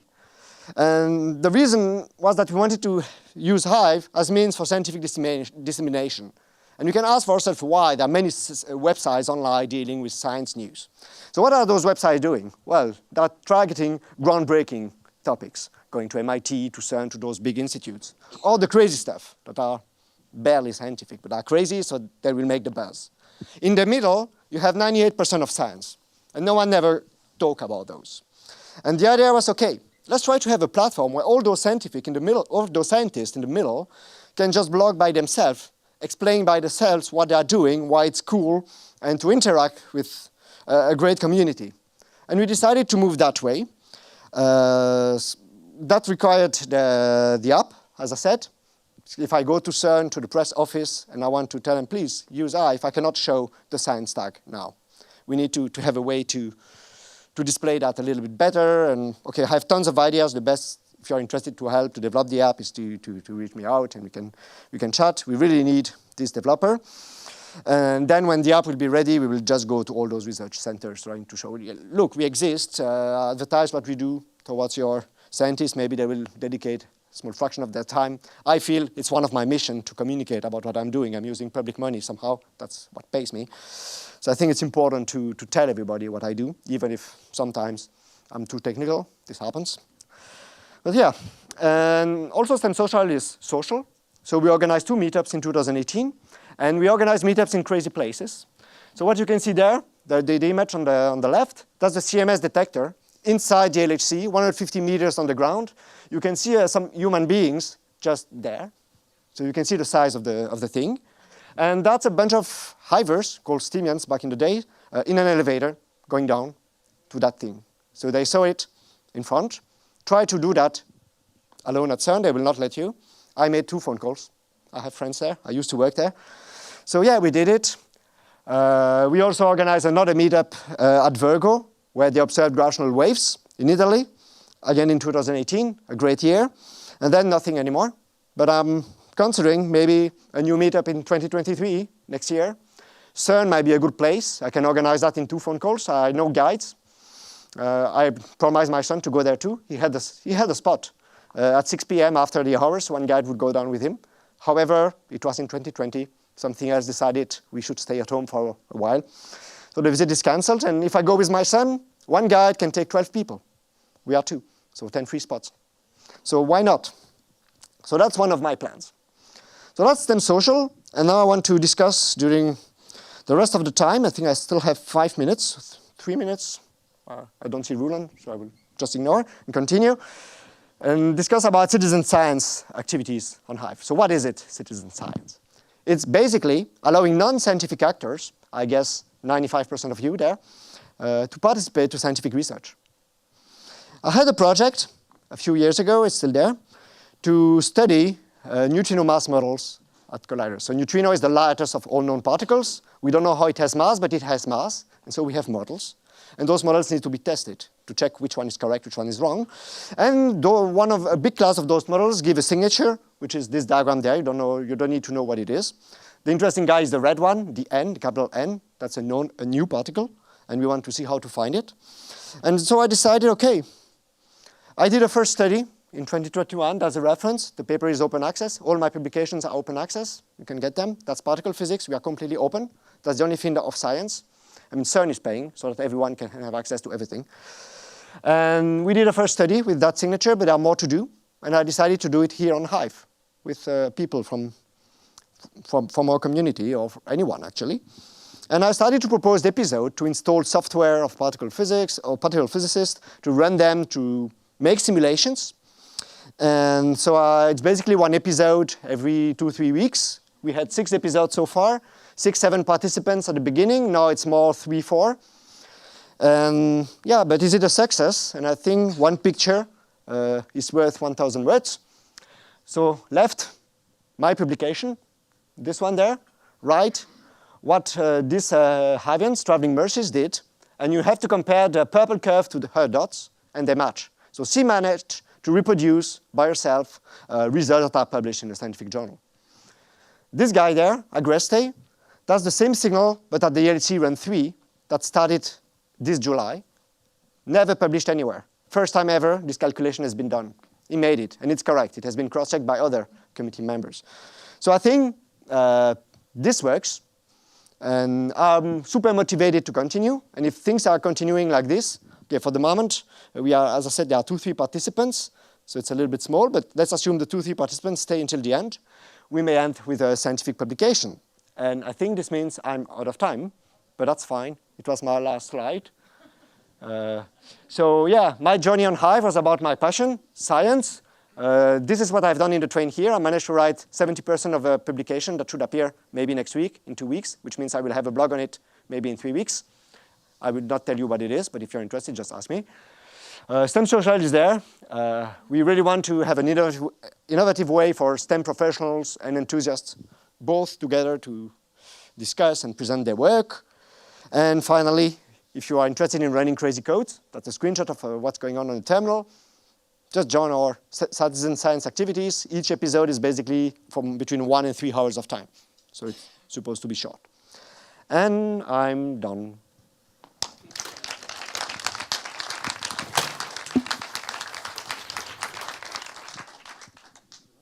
Cool. Any questions for the mouth? Yeah, I didn't recognize you yesterday, sir. Man, you really lost the beard. So, but yeah. The true story, I lost a bet. So, can you tell us more? Can you tell us more, or is it not safe for My work? 6 years old boy. Mm-hmm. I bet you cannot. You will never remove your beard. Really? Yes. Okay. Done. Don't tempt me. Okay, okay. I bet you will never win the balls of steel competition. Oh, I'm not your 6-year-old son, so. But I think you're right. Yes?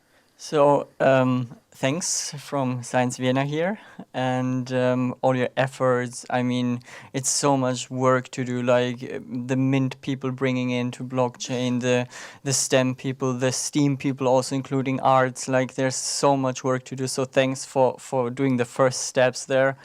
And my question is, because science and academia is not the same, do you feel the tensions when confronting, like, I mean, academics are very conservative people. Do you feel the tensions, like, I mean, I know you come from academia, you're a professor, but generally when you speak with your colleagues, with your peers, are they critical, I mean, not critical, more from skeptical side that they say, oh, what is this, or are they more open, or do you feel other tensions that are coming, like between academia and science? Well, I think it's also related to age. In Paris, the people I work with, we are a group of, let's say, 7 tenured people, professors and researchers. And I'm one of the youngest there. I'm in my 40s.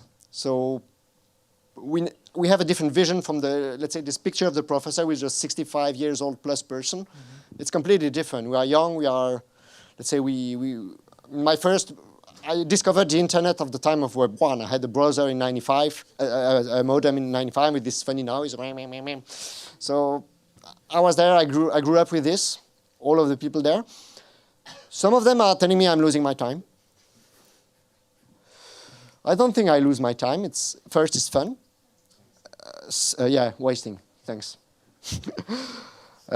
Second, I discovered a lot of people. I was for work in South Africa, in Johannesburg. Then I messaged a few people on Hive from that place. Let's get some drink and food. And I met them. Same in Beijing, same in Montreal. So my job brings me everywhere in the world. So I think this is really great. And then it's important to tell the people what we do. I mean, you're paying for me. You're paying me through your tax. Or maybe not you, because you're not living in France. But let's say you're paying for the public service. And I think it's our mission to tell you how the money is spent, what we do with that money. I'm not putting my 2 feet on my desk. I could do it. No one will tell me anything. As soon as the teaching is done, no one cares. But I mean, my job is my hobby, which is also a problem if you have a family, because there's no border.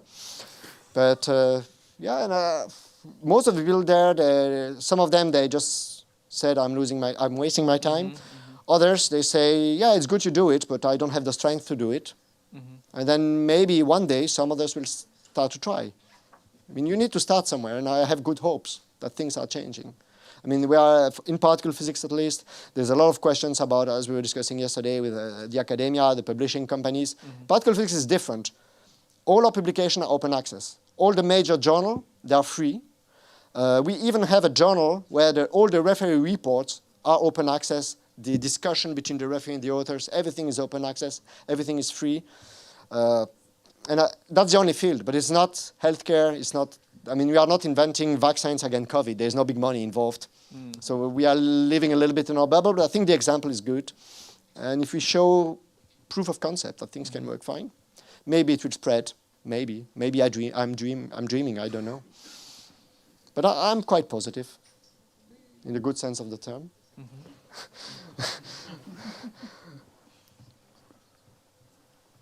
Any other questions? And if you want me to discuss science, just poke me. I can do that for hours, but I think this guy will kill me if I do that for hours now. No, okay, you have 4 minutes and 37 seconds. Okay, I have a question for you. Is the Earth flat or a ball? Well, check what the ancient Egyptians were doing 2,000 years ago. They managed to calculate the radius of the planet. But the radius. Yeah, it says the average radius, and they were very accurate with the means they had at that time. So no, I don't think it's flat. A kind of sphere, a ball to be precise, because a sphere you don't have the inside. Yes. No, we still have 3 minutes 58 seconds left to discuss this topic, actually. So you mean a ball that is spinning at 1,000 kilometers per hour? I don't know the speed by heart, but yes, this is the model that works. We have proof since ancient Egypt. If you decided that you want to ignore them, it's your choice. I will not convince anyone. All data is there. You can analyze them by yourself. You can also buy a space trip. Do you like Elon Musk? Personally, I don't care. We are not playing in the same league. He's a fraud. Elon, you're a fraud. You know, you're watching, right? And Steve has a question. Do you know Professor Brian Cox? Can you get him to talk about Hive? I know the name. He's more on string theory. Yeah. I'm not doing that, but I know the name. Yeah, I mean, he's a celebrity in the UK, so...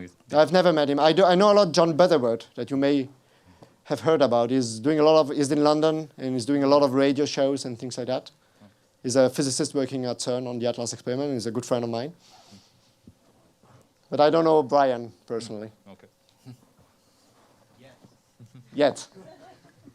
Great. All right. Great. Thanks a lot. You're welcome. Talk.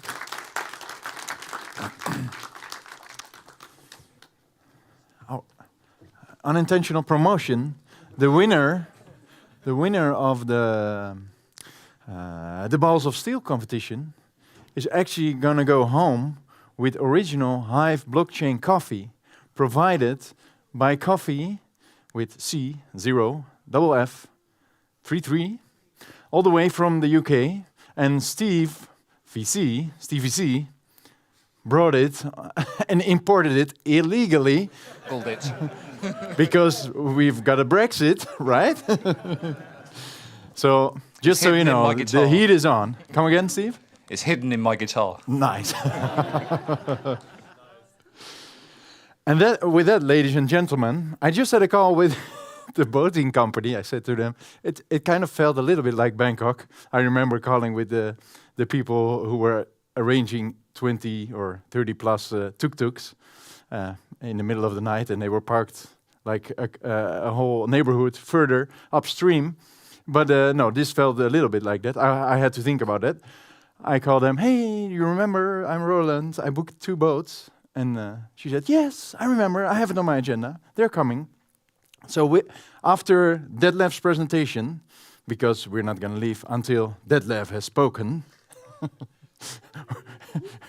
it ain't over until Detlef sings. And then we still you can have a drink upstairs, and around 5-ish, I kind of ask you to go outside, and you walk back to Central Station, but just before you have, like in 50 meters, you have this tiny bridge, and on the left of this bridge, you have a restaurant called The Butcher, and we're not going to go there, but next to The Butcher is a quay, or how do you call it? A dock, yes, a dock, where, thanks a lot. Yeah, or a quay. And the boats will be mooring over there. So, and they will head off to a tourist tour through the canals for an hour at 5:15. So please be on time. But first, I would like to have Detlef, also kind of a tradition, right? To have you on the stage. Yep. Oh, you're all wired up. That's really cool. Yes. And yeah, well. And there is a presentation like always. That's cool. Yeah, please. The floor is yours. The last presentation of today. Detlef from Germany. Belgium, Europe, whatever. From Europe, that's Not- true. From Flat Earth. Guys, it's so great to be here again. And you probably estimate the topic I will talk about, but I mixed it this time a little bit up because communities is a big thing. We just heard what Lemau said about his science community and how to maintain it. And I accidentally created a community, and on the way I try to do the best out of it. And so I try to bring a few topics to the stage here, and maybe a little bit more discussions about your community you like to start, you like to do after the event or so on. First, from the idea you might have about doing a community for fishing, for bird watching, for, I don't know, driving a canal without a ticket. I don't know what you can else do for a community. There's thousands of ideas, but behind starting a community, there's as well something else. This is me. I'm here since a while, and some 5 years ago, I was standing underneath my shower. And probably after a very good cleaning of my old body, there comes the idea, why not doing a community? So I never thought about doing this. I never thought about starting this, but hey, we are on Hive. We can try things, we can do things, we can reach out to others to change the world with the people we have, because we have such a huge group of open-minded people who even like the strangest things of communities you may do. But there are a few other things, because starting a community is quite easy. Go, click, name, gone. Then it might be a little bit more complicated, because you have a community which is naked. You don't have content, you don't have members. So you have to think about how to get this to the people. And I was standing there and said, well, now what? Well, there's a community. You all know I started with a beer community, as we had communities available. I don't know which HiveFest it was, Krakow or something. I really don't know exactly. But I figured out, damn, this is more work as I expected. Because whenever I start something, I try to make it successful, I try to make it surviving, and so on. So I said, well, dreaming big is nice, but the whole thing, running this community over years, wasn't in my mind as I started the whole thing. So it was, as I said, the idea from the shower and a clean click on my computer to start the community. And then I figured out I need to run a marathon. And as you see me, I'm not good in it, physically. But yeah, on digital worlds, it might be different. So I started to talk a few of my friends what to do. I have a few professors in my neighborhood, in my network, and they all come with good advices, which is even more work. So I said, well, let's try to offer the community and offer people to join this and have a nice present of whenever they do something, they get rewarded.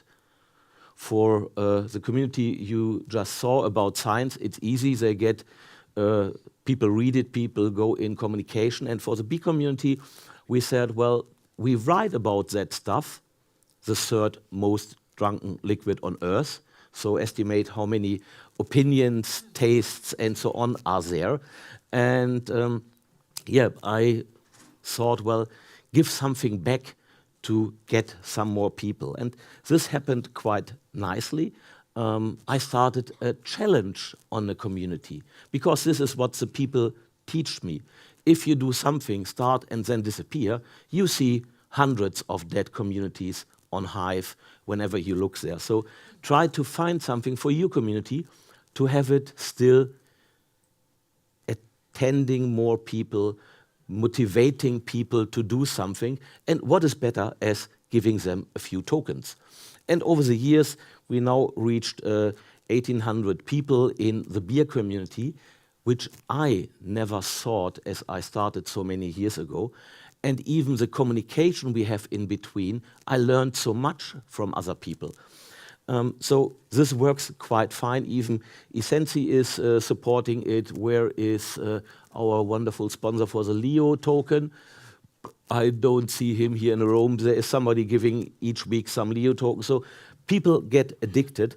But after a while, I see that I spend some more time week by week. So I said, well, there is a nice community, why not looking for some help, getting some helping hands who as well love the topic. So the first people who are active in the community might do something. In my community, this is still a little bit not yet done, but this might be another activity, because I like to offer people a role for, I don't know, posting about IPA or posting about nice beer shops or help with the voting and so on. So all this is community work, means bringing people together, doing a big thing free of charge where you have fun with. So you have to create in your community, whenever you like to do it, a specific value for the people. This could be reputation, or Secke, where is it? He is so knownful, is this the right English word, I don't know, about all the beers. Whenever there's a question, go and ask him. And similar things happened here with people who helped me inside the community. Tomorrow is Saturday, and the beer community runs the Beer Saturday since a while, as you see here, and 273 weeks is already a little bit. The pain point again for me is I have to do this. You have to be able to maintain your community. Means repeat, motivate, repeat. And this is the most important thing to make this baby successful over 4 years, over 5 years, over whatever time frame you're looking. I added other things for this, for example, the beer token, a funny project we as well made as there was beer available or tokens were available, and I said, well, if I don't do the beer token, somebody else will do it. Again, 30 seconds later, it was born. Again, I had no clue what I just did. So talk to people who makes this more sexy. We created with Holger, who helped so many other people to create this beer command, and we even had a community activity where everybody was supporting the whole thing, that we could buy staking functions. Sure, I could do it by my own, but if you engage the community to do something together, it is way more powerful.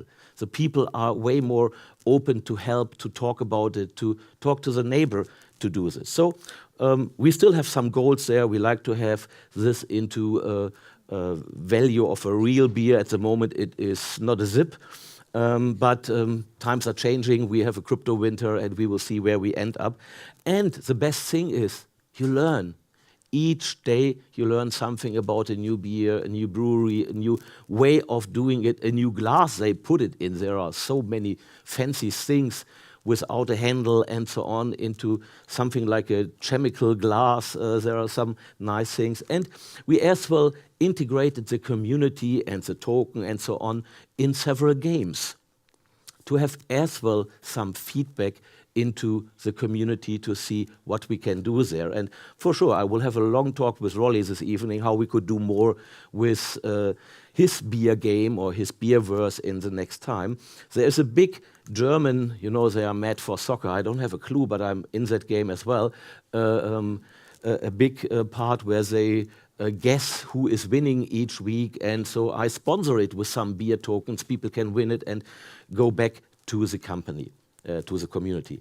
But how to maintain the whole thing? This is all the activities, and as you might see, you need some time, or you need some helping hand. So what we did is, we said, well, please create some content within that community. And as people see that they get more as a reward from the post, maybe they could win something, and we created a very nice bot already in the third version to do the math of the calculation and the price post and so on every week automatically. This helps me to spend more on growing the community. But people started to write from all around the world about their beer, about the beers they just had, and mix this together.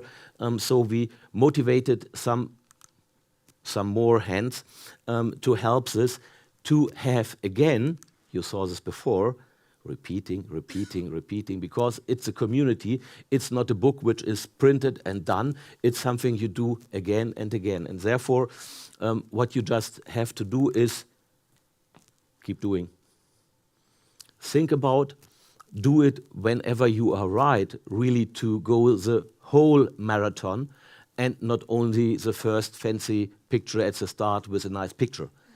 The end, the how many years you did it, this is the goal, to have a community in really the right way. How to reach us? Search for Beer Saturday, meet us at Discord. Sure, you have to have your community as well on a Discord server somewhere, or I'm here until Sunday, no, even Monday morning, talk to me and come up with your, please, crazy, strange idea what we can do together, because therefore we have a community. And my 3 things I like to give you on the way whenever you think about doing a community. First of all, don't do it alone. Find a bunch of hands who help you with different skills. You saw with all the projects today, there were programmers, there were marketeers, there were other people. Find a group which helps you. Then power up the community. Bring people to a level that they love to write each week or each second week or each month or whatever, because they get a feedback, comment on their post and so on. And again, again, and again, keep doing. But therefore, I'm here to answer a few questions of what I did, of what you like to know, or anything else. Because I as well think this whole thing is round or in a round shape, to answer your question again. It's round and flat. Yeah, but they have beer. Yeah. Steve?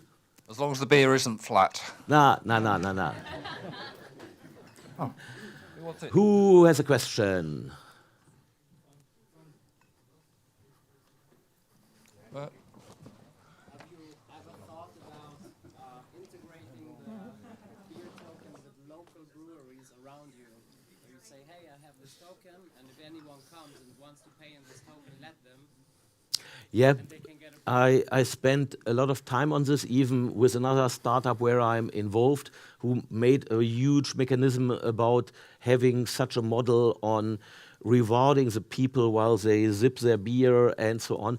It's not easy. Breweries are not the innovative people, but whenever you get a big brand, you might follow up on this. Yeah? It's a good idea. We already had a few things like meetups where we went to breweries or other things. So from there, yeah, we're still behind it. And local pubs. Yeah.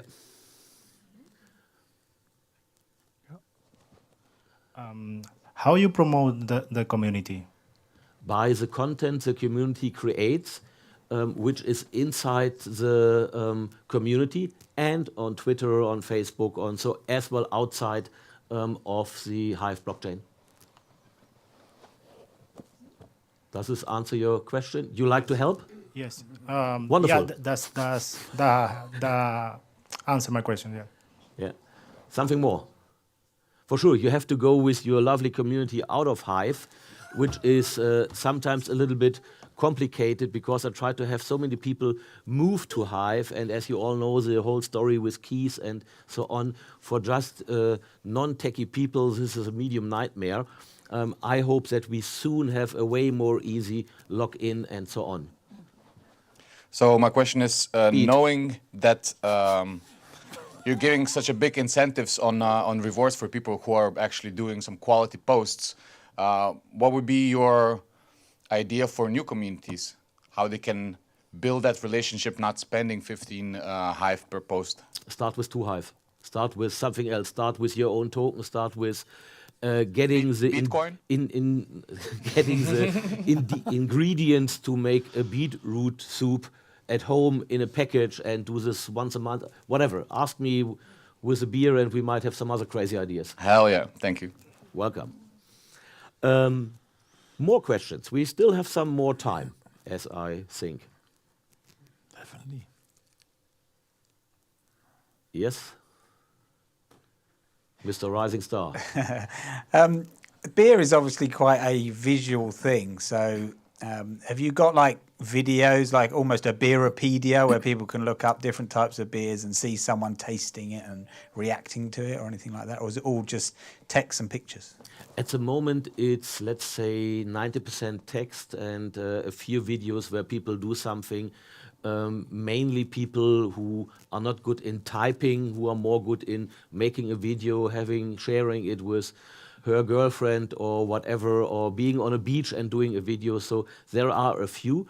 We try to create valuable content. So we say, well, do whatever you do, at least 3 pictures and 250 words, because we don't want to have just this plenty video posts, so on.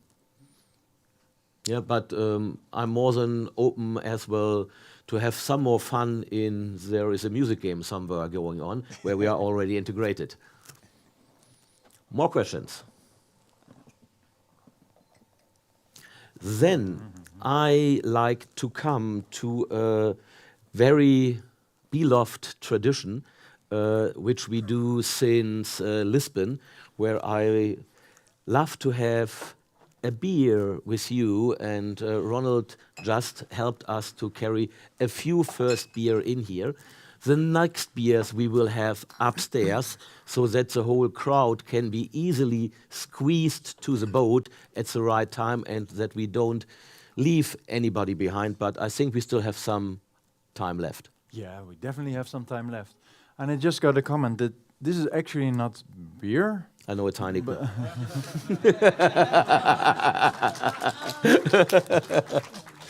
Should I open it with a... Oh yes, that can work. Or I do the alcoholist opening. Cheers, Cheers. mate. But if you hand me over another one, I don't want to drink alone. Even if you have a red wine, a beer might be... a flat beer, yeah, you can get one as well. You're welcome. And the beetroot beer, please. Oh yes, there you go. You share it, yeah? Yes. Yeah. So anyway, it's great to have you all again together on HiveFest. We are looking forward to something. Ronald, cheers. Oh, yeah, Roland is actually my name, but it's okay. Cheers. We have another thing for tomorrow evening. I nearly forgot it. And there is the beer Saturday. And nice. Some of you know the first sign we had. It was round. I lost it. Somewhere, I don't know. Yeah.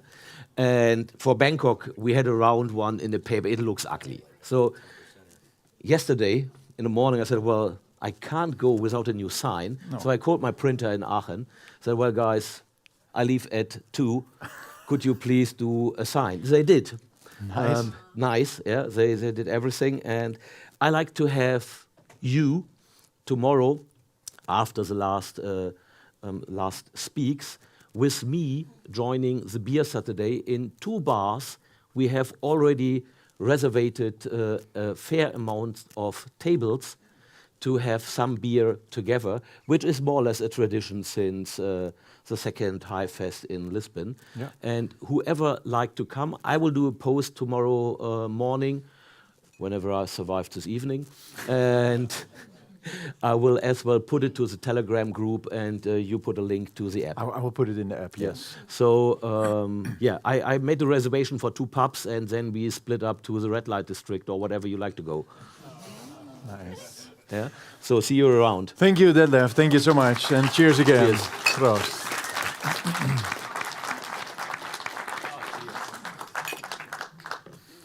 And with that, ladies and gentlemen, it's a wrap.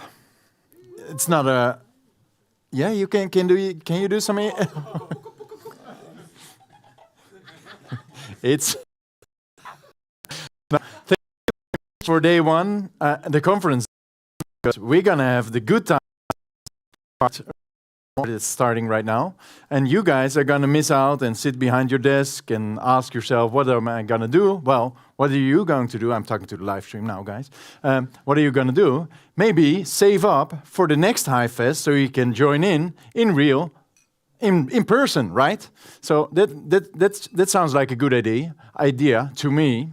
And for you guys, as I said before, so we can still have some drinks until 5. I would say until 5. The boats are mooring at, so if at 5 you grab your coat and slowly get outside, the boats start mooring just near the bridge, which is in between the central station. And but I will ask maybe Articus and Marius if you can show I will indicate you, and then if you can show everybody where the boats will be at 5. Well, we so we're going on a 1-hour tourist trip through the canals of Amsterdam, and there will be bitterballs on board, and then we will end up at the evening venue around 6:15 p.m. So don't leave anything behind, and then we will have pétanque and dinner. And we just got them. It's like a standing dinner, or there's some seats as well. It will be a great evening, I think. But first, you're going to learn some of the rich history of Amsterdam through a canal tour. But before that, you're going to have another drink. So thanks all to the speakers. Thank you for attending, and see you again tonight. Take your live stream. Bye-bye. How bitter are the balls? They are not bitter. And also thank you all the tech folks on the back. Please, guys, because I almost forgot. The tech people on the back, it was an immaculate prestation. Beat Systems.